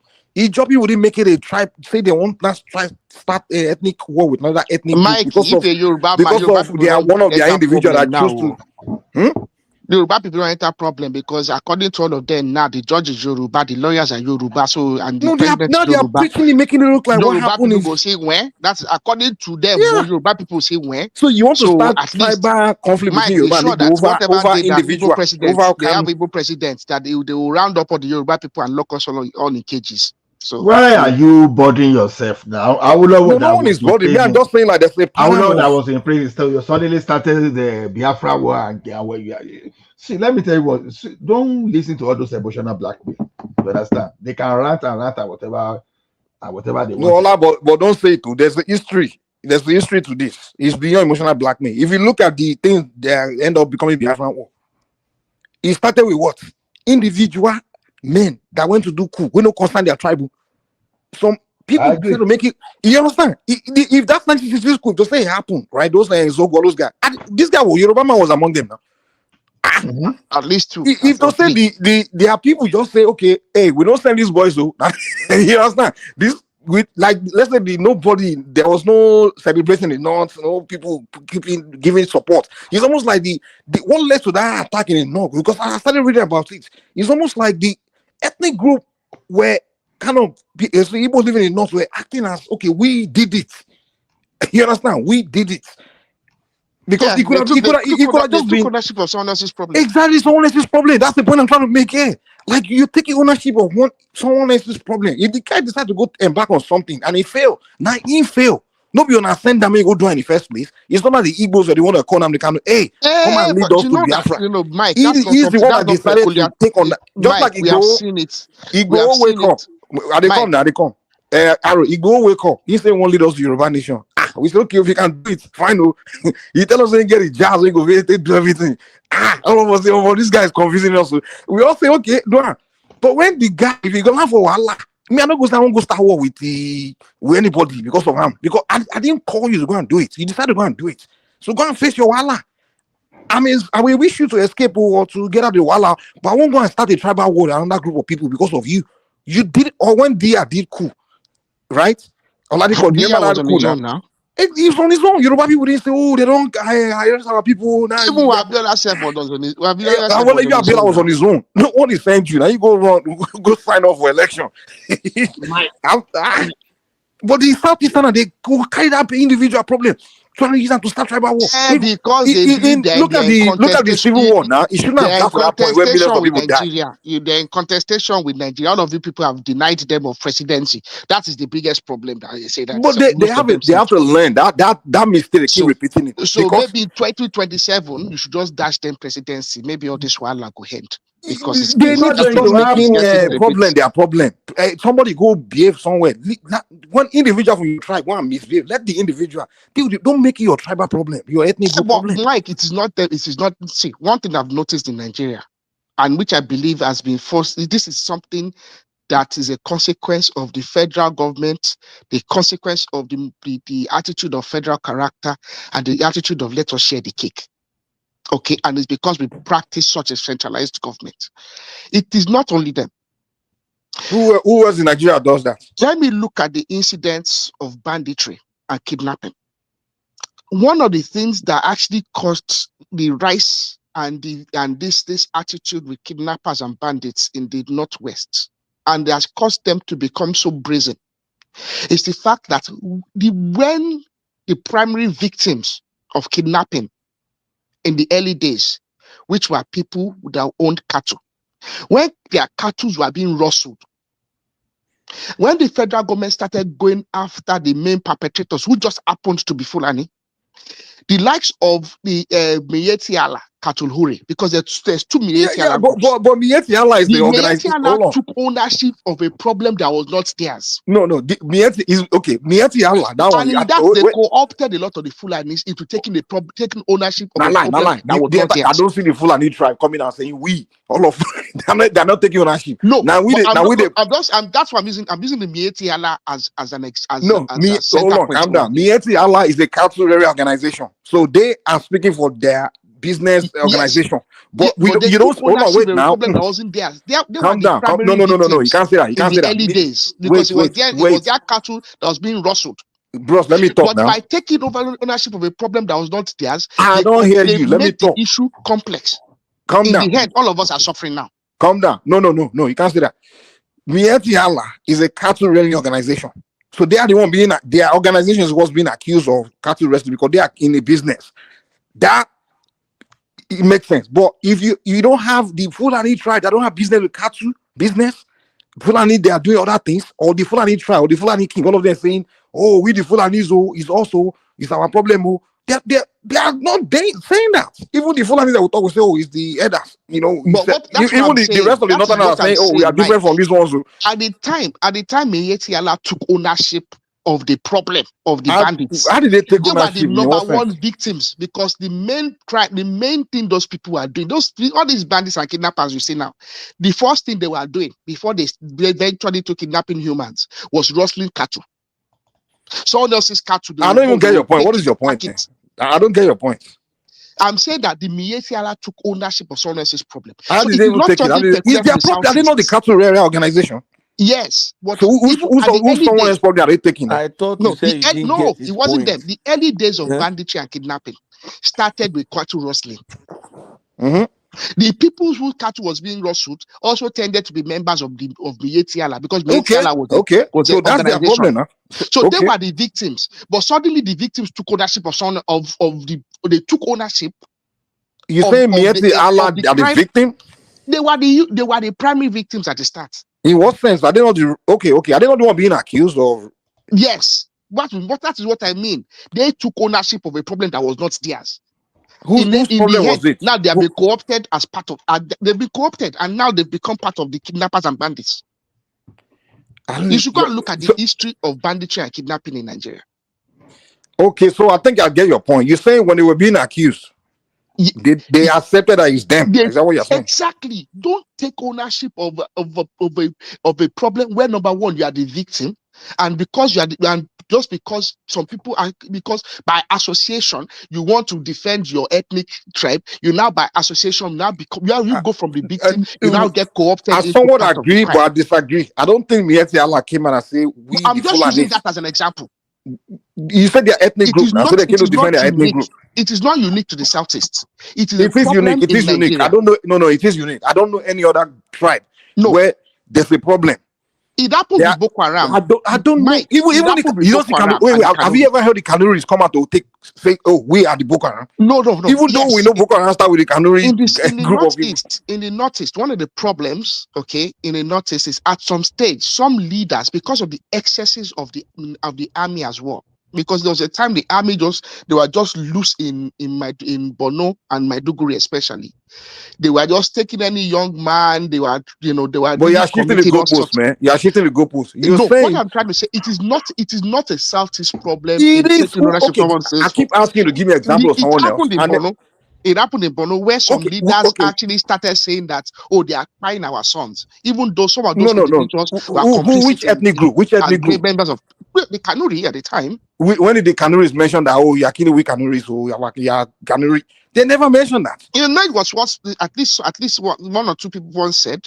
Public. There's no one. I've never seen any ethnic group in Nigeria where a member of the ethnic group starts something and they jump behind him to say it's we that we are doing it. Well, not to the same extent. Bro, maybe you can see. It would be making sense if the Kanu'S say we have the Boko Haram. No, even though we know that Abubakar Shekau, the Yusuf, that guy that killed, they are both Kanu'S. But till today, Kanuri people never tell you that we are the Boko Haram. Now we go even talk. Of course not. Of course exactly. Not. But they won't even come out to publicly tell you that we are supporting Boko Haram. There was a sentiment at some stage because of how the Boko Haram was handled by some generals. Okay, and the flippant way in which the army abused the human rights of everybody in the area generally. So when there was an attack, the army would just go into that local community, round up all the young men, accuse them of being Boko Haram. They were abused, tortured, and whatnot. Did they accuse themselves? So, no. And then you're not winning this argument. I don't know what you're arguing against. But what I'm saying, it is not a peculiar thing to the Southeast. Although the Southeast have taken it to a new level. You keep saying it's not a peculiar, then prove to me that it's not. Who help? I keep asking the same question. We saw it, we've seen it. Which other group of people have said? Can we arrogate you? Sorry. Which other group of people have say is we? This is our thing. The Southeast are saying we are they say NNAMDI IPOB now that you are prosecuting them. That is them. This is us. They make it IPOB their thing. Mike, go ahead. I think you are just seeing the reaction of some of the supporters of NNAMDI Kanu because of the judgment. With time, it will fizzle out. I think that's what is going to happen. And the people over there, which majority of the silent majority. It's almost like I don't know history. No. I know. Let me say. Well, I'm just talking. Yeah, so go ahead. He said it will fizzle out. But go ahead. It will fizzle out. Maybe in the nearest future, they can also have another person that also want to say this agitation, take up the agitation again. But for this kind of personality, that is the end. And to me, I do not see whatever they are going to do. The politicians in the Southeast are just playing lip service. We'll find a way to make them release a lie. The guy will not be released. I think if this guy is going to be released, at least he's going to spend some jail over there. At least minimum of 6 to 8 years. maybe the new, maybe after 2031. Six, I think that's 6 Well, years now. you're not listening to what we are saying. You see No, people. I listen to what you guys are saying, but I'm Well, calm down. The main point we are making is we have people now all over the place now preaching, including pastor in the middle of thousands of congregation, preaching that the Yorubas have declared war against Igbos. They're inciting. Let them to declare war against Yorubas now. I'm coming. Hold on. Let me Nisuru. And when you mention official, I mean, I'm using history to look at the situation. Well, you are just using your own thinking that, okay, we feel like, and I use history saying in the past, they're doing the same thing where individuals went to do something like those guys, 1960s boy that did a coup. You guys made it your tribe versus the North. You went in front of the Northerners, making it, oh, this about us, so we don't take your leaders out. We, they do this thing in the middle of market in the North. Now people look at you like, okay, so those soldiers, we thought they are just soldiers like they are held out leaders. So now try to do one. So you're making your tribal problem when it's supposed to have been group of soldiers. They are stupid. They just no one. All the other coup in Nigeria, no one even know their tribe. Bamagida did coup, why did coup? Everybody did coup. Even when what's his name, Dia did his coup, it was Yoruba people that did that coup. They are all Yoruba soldiers, but nobody ever saw that Dia coup as a Yoruba coup because Yoruba people didn't come and start saying, our coup. Is our coup? And it was all this the sound coup. Yeah, Yoruba guys now. What's his? Yeah. So that's what I'm saying. So it's the same thing I'm saying today. NNAMDI Kanu, definitely, we all can look at it. Come, this is a case. This is not like one innocent woman sitting down. They go arrest and come prosecute her. It's a case. That's a pure case. He went through. There's a statement, Mike, that I've seen. So why are you trying to make the guy's case? What happened to NNAMDI can happen to anybody. No, it can't happen to anybody because me, I won't go on the internet to incite hatred. I will not form a terrorist organization. I will not ask for them go and bring me the heads of hundreds of 100 innocent people because my friend was quiet. Exactly. So the guy had a case. I will not do that. And so I cannot find myself in jail, and I cannot find myself in Kanu's situation because I will not do what Kanu did. So the guy did something. He did a act, and the government of the country charge you, and it's between you and the government. And if the tribe want to make it between their tribe and the government, that's fine. But why are you trying to make it like your tribe versus another tribe and trying to create a tribal war over who? So now if something now explode, now people, thousands, it leads to some kind of civil war, millions die. So at the end of the day, we ask ourselves, over what? One individual that what? Just like the 1966. When you look at the 1966 situation, it led to the problem continue and it led to a civil war where 3 million people died over the action of just 5 guys. Mike, I think we are in 5 guys where nobody send message. They go down on their own. Mike, I think we are in 2025, and I think what happened in 1966 during the Civil War, although you have a very good point, but now I don't think any section, or especially in the South, if you want to fight your war and you say, okay, then the Southeast should bring it on the Southwest. No. Before they can bring it on the Southwest, they have to pass it South-South. I mean, if they want to fight this guy, I don't know. You always think something happened the same way. You are thinking they've already declared a war on the Southwest. They've already declared a war. Once they get the opportunity to do it, let them do it. If they are declaring a war, if they are declaring a war on the Southwest, then they are declaring a war on the South too. So they should I don't know about that one. I don't care about that one. All I can hear is that it's a Yoruba man that sent NNAMDI Kanu to judge. The judge is Yoruba, the lawyers are Yoruba, and the president is Yoruba. So you Yoruba people have declared the war on them. So by that's exactly what many of them are preaching on social media. The propaganda. And then you have their I can understand one of the entities doing it, but their leaders, even politicians, pastors. How can you be doing this? And Mikey, be careful. If you venture to the South system, they might chop your head off. So exactly. They are leaders. This is not just some low IQ individual that's irrelevant, inconsequential, just talking your own propaganda. But these are leaders. Even look at the man that came on. Even Rudolph is proposing that kind of rubbish. Rudolph, that one doesn't even know that. I don't even know what some of this time they go school when they go the kind of misrepresentation, the lies. The guy brought that man. Adults were the adults. These are adults. Old men that will still die. Hold on, Mike. Hold on, Mike. Are you saying Rudolph is actually angry that? Yes, I was on his show. Mr. Ola. I don't know. He is kind of. But Rudolph is still a bit emotionally intelligent. No, he brought that man to the show. Hold on now. If you are creating platform for the promotion of what we are talking about, then you have been completely. He brought the man to come and push it. Okay. He invited the man to speak, and he didn't even push the man or question. Yeah, the man Rudolph is very. So he that's like Allah is like you inviting one Yoruba man to come and do. Yeah, Rudolph is very careful not to. I have a question. Yeah, I have a question. Mike Bawani, baby. I love you. I don't sorrow. I have a question. Who is this AI speaking? Who is this AI? Well over.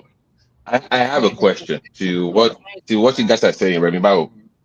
The terrorist, the Fulani terrorist that got sentenced to prison for 20 years. You know the judge was an Igbo judge, right? And the guy. Did you hear anybody?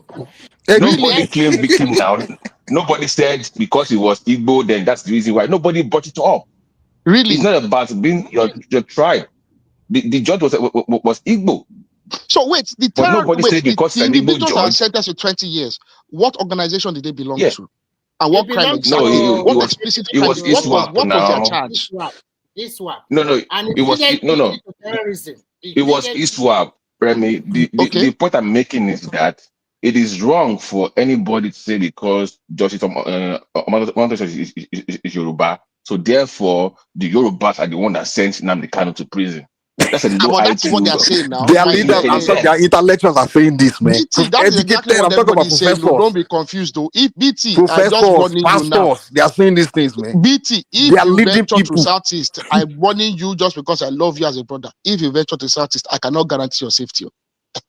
Now, just no. See, you see, maybe it's just me. There's this hive mind in me. Like they all connect to the same CPU and they reason the same way. Like from I don't know. No matter how educated they become, they still do it. It's the same way they reason. Babati, let me tell you something. You know, when you are growing up, what your father puts in you, unfortunately, I think majority. This is what I see. That's just my own personal analysis. Because majority of the people from the Southeast, they like businesses. And then most of the people you doing this trading, I'm sorry to say that it will probably not sit well with some people here. Majority of these people are not literate enough and is half big. And then they have what I call educated illiterate, as those professors and doctors and the rest. And those who now continue to sell the idea that we have been mistreated in this country, Nigeria, from day one. So that thing has been in their head. And now that you don't have a clear-cut leadership in the Southeast, you cannot go to Southeast and say, who is your leader? They don't have. But if you go to Yoruba land... So we don't have a leader either. Come on, everybody have leaders, man. Don't give me... We don't have the... We don't have any much different than they do. We are. Who's our leader? Who? Show me. I will tell you how we have one. For example, look at this platform. Sometimes when people like Ajanle Koko wanted to talk, people will keep quiet for him. You are giving him that respect. And I think if we are going to become an association, then Ajanle Koko have a very good chance to be the leader of the group. They ask you, our leader, you are giving us Ajanle Koko. What I'm trying to say, in community setup, no matter how big or how rich or how powerful you are, we still have some people that are not rich, but people still listen to them. But that's just our culture. That's our culture. Remy, we don't have a political leader. Can I chip in this? Sorry. Remy, everybody have leaders, man. Everybody has leaders. It's just the nature of it's just a cultural thing we're talking about, Remy. Aro, sorry, let me chip in this. I think what Remy is trying to say is this. It might be our socio-cultural nature, but our socio-cultural system or structure has a way of allowing a natural leader to evolve, which we know that, this person should be. If that person did not step up, we can say yes. You understand? Most of the time when we say leader, and we want to, maybe all of us will say, let's choose a leader. Somebody like maybe Aro will not want to contest the leadership with somebody like Baba or somebody. You will think, you know those kind of. So we have our own system of Patoski, I'm of sorry to say allowing our this. leaders to evolve because of the culture and the upbringing. But Remy is saying they don't have. No. Sorry, Patoski, please, guys, just give me 1 second. Just give me 1 second. Listen, when people call someone your leader, it's not because you as an individual has accepted that person as a leader. For example, when we say the leader of the United States is Donald Trump, it doesn't mean all Americans really accept him as their leader. You understand? The fact of the matter is when you establish you are in a position of a leadership of your people, whether the people accept you or not, outside I see you as the leader of those people. So now, when Ohanese have created an organization, so Igbo social cultural organization, whether most Igbo, whether all Igbo accept them as their leader or not, when you have a pastor in the southeast where they are running congregation of thousands of Igbo in front of them, preaching to them, they are following, they are listening to them. People are seeing you as a spiritual leader in that space. When you are a politician, you won election there, you are a senator, a governor, whether everybody there accepts you as a leader or respect you or not, everybody outside from that place has seen you as a leader in that space. So whatever you are saying, we are seeing leadership of that space speaking. So this idea, they don't see them as a leader. No one gives a shit. You are an elected official in the Southeast, and then you come in to speak, talking even ethnic matter. You are the leader there. You are a leader. You are the policy maker in that space. If you are the social cultural leader, you are the one who's in Igbo. You speak as a Yoruba person and see Igbo leadership speaking. The same way when so you can't see and say they don't have leader. They don't. No, they may not accept them as a leader, but those people have put themselves in a position, organized position, where they are leaders. So they have to speak like leaders. They have to speak like leaders. Just like even at the sociocultural leadership of the North. Not most of the tribes in the North don't even see them as a leader but when they start talking, there are people who say, oh, the Northern leaders are speaking. Whether the people there, all the people they are saying as their leaders or not, we see as their leaders speaking. So they have to speak with responsibility. And that's what I'm saying. Like, why are you guys talking like this? You are leaders. Come on. Can we vary the topic? Yeah, go ahead, Can we vary Mr. the Ola. topic? So let me ask you guys a question. How did Tinubu rescue people from Erukwekiti? Money now, money don't change hand.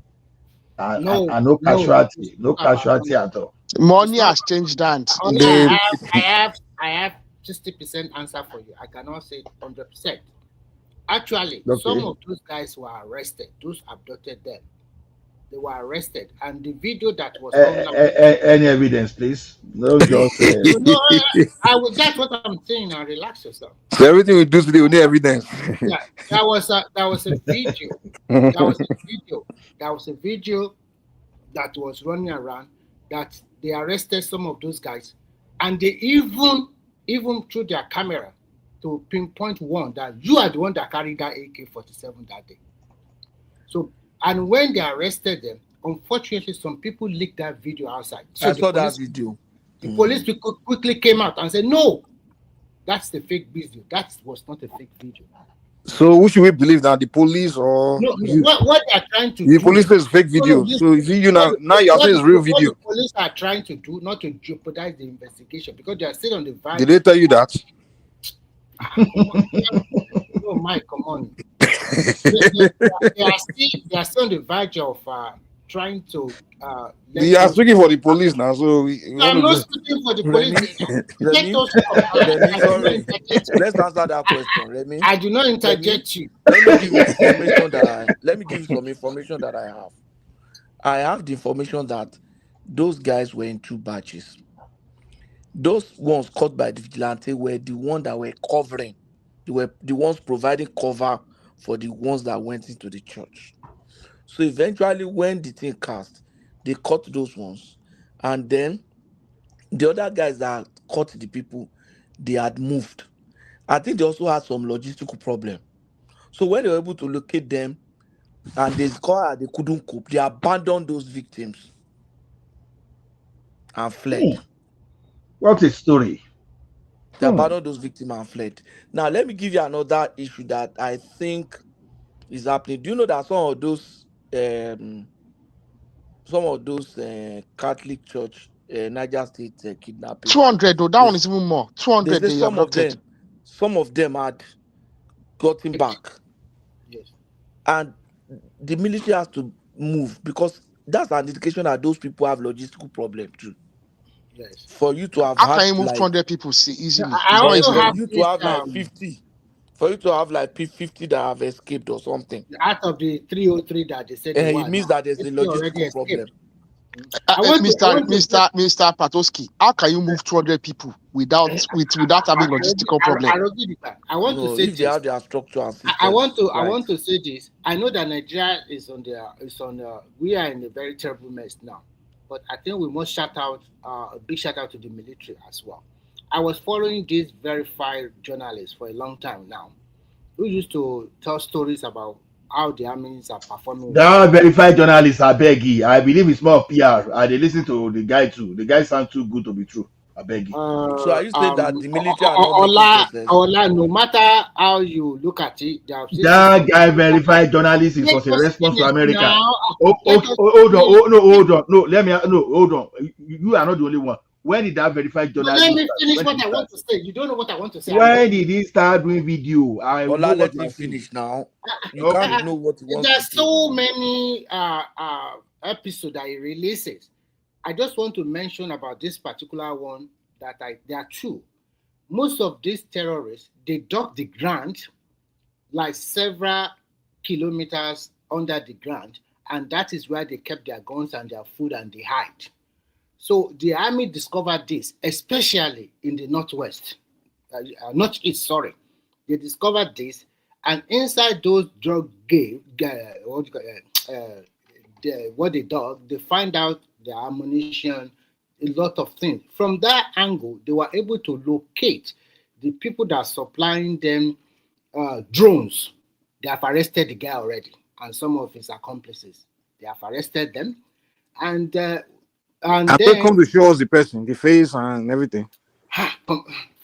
You know how It's not immediately that they will show you now. So they've arrested somebody and they haven't come to the news to tell us details. No. Are you the national security advisor? Who are you? They just show you the face like that. But have they come to tell us?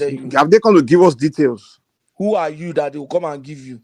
Are you national they can't give Nigerians details. So how did Remy get the details then? You're not looking at that line. So how is Ola looking at that line? If I'm looking and Ola is also looking, that means what we are researching on is different.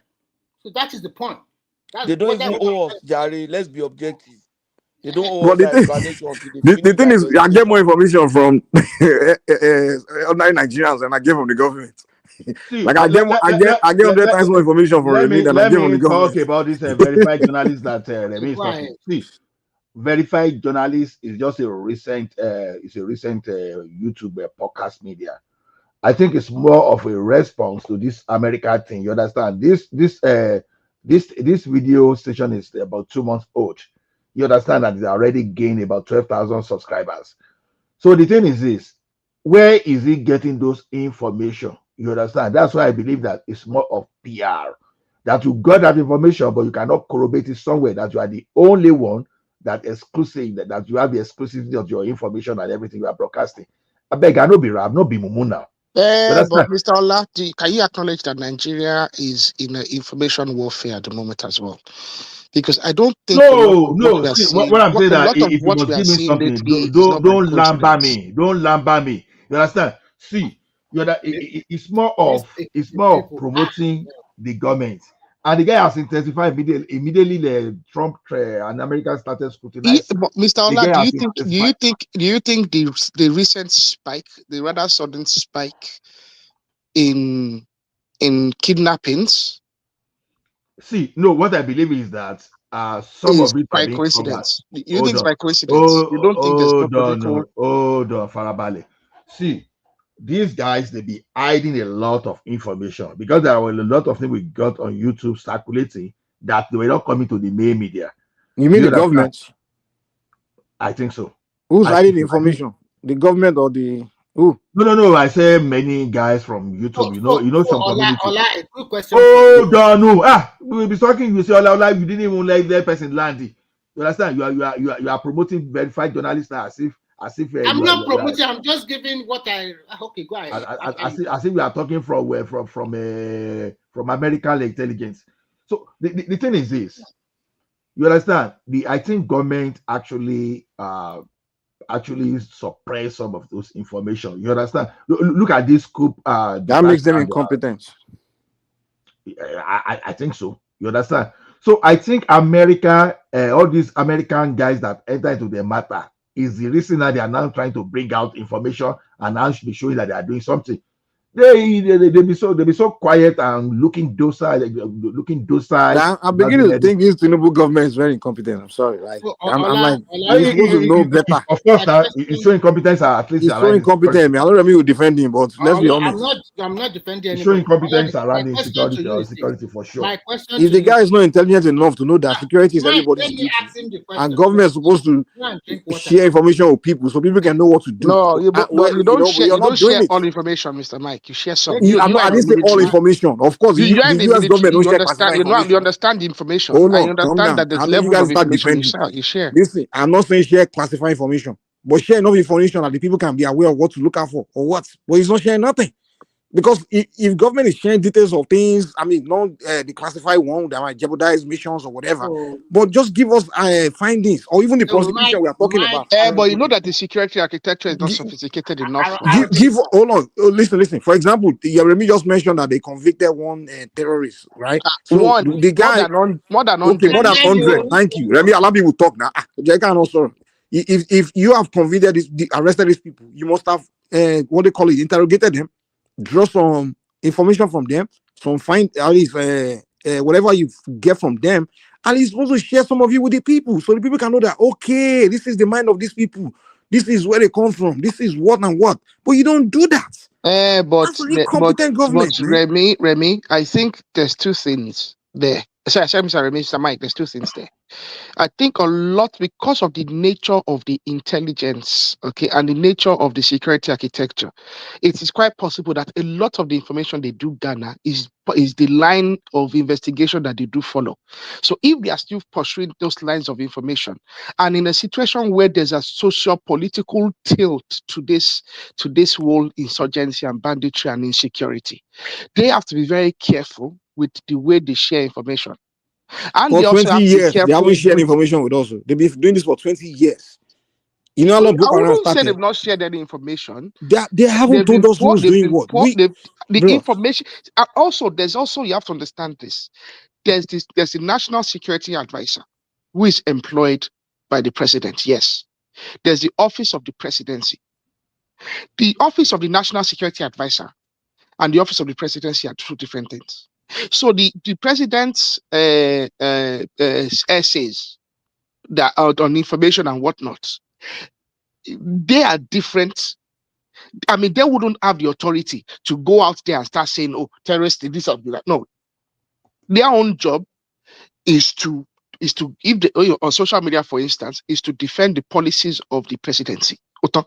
But what's the point of you saying that? Am I even accusing national security anybody? So what I'm talking about the government itself. The government should have a spokesperson that comes to brief the public on what I'm saying. Listen, the government should have we have to start to demarcate. Listen, man, let's stop defending, man. Let's just be straightforward, man. You live in the advanced world. In America, hold on, calm down. When something happens, the government will tell us we are investigating. And once we get our finding, we'll come. Hold on, wait, authority that is my brother. The government will say when we get to a conclusion of our investigation, we'll give you facts of this and that. But right now, these are our theories or our whatever we know so far. This and then when they get to something that's very classifiable, where they feel like, oh, they shouldn't put out, they will say, oh, there's something we also know, but it's classified. We can't put that out for this reason. That's it. But with our own government, there's no briefing. They don't brief us about anything. No briefing at all. We're just dying. The government don't brief us who kill us. No. You are wrong. It's not wrong. Let me tell you. It's not wrong. You go yesterday, people die. Government don't gonna brief us for anything. No briefing. No, man, I don't know what Remy is talking about. Well, look, I just want Mr. Mike to differentiate between when you say government, we have to make sure, because for instance, if there's insecurity, for instance, in the community where you live, it's the sheriff or the police authorities or the FBI, the CIA that would, they might put out a press release Okay, the mayor might co-opt and co-sign that press release, but that press release will not come primarily from the office of the mayor. So the national security advisor should be saddled with the responsibility of disseminating information on a need-to-know basis. I do agree with you. There should be a need-to-know basis. What information can be disseminated? What information they think they can actually, what help they think they can get from the public. I think they should also, put it out there. Yes, we are doing such and such and such, but at the same time, please, if you know such and such and such, if you think you can assist us with such and such and such, exactly, and contact me such and such and such. And that point, that's the part where they really need the people, because what you are sharing with people, the people can also share something with you. You understand? Because if you briefing us and tell us what you need from us, what we can do, because security is everybody's responsibility. It's not just the government. In fact, the people have more to offer in terms of solving the problem than the government, because the people are the ones that live in the society. There be some people in the society that might even run to the government like, okay, from based on what you told us, your briefing, I think we know one solution. You understand? The people themselves are the one that will give information. Even when there's a mass shooting in America, the government will say, okay, there's a person of interest, this and that and that and that. Next thing you know, the citizens, somebody among the population will say, I have information. They will share with the government, and they will share with the police. The police will now use that lead to solve the problem. But in the case of Nigeria, the government don't even give us any hint of who the food to look out for. The only thing we know is Fulani. That's it. I don't think the government themselves know very accurately sometimes who exactly they're looking for. Sorry. Mike, you just mentioned mass shooting in America, and we have seen a lot of mass shooting for more than 20 years. America, the biggest democracy in and the most advanced country in the world. But they solve every case. They solve every case. No. My question is this: have they find an everlasting solution to mass killing? That's the argument here is no everlasting solution. We don't know everlasting solution can come. It's not. Sometimes you guys just look at. I mean, the argument you are presenting doesn't make any goddamn. We are not looking for everlasting solution. But we are saying it should not aggravate. We are not looking for a solution. The situation is different. Exactly, it's the everlasting solution. You're talking about one crazy guy that in the mass shooting is more of an individual that wake up and go and commit crime. Institutionalized criminal. No. Exactly, we are talking about an organized group. This is the organized. Wait, don't get me wrong. I condemn any act of terrorism. No, so what? How is that question relevant to this one, to Nigeria case? How is it? Very relevant. You want to justify it's like saying I'm a guy that go and state in the market. It's an everlasting. You can't find everlasting solution to that. You want to justify Tinubu's you want to justify Tinubu's competence. No. Because over here now, exactly. I already mentioned it earlier. Don't defend. I am not justifying. Ọ̀gbẹ́ni Tinubu, when it comes to security, is very incompetent.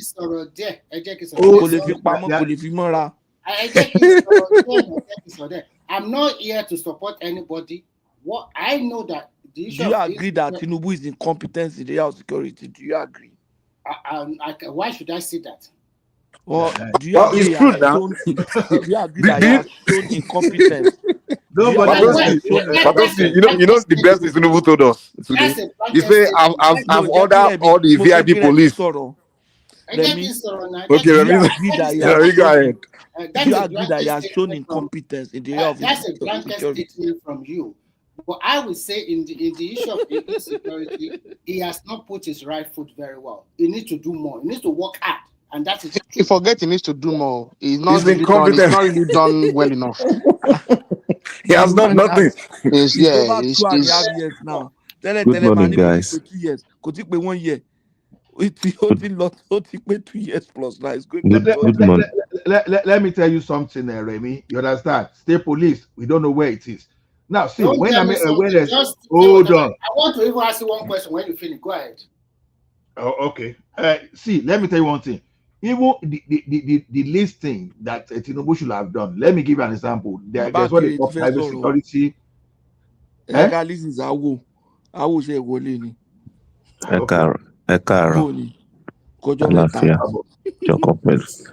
Yeah.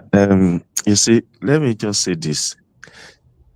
Tinubu is incompetent, which is normal, is easier for everybody to say. But have we also questioned the security structure of Nigeria? You see, whether Tinubu, whether Buhari, Atiku will be, nobody will be there that will perform miracle with this the security structure of Nigeria. Do you actually know that for the population of 200 million, we only have about 300,000 police, which is not even enough in the first instance. Yeah, but that is why we advocate for state police, But Mr. now Awo. is now we are not asking him. We are not saying he's hold on. incompetent because he hasn't solved it. Hold on. Let me address that incompetent part. Yes, we are not saying he's incompetent because he hasn't solved it. We are saying he's incompetent just looking at this approach. Here's my point. Now, Remy has gotten an assistant, no problem. At our own various comfort zone, we all think of the solution. We all know the solution. Okay, if you have 300,000 police, why don't you recruit more? Why is police only structured to the federal level? Why not at the state level? At the Are you local directing level? that question to me or to Tinubu? No. If you ask me, now what go ask? He himself is letting us know that Tinubu is incompetent. Listen, just let me. You are also just confirming that he's incompetent. Just let me flow. He has not done any of those things in 3 years. Now, all these suggestions, we all have it in our head. Okay. Now that they are now even raising the idea of state police, how many states have been able to come out and say, yes, we have the resources to do this thing? 34 states have supported. Why? What is slowing it down? There are 34 states that are eager. Guys, we are even skipping.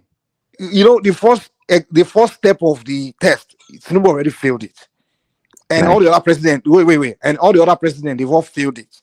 The first step of a problem, right, is to ask, what is the problem? You want to find out when there's a problem. If you want to approach a problem, the first thing you ask yourself is, it's like you're taking an exam. You want to read the question and ask, what is the problem? The first step, hold on, let me land, I'm going somewhere. The first step, all the presidents failed it, is what exactly is the problem? Before I start taking steps of solutions, none of them have been able to define the problem. Since the inception of this republic, all the people that have come as presidents, they have relegated the police.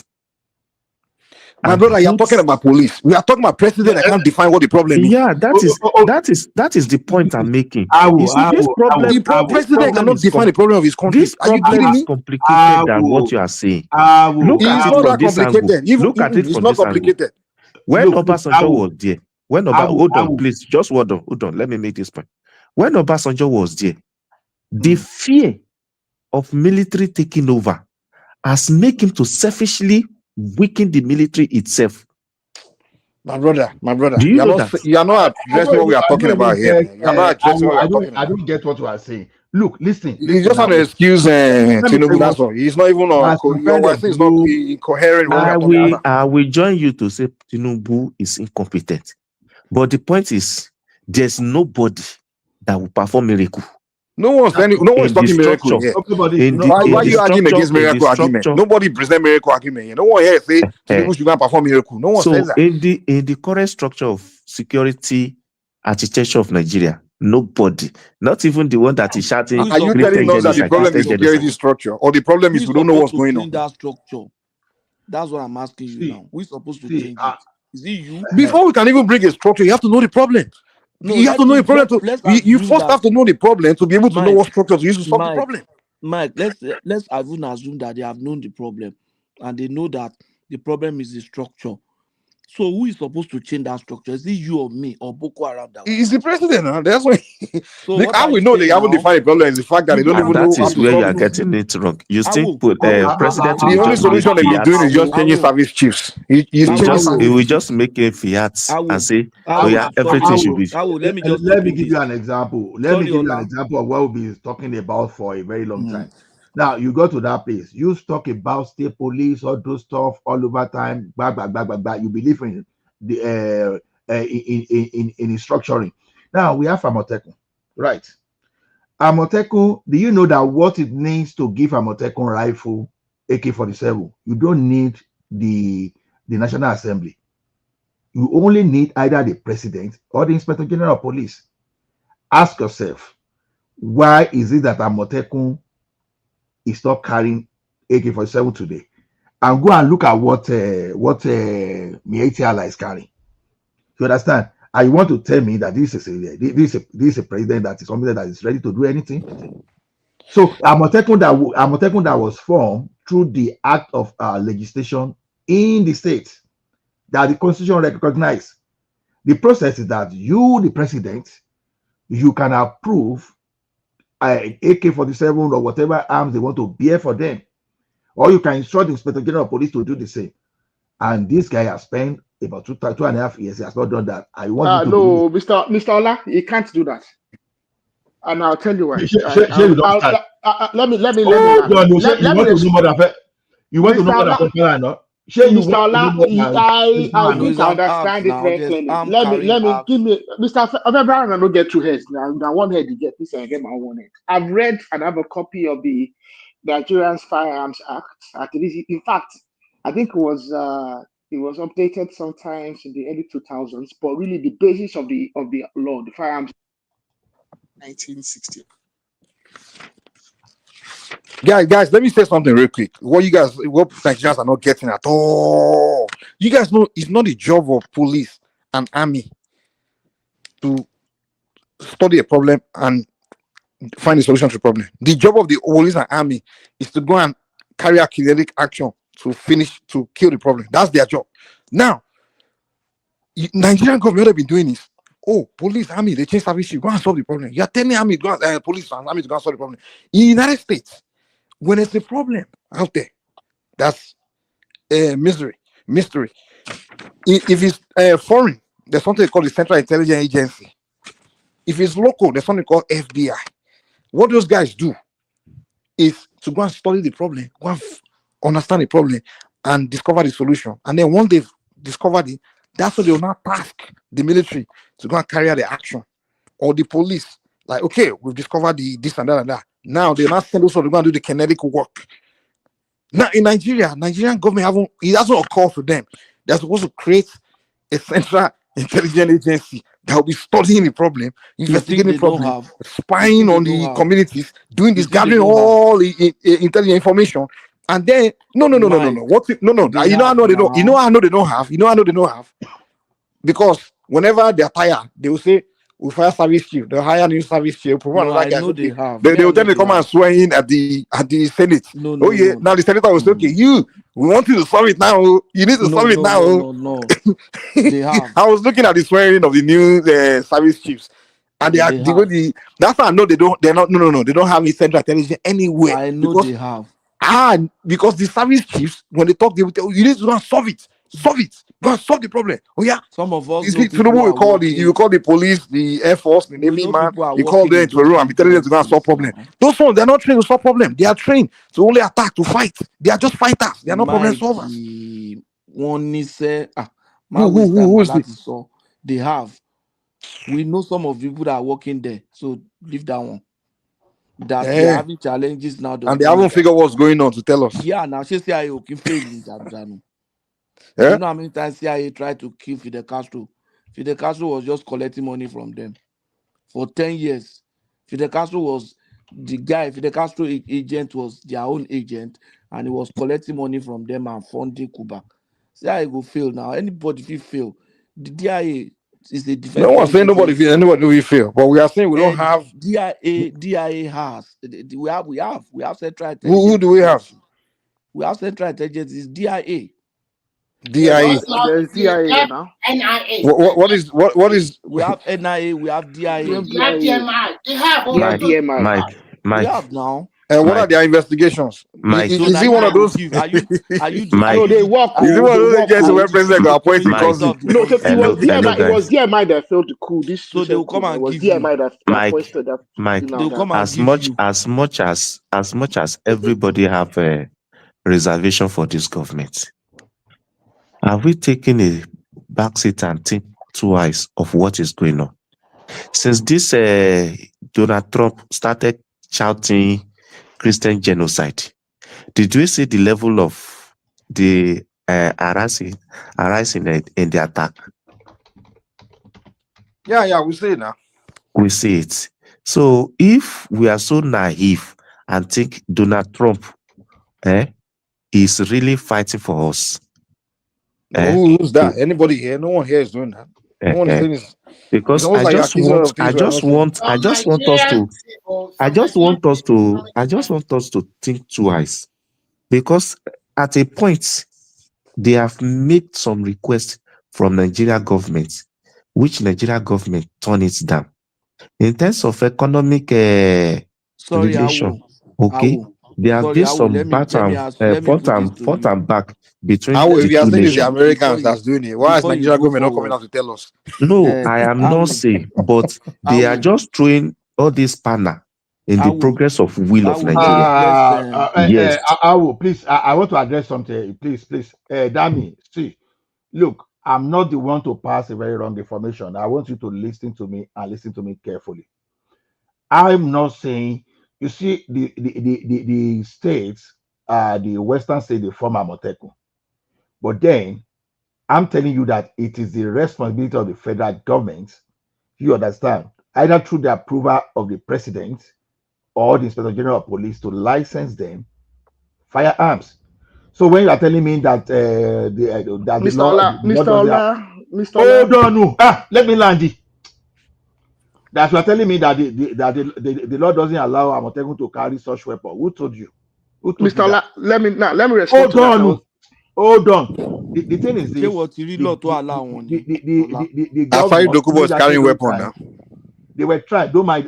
You see, he says such weapon. Maybe AK-47 is what he's talking of such weapon. It is Illegal duty ni of the now. governors to apply to the federal To the government, federal government, yeah. and they approve. So during Buhari period, they failed to approve. Don't tell me that the weapon, which law doesn't Yeah, carry. private security companies they can have weapons. And one funny thing is this: when we talk so in affirmative and so and so bold in totality, in absolute. Stop being Ola, ṣé wọ́n ignorant. ti Who ka told you that I'm firearm? ignorant? So Ṣé wọ́n ti ka I've listened to Ala, Femi Falana. let me respond to you. I have a copy of the Firearms Act. I'm Forget pretty about sure. the copy of the Wait firearm. till now, No, Mr. ó ṣe Ola, máa ẹ jẹ́ kí n gbàgbé ẹ̀ sọ̀rọ̀ ṣé now. kò ti kà náà? Ẹ jẹ́ kí n Ṣé wọ́n ti sọ̀rọ̀ kà ni? now. Mr. Ola, I I have need a to copy address of that it. And damn guy. if there's a lot of laws that I'm not familiar with in Nigeria, that one is one I'm personally very familiar with. I've read it several times from head to bottom, several times. In fact, it's very ancient and archaic. I think Nigeria needs a new firearms law because I think it was updated sometimes in the early 2000s or thereabouts. But the law itself is from like 1976 or something. It's ridiculous. Now, the Inspector General of Police is the one that issues licenses for firearms. However, it cannot issue a license for a long rifle, okay, it cannot issue a license for a weapon, a rifled. I know you know what I mean by rifling. So it can't issue a weapon, a license for a weapon that is rifled, okay, that displaces ammunition larger than 0.22 millimeters. So essentially, you can go and apply for a license for a long rifle that shoots a 22 LR. I'm pretty sure Mike understands some of this stuff I'm talking about. So the governors can apply for licenses for shotguns. However, they cannot apply for a license, okay? And in fact, this thing covers everything from air rifles as well. So the Firearms and Arms Act needs to be amended. If Amotekun are going to be equipped with any weapons that fires any ammunition other than shotgun shells. Patoski. And even that. Okay. What type Patoski, of you guns mentioned DEA. DEA is the drug, Nigerian Drug Law Enforcement DIA. Agency. Is that what you're talking about? No, DIA. DIA. Oh, DIA. Okay. Okay. What type of gun? No, I saw Sari Dokubo Brandy shaking for someone anyway. I That don't is know how. illegal. That is Now. illegal. Hold on, That's no, that's not illegal even now. okay. Who licensed gun for civil defense? Civil defense is actually covered under the Firearms Act and that, I think it was when civil defense was able to carry firearms was when they made an amendment sometimes in the early 2000s. Yeah, I remember now.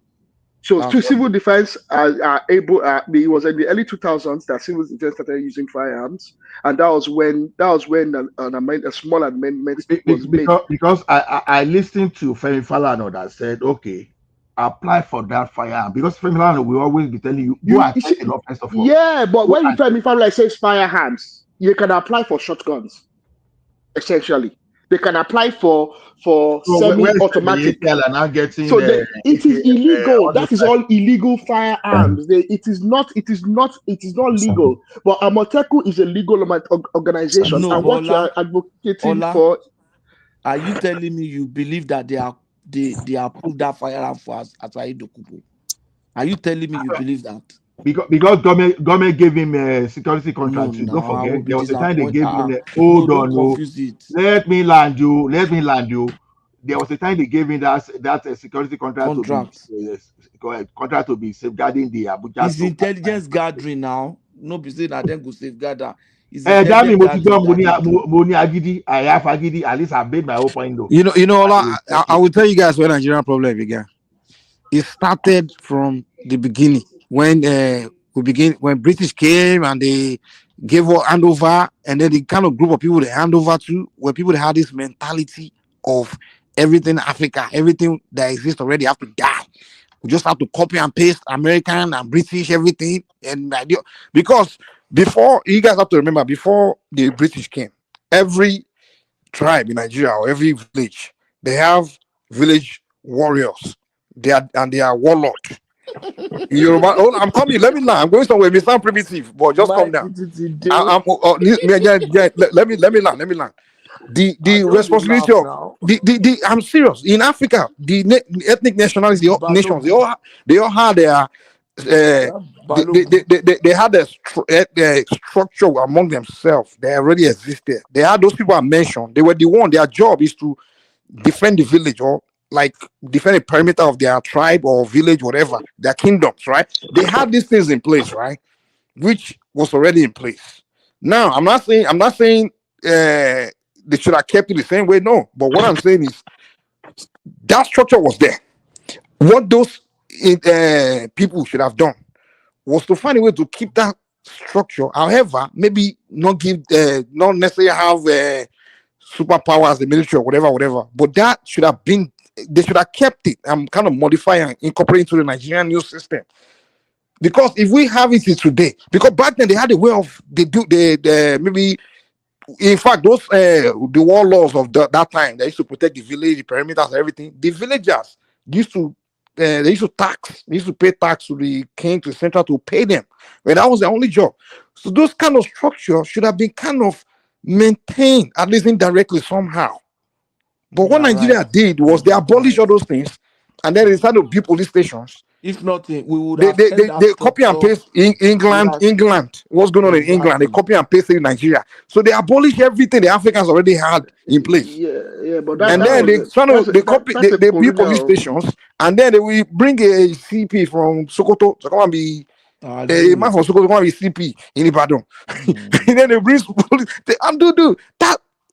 That's not crime. Nigeria became a crime rubbish place because the structure the people already had, where they were protecting themselves back then, they just see it as African stuff. It's rubbish. Everything African was just rubbish. Those bourgeoisie, those intellectuals back then, they were mentally. I don't see a group of people that you can't accuse the bourgeoisie because they themselves inherited the colonial police. The colonial did not abolish everything Africa. Even when the British were there, they were even using the local rulers to rule Nigeria. They were using they didn't abolish anything. It was when the British said that these people Just want to be but British. no, They but when we abolish said, everything. but Mike, when we started to centralize government, okay, that is what we get. It's everything starts with the centralization of government.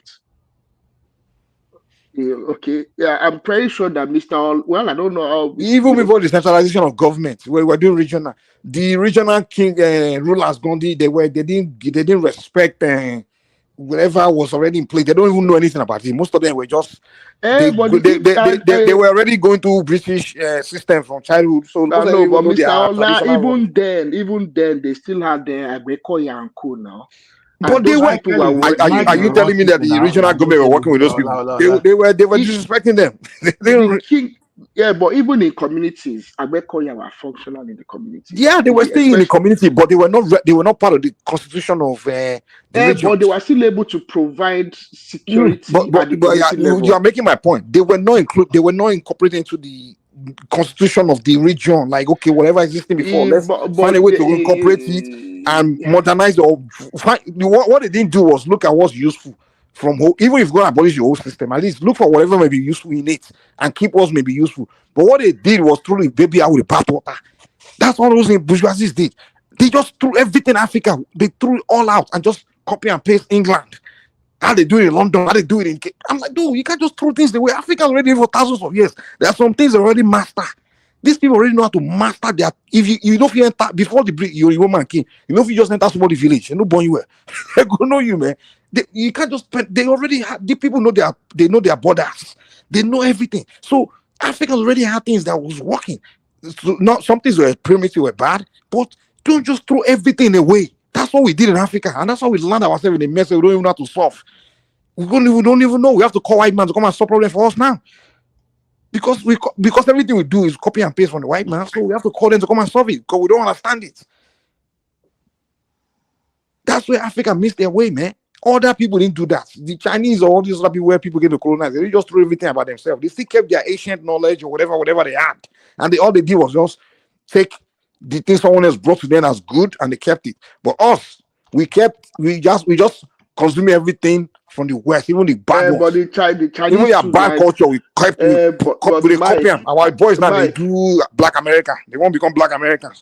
but Mike, even the Chinese as well, they are a modern society. They are not using the emperor's army. Yeah, they're not, but they kept things that were still good from back then. Things that they thought was not good enough, they threw it away. It's something we should have done. I don't contend with you that a lot of the Chinese society they've kept a lot. It's not just China. They write in Chinese. They write their own. You go to India. You go to India. You go to Japan. They use Confucius philosophy. Their own ancient philosophy. Confucianism is the basis of their society. Yes, I understand. That's what I'm saying. They didn't just say, oh, the Englishman was ahead of us in something. They say, oh, Confucianism is primitive. I just threw it away. But also, Mr. Mike, I want you to understand this: that the Chinese society is substantially more advanced than the European society in terms of the historical context. We have a new person. Don't pretend with you that a lot of the Chinese society they kept up. Somebody's muting now. Don't let us reply go. I'm muted though. Me, I'm muted. Maybe it's that new person, I guess. Can you speak? You don't know law. We have added you. You are welcome. Can you unmute and speak to us? I think it's a Nigerian. Yes, they don't know law. Asking Nnamdi Nigerian man. I don't know why about this problem. Nigerian man, you don't know law. Don't know law. Show me the law. You don't know law. Don't call it and convince me. You don't know law. All the judge don't know law. Show me the law. Now, you know what fast judge. Now, may God punish you now and forever. I stand by my argument based on my understanding, because this act we are talking about is only the president can license prohibited weapons. What does that tell you? AK-47 and all those things, they are prohibited weapons. So only the president can license prohibited weapons. So the question is this: Okay, we know that Ondo State apply for those. They apply for Amotekun in the past. So why these governors that are still part of the Police Service Council cannot even compare the president, at least for them to take unusual decision? When it is treating, only the president can license prohibited weapon. Let the president license that prohibited AK-47, and let Nigerians that are not happy go to court and sue the president for trying. But the question is this: has the president even ever tried and let someone take him to the Supreme Court and prove that he cannot do that? So when people are saying all these things, it's not as if we know they look at this thing too now. At least I've heard from where Mr. Ola, I don't want Uh, God president to license Amotekun with AK-47 because Why? his battle will come and say they want AK-47. Let us just keep sanity. Let us go and do state police. No. I beg. No. You are changing the story now entirely now. You understand? The question is this: is Ishba not like a state police to them in Sharia state? That's the problem. But I'm saying in my territory, I want Amotekun to carry AK-47 if the president can license them. You understand? But so you want situation whereby people will just be entering my community in Ekiti and be carrying person just because At this point, we don't have a choice. So we have to harm ourselves. We have no choice at this time. Exactly. What are you afraid We of? don't have a choice. One Ghanaian does not talk right now. If Tinubu is the one to do rubbish, I go vex. You have to harm the Amotekun and all those guys in Yoruba land. If that thing only reach Kwara, Exactly. we'll be harmed. The moment I start to hear about all these things I'm hearing right now in the north and the southwest, they go Nigeria, they go harm myself, they go harm my people because I'm not taking that rubbish. Pato don't hold where. Pato, can you please It's tell not Mr. Pato. Ola? It's Mike that is speaking. It's not Pato. I know, but Pato is here. Pato is here. Pato, I want Pato to happen. I want me to tell them, say, when armed robbery, I want to tell Mr. Ola and Mike when armed robbery became so prevalent in Nigeria. Was it not after Civil War? When you start harming people and putting guns in the hands of all different Varo, what are you talking about?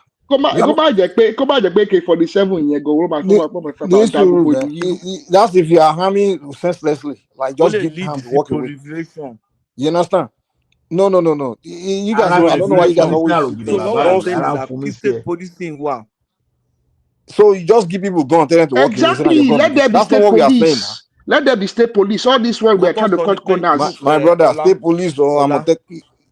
Let them be state police. All these cutting corners. All these cutting corners. No, it's not cutting corners. It's not cutting corner. Let's land. You see, Amotekun is a very good example of what can evolve into a state police. But Amotekun is not equal to state police yet. Because it's the state police. How do you arrive at that? Now, I have a reason. The effort, the kind of training, the kind of discipline and doctrine that's required in a state police system was not given to Amotekun. How did you arrive at that? Hold on now. If they train I know Amotekun now, where were they trained? Were they trained in any police institution? So you think they just pick every area boy? So the police will be able to be the only one to train. Are they the only security experts? Answer that question. Okay, does Amotekun understand the basic laws of Nigeria? Do they understand laws arrest? Do they understand detainment? So how do you know? No, Patoski. We are discussing something dangerous. Most of them are illiterate now. Yes, I know. What do you mean they're illiterate? Ghanaian is not illiterate now. You kidding me? Where were they trained? No, Patoski. Is Ghanaian the operator? Is Ghanaian operating on the? Is he the operator? Hold on. To the forest? Where were they trained? No. Arogidegba. The state legislators, they passed a law that created Amotekun. What are you talking about? Is the state government that created them? Are the operatives are they literate? Do they understand the basic laws? Do they understand detainment? Do they understand arrest? Do they understand the laws of arrest? Do they understand jurisdiction? Their job is not to arrest. Their job is to perform certain and it's clearly defined by the state government that created them. For your information, they be arresting. You told that they be arresting and they handing over to the police. Answer that question. Where were they trained? Which institution? See. Those are the questions. No. So Patoski, your concern now is Amotekun is not trained.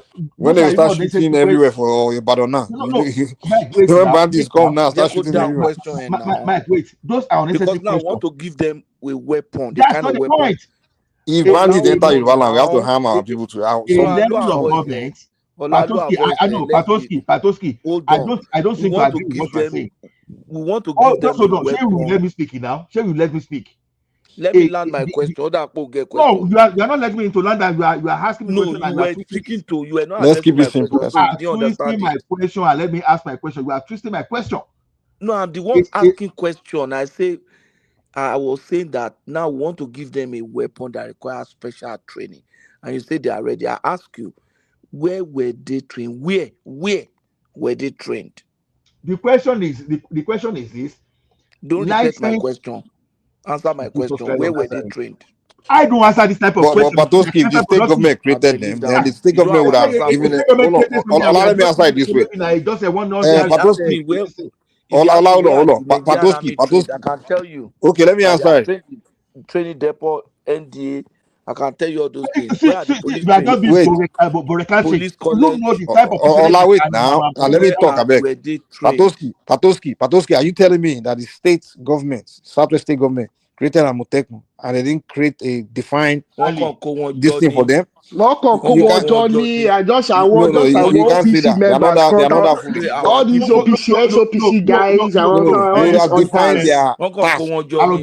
Wọ́n Their kàn kó duty. wọn jọ ní àwọn hunters, àwọn Wọ́n dẹ̀ ex-OPC ó appoint tán. àwọn But wọ́n how dẹ̀ do you know appoint that? àwọn Wọ́n dey So I appoint mean, retired. commander, they appointed commander for them. They are not Wọ́n trained now. appoint retired soldier kó máa Aro, command wọn. how do you know? Do you have facts to this? Because I That's what know, I've happened seen now. the organization now. I've seen them, at least I know of the organization of Amoteku in Oyo State, I know of Osun State. When Have they you been appoint there? commander, they appoint a commander for them. The commander Have you is been usually an there? ex-soldier or an Okay, ex-captain in the army Seth or an not like ex-police Àmọ̀tẹ́kùn stroke. police school. No, there's no There's no, job where they won't they give you don't have some a form of. training. Mokoko hunters, àwọn Okay, hunters, okay, organized hunters. Okay, let me ask you another question. Did they give them defined task? No, these people are doing what they've always Why done, would they which is not give I'm just them just local, task? asking you a question. local protection. I mean, our hunters But you're not association, answering my I question mean, now. OPC. Did That they is what give they them do. defined? Hold on now. Did they give them defined task? What their objective will be? Did they give them that? They have some rough Even objectives. anybody. Exactly. Yes, So that's all we need now. That's all we need. It's but like make Mike, a Mike, hold on, Mike, wait. We are talking of weapon training Listen, now. Mike, we've already seen situations where we've already seen situations where Amoteku individuals have been used to abuse the rights. Wait, Mr. Ole, do roll now. Hold on. You are spreading wrong information. Amoteku, they were trained. And you are here, you are saying they are not trained. You don't even know anything about Amoteku. Crude training. it may not be army training or police training, but it's some kind of training they will receive now. They can't just put them out there. They will tell them what to do. This kind To of handle weapon, firearms and to handle the Who know if you handle responsibility of firearm? having Hard. If firearms. bandits can handle firearm, you know if you handle now. But Nobody go the speak bandits trigger. are terrorists now, they are illegal, but we're talking about a state-sanctioned organization. You need And some the discipline consequence and of that is doctrines. anything they do will be done in the name of the state. Do you understand that? Jesus Christ. Yeah, but they will define their task now. Where are we like this now? The bandits doesn't have to come and The ask. fact The that we have bandit a different doesn't. opinion from you does not mean we are different. No. What do you mean? Patoski, Why I are we don't even like know where this? you are coming from. You I have a don't even know where different you are coming opinion. from. Fine. But because this argument is being disingenuous. They It's give not being priority to disingenuous. ex-army police. Wait, please. I don't want a fireman in response to a serious problem. That's the thing. How many Amoteku come back in school? Follow there. Come on, Pato, we've already seen situations in Osun State But you guys are recently just where Amoteku have been used to abuse the rights of citizens. A lot of Amoteku kí ló ń ṣe káàkiri. Wọ́n pè wọ́n kọ́ lọ nà èèyàn kan, àwọn kan jà kọ́ lọ nà èèyàn kan.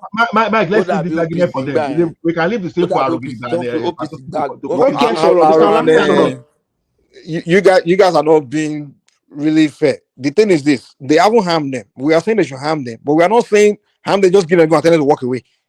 Yeah, we are saying they should harm them, meaning when you're harming them, of course, you have to shoot training, do some few shooting range stuff. But when we say they should harm people, we are not. You guys are taking as if we are saying, okay, start issuing guns to people and tell them to walk away. That's not what we are allowed. Mike, the training I'm talking about, of course, they have to. Mike, the training I'm talking about is not even how to handle firearms. It's The training I'm talking about is how to human rights. Do they understand the human rights? Do they understand the laws? Do they understand the laws? Arrow. If I'm listen, Arrow, if I hire you to do a job, I will tell you what's the perimeter of your duty. I'm not just going to say go and do a job.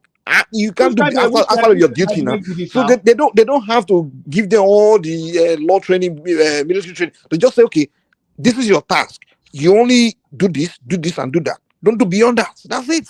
And they know you don't have to be highly educated to know that. Mike, let me even ask something.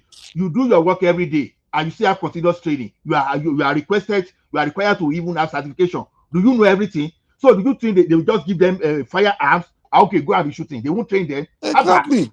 And we are talking as though they are not trained. Do you Yeah, really but know? where are they trained at the moment for the job? You said they are ready. Where are they trained? Argument about where are they trained? Don't worry, man. Don't worry. We need to protect ourselves Southwest. That's all that matters. You guys stop discouraging things. So that is what Mike has just said is really what the sentiment is. If you want to protect yourself, so it doesn't matter. The means We the need to end protect justifies the ourselves from means. bandits. We're So not going to what Pato? listen. Whether they listen, I'd rather have my people not trained with weapons to defend my village than just leave my village open for bandits to just walk through. Mike, sorry. They were trained and they were given den gun. Most of them are hunters or people that live in the village. That is the people they recruit with a lot of voodoo up. Exactly, people that are professional hunters. Let me even say this, Remy. People were trained for 3 months. Remy, Ola. No, hello. Najama, please let me say this one last thing. Ola, please. Okay, go ahead. Do you know that every citizen in America have a weapon? You do not have 3 guns in my house.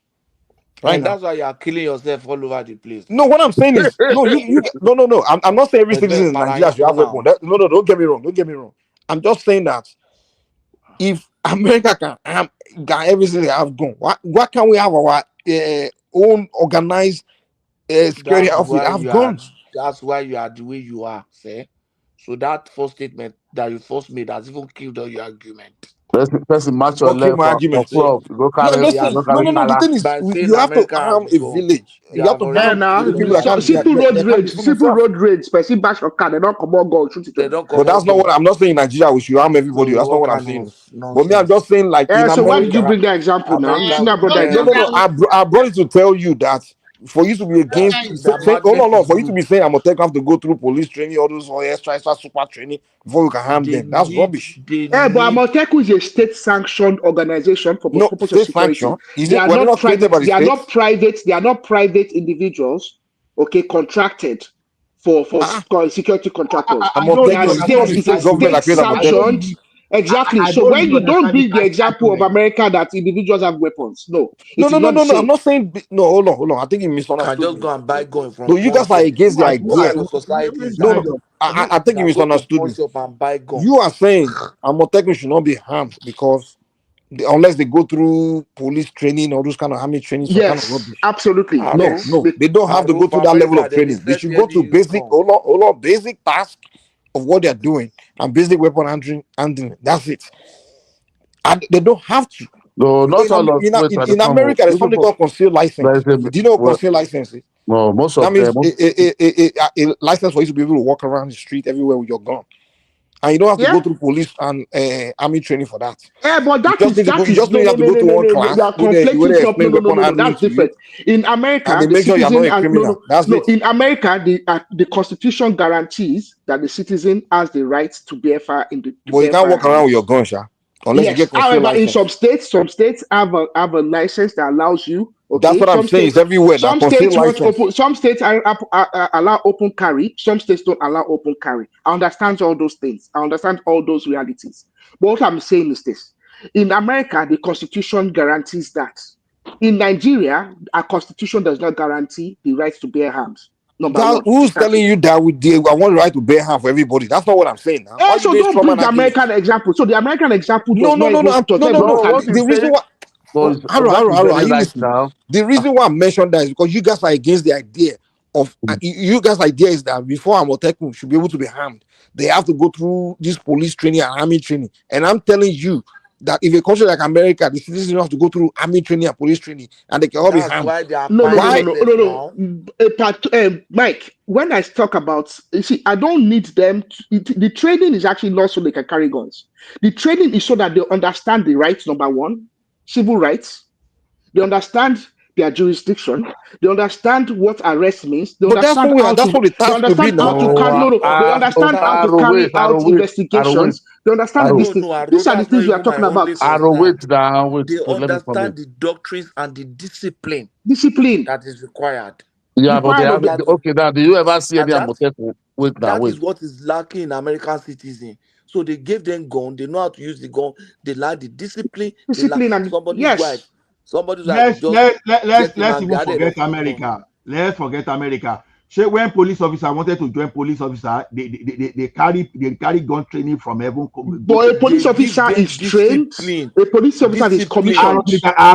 Stop this type of argument. Stop this type of argument. Don't compare police officer to commissioner. Don't tell People people like now. He's Aro, a they will not trained. practice to overrun Yoruba land now. Discipline. They all these intellectual bogus. I don't understand what these people are doing. What these two are doing. The question is They this: need who told you discipline. that they are going to give Amotekun gun without training them? Who told you? Exactly. Who They said that? first of all need to put those training in place before they even start Patoski, pushing for it. stop argument here now. You are not taking us for a play. Okay, Mr. All these Ola, people here are not trying to help us, I man. love They are the kind of one people It's that will whatever go happens, against Tinubu. happens. When Tinubu start, we won't begin to harm. You not all this to come again. Exactly. They will be the one to go start arguing intellectually. They do intellectually. Bandit on their way to Oyo. This type of argument. Tato, don't argue with Mr. Ola and Mr. Mike. Let them go and give them whatever happens. The thing where they kill Yoruba people, over intellectualism, and they kill Yoruba people. That's why I'm telling you. everything in one store, they will start to blow grammar. They will start blowing grammar. They will kill. They will start blowing grammar. That's why we have bandits are on their way. We say we need to harm ourselves, and you are here telling me blowing grammar, telling me about the. Maybe Aro. Wait, maybe Aro. Hold on, no. Let's listen to Babati. Just call me Babati. So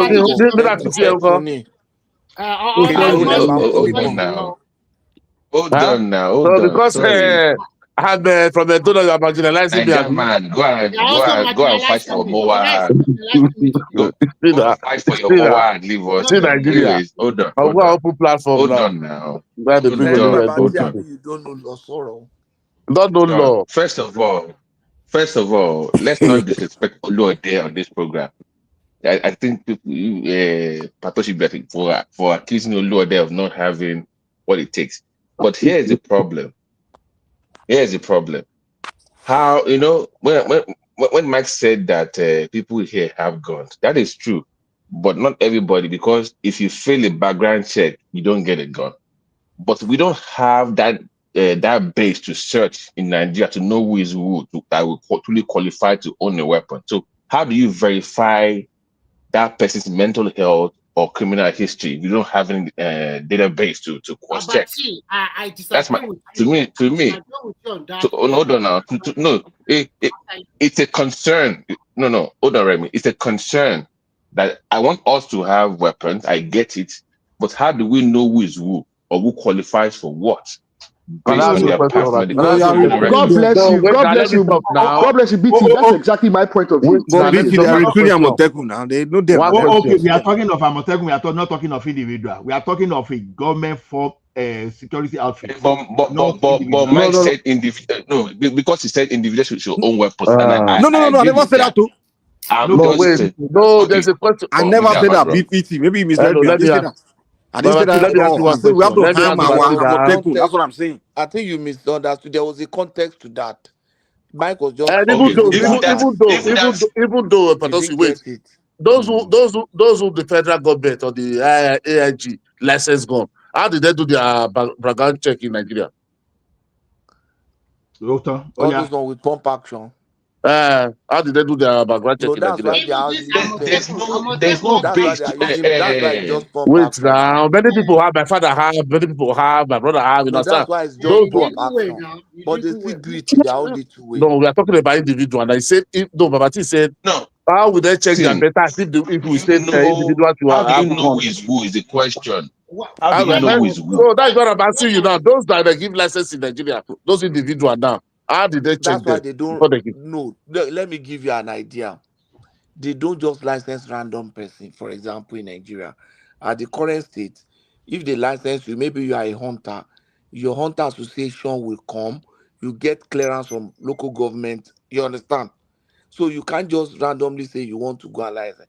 If you as an individual say you want to go and license, they will check you. What job are you doing? Maybe your employer will give reference in their own little way. You understand?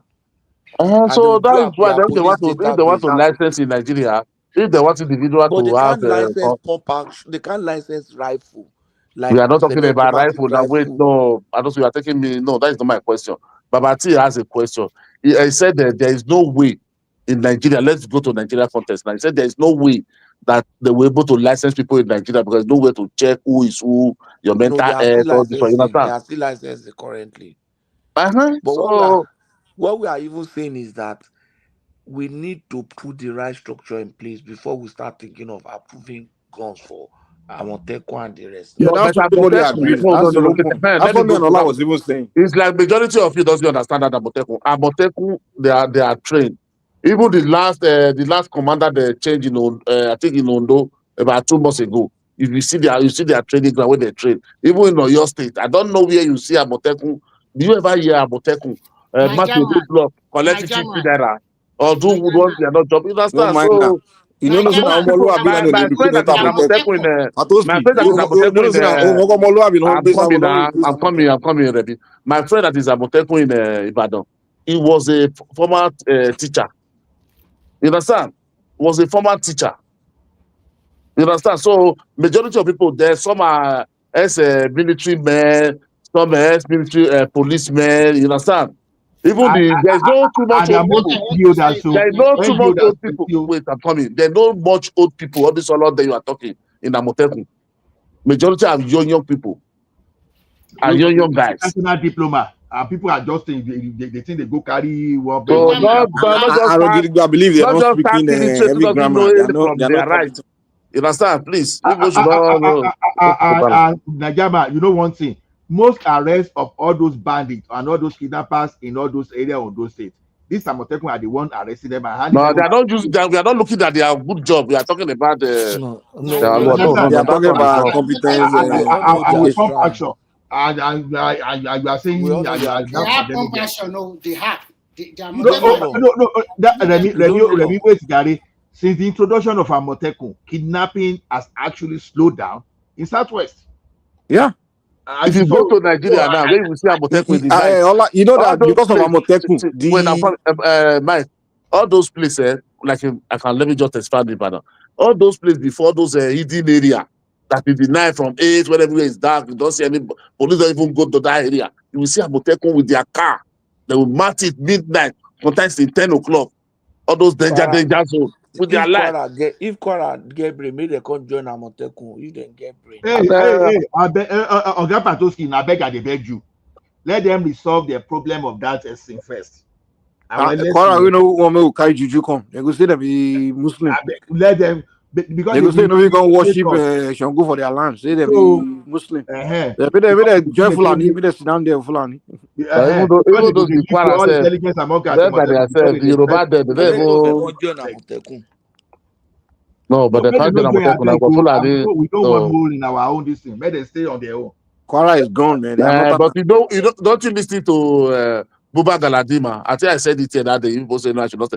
Go and watch his latest interview and right. He said why they brought. He said why they brought Buhari. Why they brought Buhari to become a president? It's because of what we say. OPC bought about 500 cars. They said they are coming to take over Kwara and dethrone all the Fulani emir. And Tinubu was not saying anything. He was a governor. Basanjo was not saying anything. He said that's why they want to go and bring Buhari. They beg him to come so that he can intimidate Basanjo and take over power so that they can save Kwara. They are Fulani. I've gone and listen to the latest interview. You know why that guy? You know why I say that guy is lying? If they say there's any liar in the world, whether it's lying. Buba that hates Buhari from the depth of his heart, that is looking for any way to discredit Buhari. No, he didn't hate Buhari. After when Buhari win, those are the campaign. That was the engine room of Buhari. Buba has been trying to discredit Buhari for like years now. No, that one is different. No, we are not talking about the. He said why they brought Buhari. Those were the people that brought Buhari down. Forget the aftermath. You don't know law. You don't know law. Hold on. Show me the law. If they say show me the law, God punish you now forever. Ajama, I don't know law. You don't know law. Show me the law. You see, if they say somebody toba paro, Yoruba say eyan paro brakata. Somebody sabi lie brakata. That man is number one. If he say 10 things, you can be sure 9 are lie. I don't know why. I think he enjoys it. It's not true. No. Why? Okay, tell me why I'll you tell said you it's lie. why. No. I'll tell you why. I'll tell you why. Now, he said they set up okay, let me not say total lie, but I saw do one be. You know what they I saw do? You don't know law. Make person they put sweet Sugar sugar for and sausage. for talk. Now this guy said that because of OPC, they brought Buhari, and the reason was that he said Obasanjo was there, he didn't say anything. Tinubu was there, he didn't say anything. Tinubu was just an ordinary governor that time. So Yes. it was, you can see bringing Tinubu into the picture is just to No, sweet see him. why? See why bring Tinubu? Ask me why? Was No. it? No Let me tell you mention. why. Let me tell you. No. Wait. I'm No be coming. Obasanjo, Talk Wait am. now. Everybody talk the truth now. no be Obasanjo put Gani for prison. He Wait, come say now after later. then he Wait. Now come. let me tell Say you. after Like then you was when finish. he arrested Hold Gani. on now. Wait. Let me explain to you why he brought Tinubu. He said, see the way he started it. He said the Yoruba leader. None of them was saying anything. So that anchor now asked him, say, why do you use, you want to talk to the driver? He said, that's Obasanjo was the president, that Tinubu was governor. You understand? He said, after How they was brought Tinubu? Buhari, Tinubu was when not they not even a see Yoruba Buhari leader challenging then. him, eh? Tinubu was not even Yoruba leader then. That time we still had people like Ibrahim Adesanya. No, don't you understand? When the anchor now asked him, when he wanted That to one make it na like sugar. That one na Yoruba, the sugar where they tell you. but he wanted to make it like Yoruba elder. He said Ibrahim Yoruba elder. Adesanya was still there that time now. Or He even said Yoruba, Ajasi wait, self. hold on. No, that man is not lying. What he said is 100% true. That If you're man letting he me dey know that. I don't even know lie where Wow. they like know. fish. He dey drink like fish they drink water No. for inside river. Okay, wait now. You have to Now ask why because did you they say no it's give like? him appointment, he dey sweet am. He dey pain No, now where. this was just about a month ago. Yes. You understand? Not Since Buhari during time. Buhari. Since Buhari time, the thing dey pain am. If Tinubu had given Uh, something now, tomorrow na Patoski. kwakwanzo. No, Next this tomorrow na Buhari time, Adu. you could have said something good No, Naijama, about Ghana. Naijama, let me even try Patoski this thing. I See, don't in understand Nigeria, well. we are fond of just discarding everything. When they talk that OPC brought militants in, when Ghanaian Adams are go they talk before they say, oh, no lie, it's nothing, all those stuff, until they begin the kidnap. Now, some people don't talk their own as far back as 2015. You understand? People say they lie. And those people that did that thing now, they started talking in 2023. You understand? Sometimes when someone says something, don't let just discuss and say it's a lie. Because this guy is too okay for someone to call. It's This just thing like na political wait, propaganda. when Commander Olawumi, Wow. talk, This is their job. This is the job these people know how to do. They are just You see, when they are just political you see something then, merchants. wait, Adequaro. You see something then, what I wanted you to ask, say, after that time, when all this thing, after Buhari came, why Obasanjo now had to be very harsh on OPC? Is it these people that after, because of all those things, they now create insecurity in the Southwest? So that Obasanjo, there is many things you have to think. You are not thinking those things. These people was against OPC because OPC, maybe those people just announced that they are coming to Ilori to come and dethrone all the OMA and put Yoruba there. These people now say that is why they have to go and beg Buhari, beg to make it to be president so that somebody can intimidate Obasanjo. When they not, you see, when Obasanjo now see, when they not see that Buhari is getting ground, but then when Obasanjo now become, now take action. So you will ask yourself, so I think that these people, they can't create insecurity for Southwest Na to lie defending they these talk. people. Na lie. Oh. now, You're not telling me why is lie. That Galadima man. Naijama, Oh, you're That telling me why Galadima Naijama, is man lie. would never believe him. Naijama, For let me No. even anything. say something. Someone said You that don't attack of Buhari, you that don't know attack of law. Buhari in Kano. Now it was just because when the guy said he was not going for presidency again, that it was an attack, they warned him that he must go back to the presidency. So No, you know when you are it fighting like was that, during campaign now. It was during campaign that they almost killed him in Kano now. It was because wait of campaign now, now. Thank God. I don't just know. I'm tired. Go on, Mr. Ola, go on. No, I'm not talking again. No, he has lost his thought. Let somebody else So continue I then. didn't lose my thought. I was even narrating what someone said, and they say it's a lie. I'm Let's gonna know. ask you Continue one. now. So, no problem. Continue.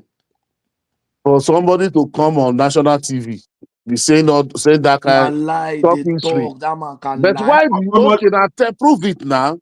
Nigerian the was there to yes or no. Komodolawumi spoke on TV. Some people still saying a lie. They see where and see that say a lie. Did Obasanjo dealt with OPC, yes or no?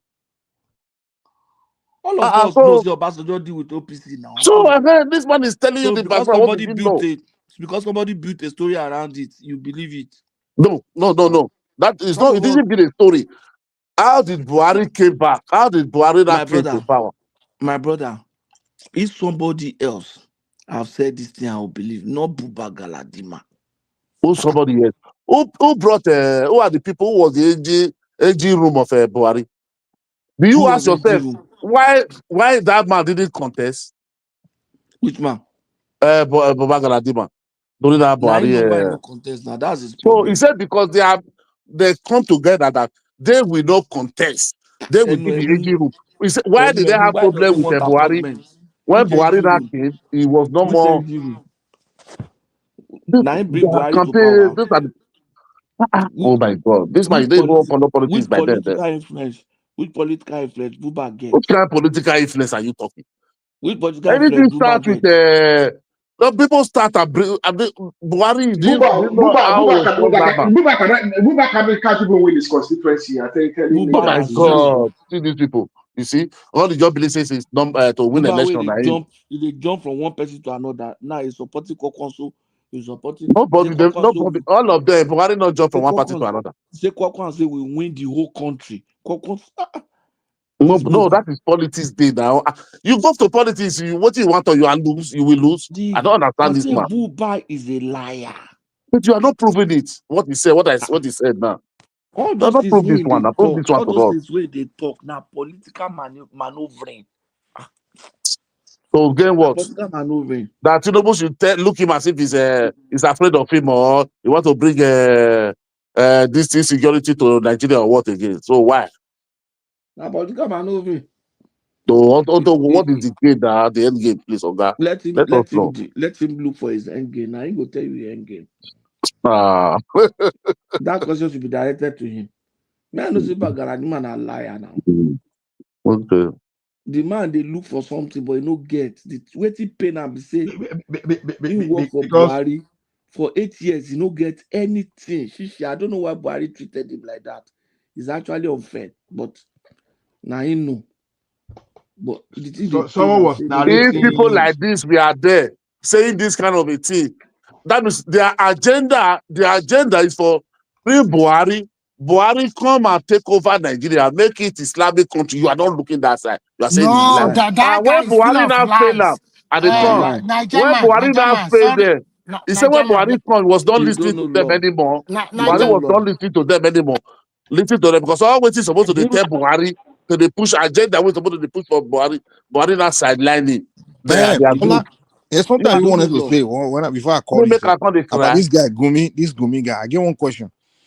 Do you guys think, because I noticed that there's a growing in Christianity in the North, like there's a statistic that shows that more Christian, you know how these pastors are pushing, in Nigeria now Christians like to win souls and they do so many crusade missionary work.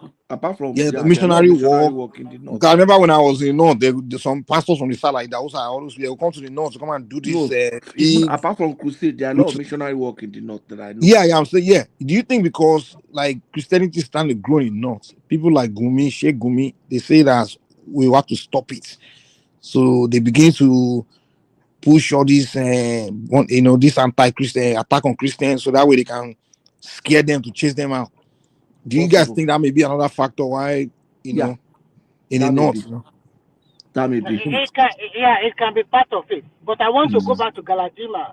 The same interview, Najaman, you are talking about, is that same interview that man also said that Tinubu gave one of his daughter appointment.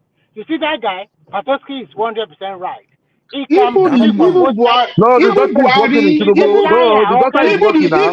Even the Buhari's government. The daughter is working. He work with Buhari now. He work with Tinubu now. The daughter work with Buhari. Two of his daughters. That is true now. Two of the daughters work for Buhari as well. One fine lady like this, very beautiful. You don't know law. That man, they eat lie, they smoke No, the lie, water, the they daughter work drink with lie. You Buhari. guys lie That is too true. much, Jerry. The daughter they work with Now Buhari. supposed to be lie The Mohammed. interview of the daughter I haven't watched itself now. Now supposed to be lie Mohammed. No, He the can daughter they smoke work. lie, they That one is drink true. The lie, daughter work with Buhari. I bet. they So drink lie. why would they talk say Buhari no compensate am? Then give the doctor appointments. Which Because kind of they compensation they knew pass him. down? They knew him No. very well. It's a loose mouth. So that's why they did not bring him to government. Yeah, If you have I'm a loose sure. mouth as a politician, you keep him at bay. Sometimes we have to read between the lines. So they keep him at bay. It's a And all loose those mouth. rubbish he's talking about, do you think any Northerner can force their own religious ideology on South-East or Southwest? It's not done.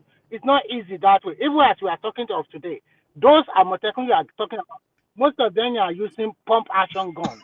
And that is the truth. So what you are saying? If not for back in day, maybe it was a Christian. They never, Forget bring. most of them are They never using bring pump Sharia action. upon that day. See what you talk. Let No, it be forget Muslim that is the governor. even that Sharia you are talking about, Makinde, because of political something, it's not so how to say take action on that one. It's a little bit receptive No, towards it. because you are a Christian. So Let it be Muslim no, governor. I'm telling you, it does So not we handle just, that situation very well too. It does not handle it very well. even Like though it my don't, so people now all we in want, the we don't want it Southwest, and we don't have it. listen, in the Southwest, there's no way you can push Sharia on them. They will not accept. Even the Christianity we are No, talking this about. summer, Osun State governor, Remy, let it be there. I don't trust Osun State. I do Osun not State trust governor, that let to it be Osun there. State. We just pass No, at it's one. not going to happen. No. I don't trust Oh. Osun State. Forget story. I It's don't not trust you in going to Osun State. happen. Even Osun State, you should be afraid of not Oyo. Not What are you talking about? in Okay. Did you Osun notice? State. Okay. Did Listen. you? Let us talk. That you have been talking. Are you not tired? You with Patosi. You with that one. You Ìgbà that tí one. mo wá dákẹ́ ló wá ń ṣẹ̀ṣẹ̀ wá pariwo. I now respond to you. I Ìgbà tó respond ti for you. takò I mẹ́ta àárọ̀ kan tí mo dẹ̀ dákẹ́ fún ẹ. Ṣé mi I lè kept fight quiet for you and bẹ́ẹ̀ you gan now. náà? That's why you now start She raising your shoulder. dákẹ́. Mi ò You dákẹ́ should mọ́. be scared about. Very Remy interesting. Atola. You should be scared. No, me on Bolaja. You should be scared about Oshun. Oshun are predominantly more Muslim than Christians. Oshun? And because they have I a don't lot think of so. let me finish. They have a lot Also, of a Muslim or they country, have a also a lot of Muslim state. sheikh and imam in Oshogbo, Oshun big are afar. tradition. They have them Also is a plenty. Muslim state too. It's a Muslim place. So if you are afraid of Southwest, you should be afraid of Oshun. But as they It's have one by all the one now. What are you let talking? me finish. Now you accept one in the southwest. As they have all this afar, luckily for that state, they also have Agidi and well-educated people too. So it's not going to happen. Although they can be afar, but Okay. they also okay. I just told you that I Remy, don't trust Oshun is Osun what now. tradition. I just corroborate what I said. You see that your Osun, that's where you have Murik. That's your Ishaka. What is Nothing. He what is that? cannot do jack. He cannot do Hold jack. on, Forget no. it. He cannot That do is jack. where Oluwo Oba It's Yoruba Murik. Oba It's only only Yoruba Oluwo land. That be one good is as just Tanzania. entertainment now. Entertainment or Which that one is entertainment? just Which kind entertainment. of Remy, rubbish That Oluwo entertainment? guy, Ola, that guy will invite Gumi. Ola. I'm telling you. Is Yeah. Murik from Osun? Even yes, it's from Oshun. I thought Even Murik is from Moody's. Lagos. Ni. Rara, I think Moody's from Murik is Oshun. Is he Also, I think it's from lecturing Oshun. in Lagos, have him? It's from Oshun, I think, anyway. Because I know he's a professor in Lagos State University. Yeah. But even Murik is just grandstanding for the kilo. All of this in This Nigeria, is all like of this, I all this of don't is like I don't take such grandstanding lightly. I don't take it all lightly. of What is it? all of these people are just merchants. All of them are just merchants. Nah, that's How true. come saying now Osun say that they do all those stuff? You gonna be fanatics for that Osun. Now be It's fanatics. not for that criticism. They're just merchants. Murik is just a merchant. You don't get it. It's all for money. no, It's it's all for not just a attention. matter too. It's not Murik just is a a matter merchant. too. I not be You and money Let him me have tell they you not take one talked. thing. go there before. If Aregbesola Adimi third time was permitted, and Aregbesola did third time, that guy will have scattered Osun. He will have created. Aregbe mélòó ló máa jẹ́ kí ló pẹ́ yìí? Because I don't hear you.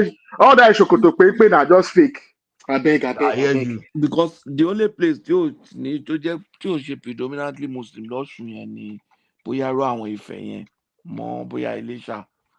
The rest àwọn ìlà àwọn. Ifẹ̀ Iléṣà. No, Ilati is Ifẹ̀ not Iléṣà. Ilati is not predominantly Muslim. No, Ilati is But ó Christian. gbọ́ àwọn Òṣogbo Ẹdẹ Ila, wherever where Bola Ige comes from, what's his name? That place towards SLK. Ekiti. SLK. That's Elisha too now. Hold on, no, hold on, no. I got one statistics here now. I saw some people now. They go gaga. I heard that Christian in Osho State is about 70%. I'm saying like there's Oshun does not have that many Muslims like that. In fact, Oshun have more traditional worshiping is very rampant in Oshun. I'm telling you. So I'm telling you, man. Tradition. If you are in Osun State, you don't feel like like you are in this. Ola, do you know when they are doing you are in Oshun North. festival? Everywhere, the whole bus town. stop or street, you just saw this Alemajiri, powerful screen. Oh my God. What kind of wow. State? No. Wow. No, I Mike, let me hear you out, Jari. Oshun. Almanjeri in Oshun. The presence of many worship is heavy. Just go to bus stop, like 40, 50 go just gather you there. Shogo festival. But the thing about Oshun, yes, now I went there now. The people doing traditional worship, some of them is also participating in Christianity and Islam at the same time. The Muslim country, I will stay to a bit. No, I didn't. It's not as much as Oyo, and I'm sorry, and Kwara. Yeah, Kwara, particularly Kwara. Kwara can't even stand Oshun because they say Oshun they worship too much. Actually, there are some towns in Oshun that you can't say they are mainly Muslim, because if it has population and they are mostly Christians, then Ilesha, the Jesha people, they have a major population and they are mostly Christians. And so there are a lot of CAC, a lot of even Ajeri they there for Ijesha. Yeah, you see more churches and then all these Mikiri and the rest, they are mixed Christian Muslims like the traditional worship. But you know all those white garments. Yeah, and the majority of them are not Christian or Muslim, everything they come that church. So that white garment, all religion come that church. So now you look and say, but Pato, can I make two statements? Number one, if Adilesha are the primary population centers in Osun State, so and like you said, they are predominantly Christian. But even at that, what does it matter? As a people, what does it matter? You want to bow your head to the floor. You want to jump up and shout hallelujah. What does it matter? You want to do Ifa Kilokwe. What does it matter? But you know why it matters. Gumi lọ́nà Ọ̀ṣunkọ́ náà lẹ ti gbé Gumi kó wá preach fún yín. Ọlá. Ẹ̀yin náà lẹ tún fẹ́ gbé sàrẹ́ àwọlé through back door. Ọlá, you know you know why it matters. If I put my head on the ground and I shout Allah Akbar, and you put your head on the ground and I allow you to shout hallelujah on your own, it won't matter. But when I put my head on the ground and I shout Allah Akbar, and you want to go to river and do Eriwoya, and I say no, you cannot do it. That's where the problem is. Nígbà tí mo ya wèrè. Nǹkan tó ṣẹlẹ̀ nìyẹn. That's what the problem is. Those Muslims Sorry, but that is not do your own. That's not all. Nigeria no, what I'm saying, what I'm saying is sorry, nǹkan tí mò ń sọ ni pé the Christians take along. No, my take along. Just the land point to me. The Muslims, the Christians. Let me show me the law. You don't know law. The Christians want to allow you practice your religion. The traditionalists want to allow you practice your religion. But the Muslims there, they don't want you to practice your religion. Yeah, the Muslims they don't tolerate Islam does not, because they see you as it does not. Their Quran tell them now, like if you are Pato, do you know something? Christians are the same way, but the only thing Christians are the same way. Christians don't believe anybody else to practice anything. The Christians are the same way. Let me give you an example. Do you know that if you are a Muslim, you cannot cease to be a Muslim without punishment, without being punished?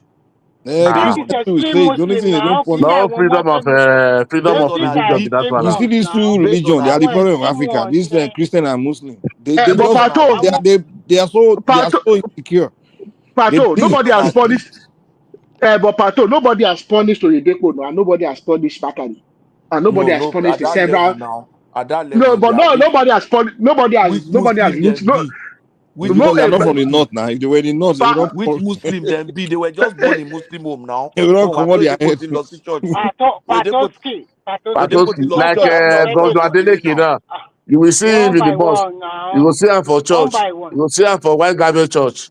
You will see One how by they that do one now. You everything. go to do that one is stupid. Doesn't know what. Patoski, what I want to say is this: Nigerian government should start censoring all those afa priests and pastors and whatever. They Their are always preaching sermon, rubbish. some of their sermon is hatred. Okay, It's in hatred both now. religion, They should start sermoning them. Look at Remy, what there's that Government, preaching there's government, still made in one government Nigeria. pastor, cannot, a government cannot do Southeast. that too because Why not? they They use can do them for that now. politics now. They can do that. They have No, to do No, that. they use censor they it, have man. number for politics. Government will They not should do that censor now. them, Gary. Remy jẹ́ kí n dá ẹ lóhùn question kan tó sọ yẹn. The Muslims and the Christians, they can be extremists. One preach negativity and hatred in both religions. But the pastors Yes. have not preached it. They have not preached it so hard to the point that a Christian go out No, and enter a mosque that is and the fight problem people I'm there. having. That is the issue I'm No. having Jẹ́ kí n with dáhùn, you. jẹ́ kí n You land see o. all these big Jẹ́ kí n prophets. land sẹ́, jẹ́ kí n land tán. Èmi náà ń jẹ́ kó land o. There's Nígbà tí no èmi náà church. béèrè jẹ́ kí èmi náà kọ́kọ́ There's land. no church. Jẹ́ kí There's kọ́kọ́ no land. church. Then kọ́kọ́ land. Their Then kọ́kọ́ land. land. Then kọ́kọ́ land. You see the issue is this. Those ones that are preaching hatred are those big ones that they have more than 50 or 100,000 congregations.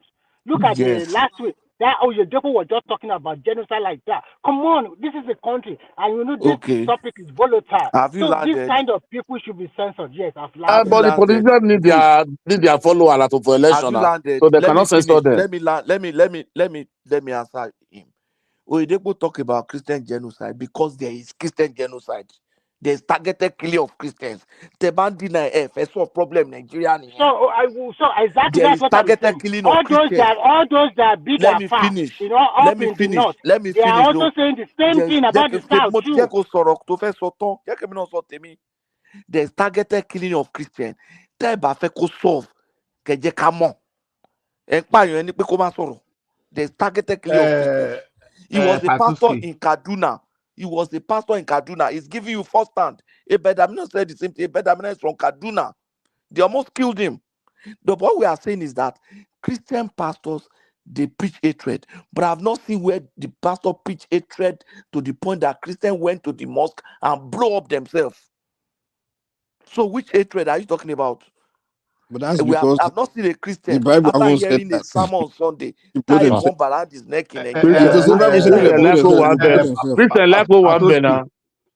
Our Nigerian Christian like one banner. Let me tell you, the Muslims brother in Nigeria need to speak to their people. Patoski, When they hold on. I'm just angry now. The The Muslim people in Nigeria need to look at themselves in the face and say the truth. Somebody amodide abelori It's not about Muslim now. Don't look at it from that angle. I want to say Saying something. that mistakenly. Don't look at that from Patoski, that she angle. because this nigga she launch Ṣé Christian máa ń pariwo Okay, Patoski, this is the way. Okay, do you know why? Okay, hold on, Patoski. Do you know Look why at the I'm way you are against this? talking. Do you know what? Yes, Let me get your answer now. You are not telling One after the everything other now. now. Kí ló ṣẹlẹ̀ gan? Ẹ sọ ọ̀tọ̀ fúnra yín. Remi ò ní jẹ́ kéèyàn sọ̀rọ̀ now. Any slight Ṣé thing mo máa lọ máa sọ̀rọ̀ jó sí church. ìní Any èmi ò slight jẹ́ thing kó máa lọ jó sọ̀rọ̀? church. Okay, Patoski, Nonsense ló nìyẹn. Yet let you me are tell denying you. it. Let me tell you, people. Some of us are not buying to this Christian genocide. It's not as There if we is don't know that. targeted killing of Christians. Hold on, no. Hold on now. I don't want you to buy into it. That's your business. Hold on, no. The thing is this. I said something here several times that we black race, we lack defense mechanism. If Chinese, Caucasians, and all these people that are of different color, if they want to clear us, honestly, now we then go use to clear us. We don't have that defense mechanism, and we try to hold on to sub content of all those things. See, the people that are out, it's not about religion. They want to wipe you out as an ethnic group. Unfortunately, those people that are carrying that thing, carrying out it now, they think they are carrying out because they too they feel like black. They don't even know that the person they are serving, they have another agenda. They just want to use you for now, and they will not come later and they wipe you yourself out of that situation. That's what we are not looking at. Okay, now someone want to wipe out an ethnic group, and we are now downplaying it to only religion. And I've told you that a security expert like Theophilus Danjuma has said this thing before. We can't know more than a person like that, someone that was former chief of army staff. Are we going to know? Which ethnic are they trying to wipe out? Is it Yoruba? Hold on. No, hold on. You know, they have history. They have history when all those Fulani, when they came, you understand, they put the outside into surrender and they took over their land. They rule over them. But now, so when they go to those middle belts, what they do is this: when they chase people away, they take over their land.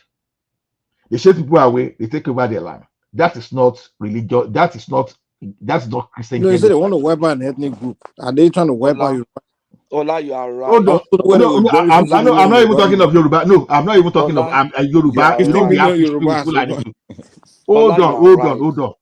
So when they are hold on, when they are now wiping, hold on now. Let me land this. Killing Christians. One voice, please. Jesus Christ. Boko Haram is killing Christians. Lakurawa, they are killing Christians. Let me talk of the area I'm talking about first now. We are just limiting it. We are talking of insecurity generally. Don't narrow it down to middle belt. Hold on, okay, let me make my opinion known.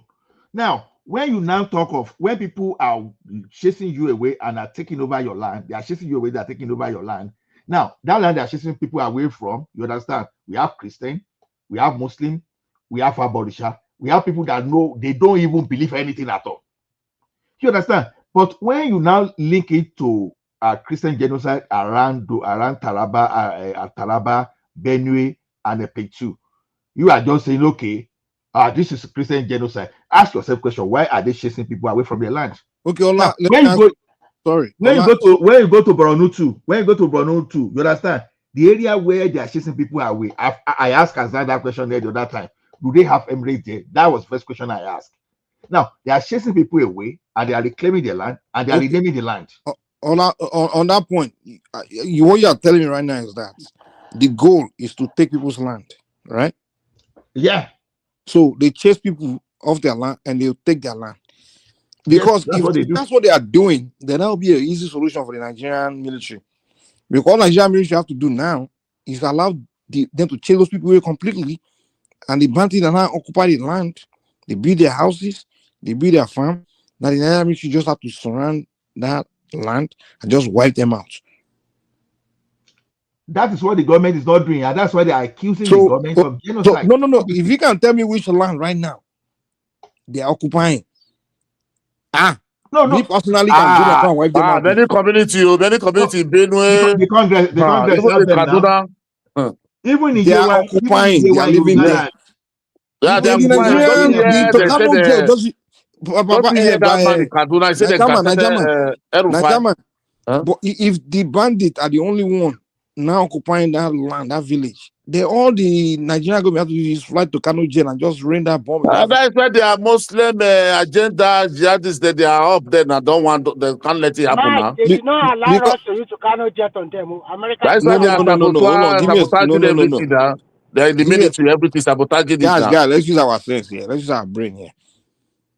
These bandits, they are just running around, attacking places and leaving that place. That's what I understand. But sometimes I will hear people here say, "You are right. You are right." That's what they are doing now. That's what the army cannot kill them. That's what No. Look at Benue.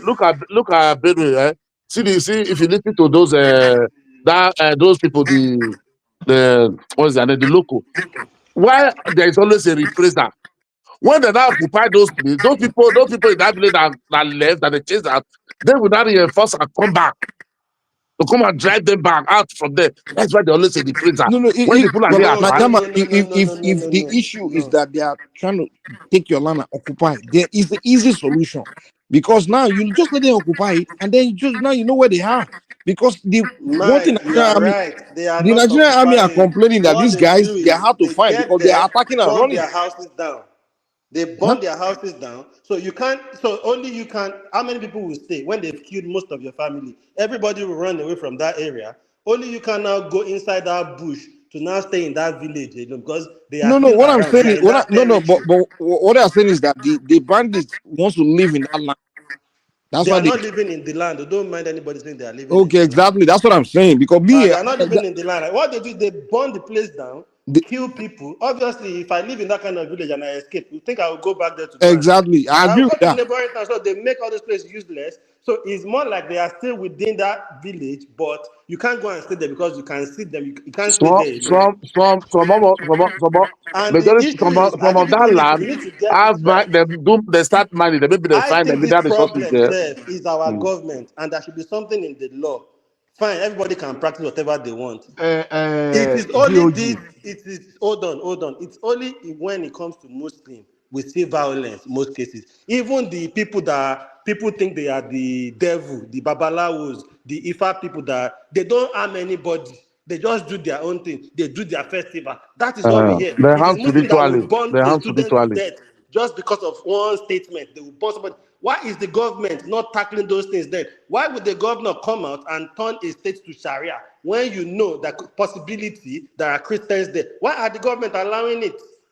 The major problem is the government. Why are we allowing all these things? We've seen a lot of things happen in the northern region, even in the southwest, where Muslims will attack people. I've never seen where Babalawo or traditionalists are going to attack people. I've really never seen Babalawo anywhere attack people. Christians. Where? Babalawo Where? spiritually, all those killing people, children, making their life No, no, no, miserable. no, Let no, no, no, Babalawo be no. that. Those No, ritualists are Babalawo is different. different No, from ritualists are Onisegun. different Don't from the forget, fact. They are Mike na different from worship Babalawo. people. Just Mostly on I beg. no, no, no, no, Yeah, no. leave me out of Don't this. let's mix it up. People that are doing ritual are not. Leave me okay. out of They your are not. conversation. You are not getting D it. Okay. They are not getting the D problem. That's the problem. We need to be able to separate these things. There are Ifa people, there are Oshun people. All these people, they have their own way of worshiping whoever God they serve, Ogun, Shango, whatever. But you don't see them. People that are doing ritual are actually trying to achieve something. That's why they do the ritual. These people, they do their festival. There is Oshun festival, there is Ifa festival, there is Ogun festival, where they kill dog and do all those things. But Muslim, a girl, just the text on group, they stoned the girl and burnt her to death. What happened? Nothing. Nothing happened. Several cases like that in the north, and government won't say anything to it. What That is about what even allows Muslim people to think they're there violent. is one And guy everywhere there. in the world, There is one even in guy the there. UK, you will see something happen. You will see in the comment section, you will see people say, oh, religions of peace, of which is religion of violence. They preach violence. How They are can you fighting. believe They are fighting in Liverpool if you last. go and kill some people, They are you are fighting on going behalf to of heaven? God. I mean, How can you have that spirit They are of fighting in jihad in Liverpool you? last week now. Very heavy riot to Muslim and the patriot of the UK. And they were preaching Islam in the street. That's the problem. Now, immigration in UK is crazy now. That's what they are using to do politics. So there are some fractions that they are actually condemning that they don't want the Pakistani Muslim and all those people. Some people don't just want illegal immigrants. Some people don't even want immigrants at all. So it's That's all. three factions. Scotland said we should come now. Scotland said they You need will us. see, even in the UK, you will see Muslim Patoski, me, people I don't preaching, go. saying they want to Odaro. start Sharia in people's country. You will see Muslims doing it. You will never see Christian. And what I don't understand is, I've seen cases in the UK where a Christian is preaching. You will see police going to chase them away. You will see a Muslim preaching violence, preaching jihad, preaching Sharia in their land. They leave them. They leave them to do. I but don't D understand. nobody preaches like openly in the streets in anybody. They do, they do, No, they they do. do here. I They do know. here in UK. They Even my speak area that they here, want they do. Sharia. They do And here certain with parts of speaker. the church have Hold seen on. the same Adama, thing. is there Patoski, are you UK? there? They don't Yes, do something like that here. Patoski. They I'm don't do listening. here. They I'm don't do here. here Ewo at all. Motisalo, Motisalo. they do Tell here. her, Mala, let's With go to Máì the tí speaker. background. sálọ, máì tí sálọ. Tó bá dé wà Let's go lẹ́rẹ̀ to the kan tó fẹ́ wá background. sálọ, ó lè sálọ If anywhere. anybody wants to come in, they should come in now. No, they Let me do it close here. this. They speak in the street here. They preach it on the street now that they want Sharia law. You will see them. And you will see normal No, Christians just they don't do preaching, something give like your that life here.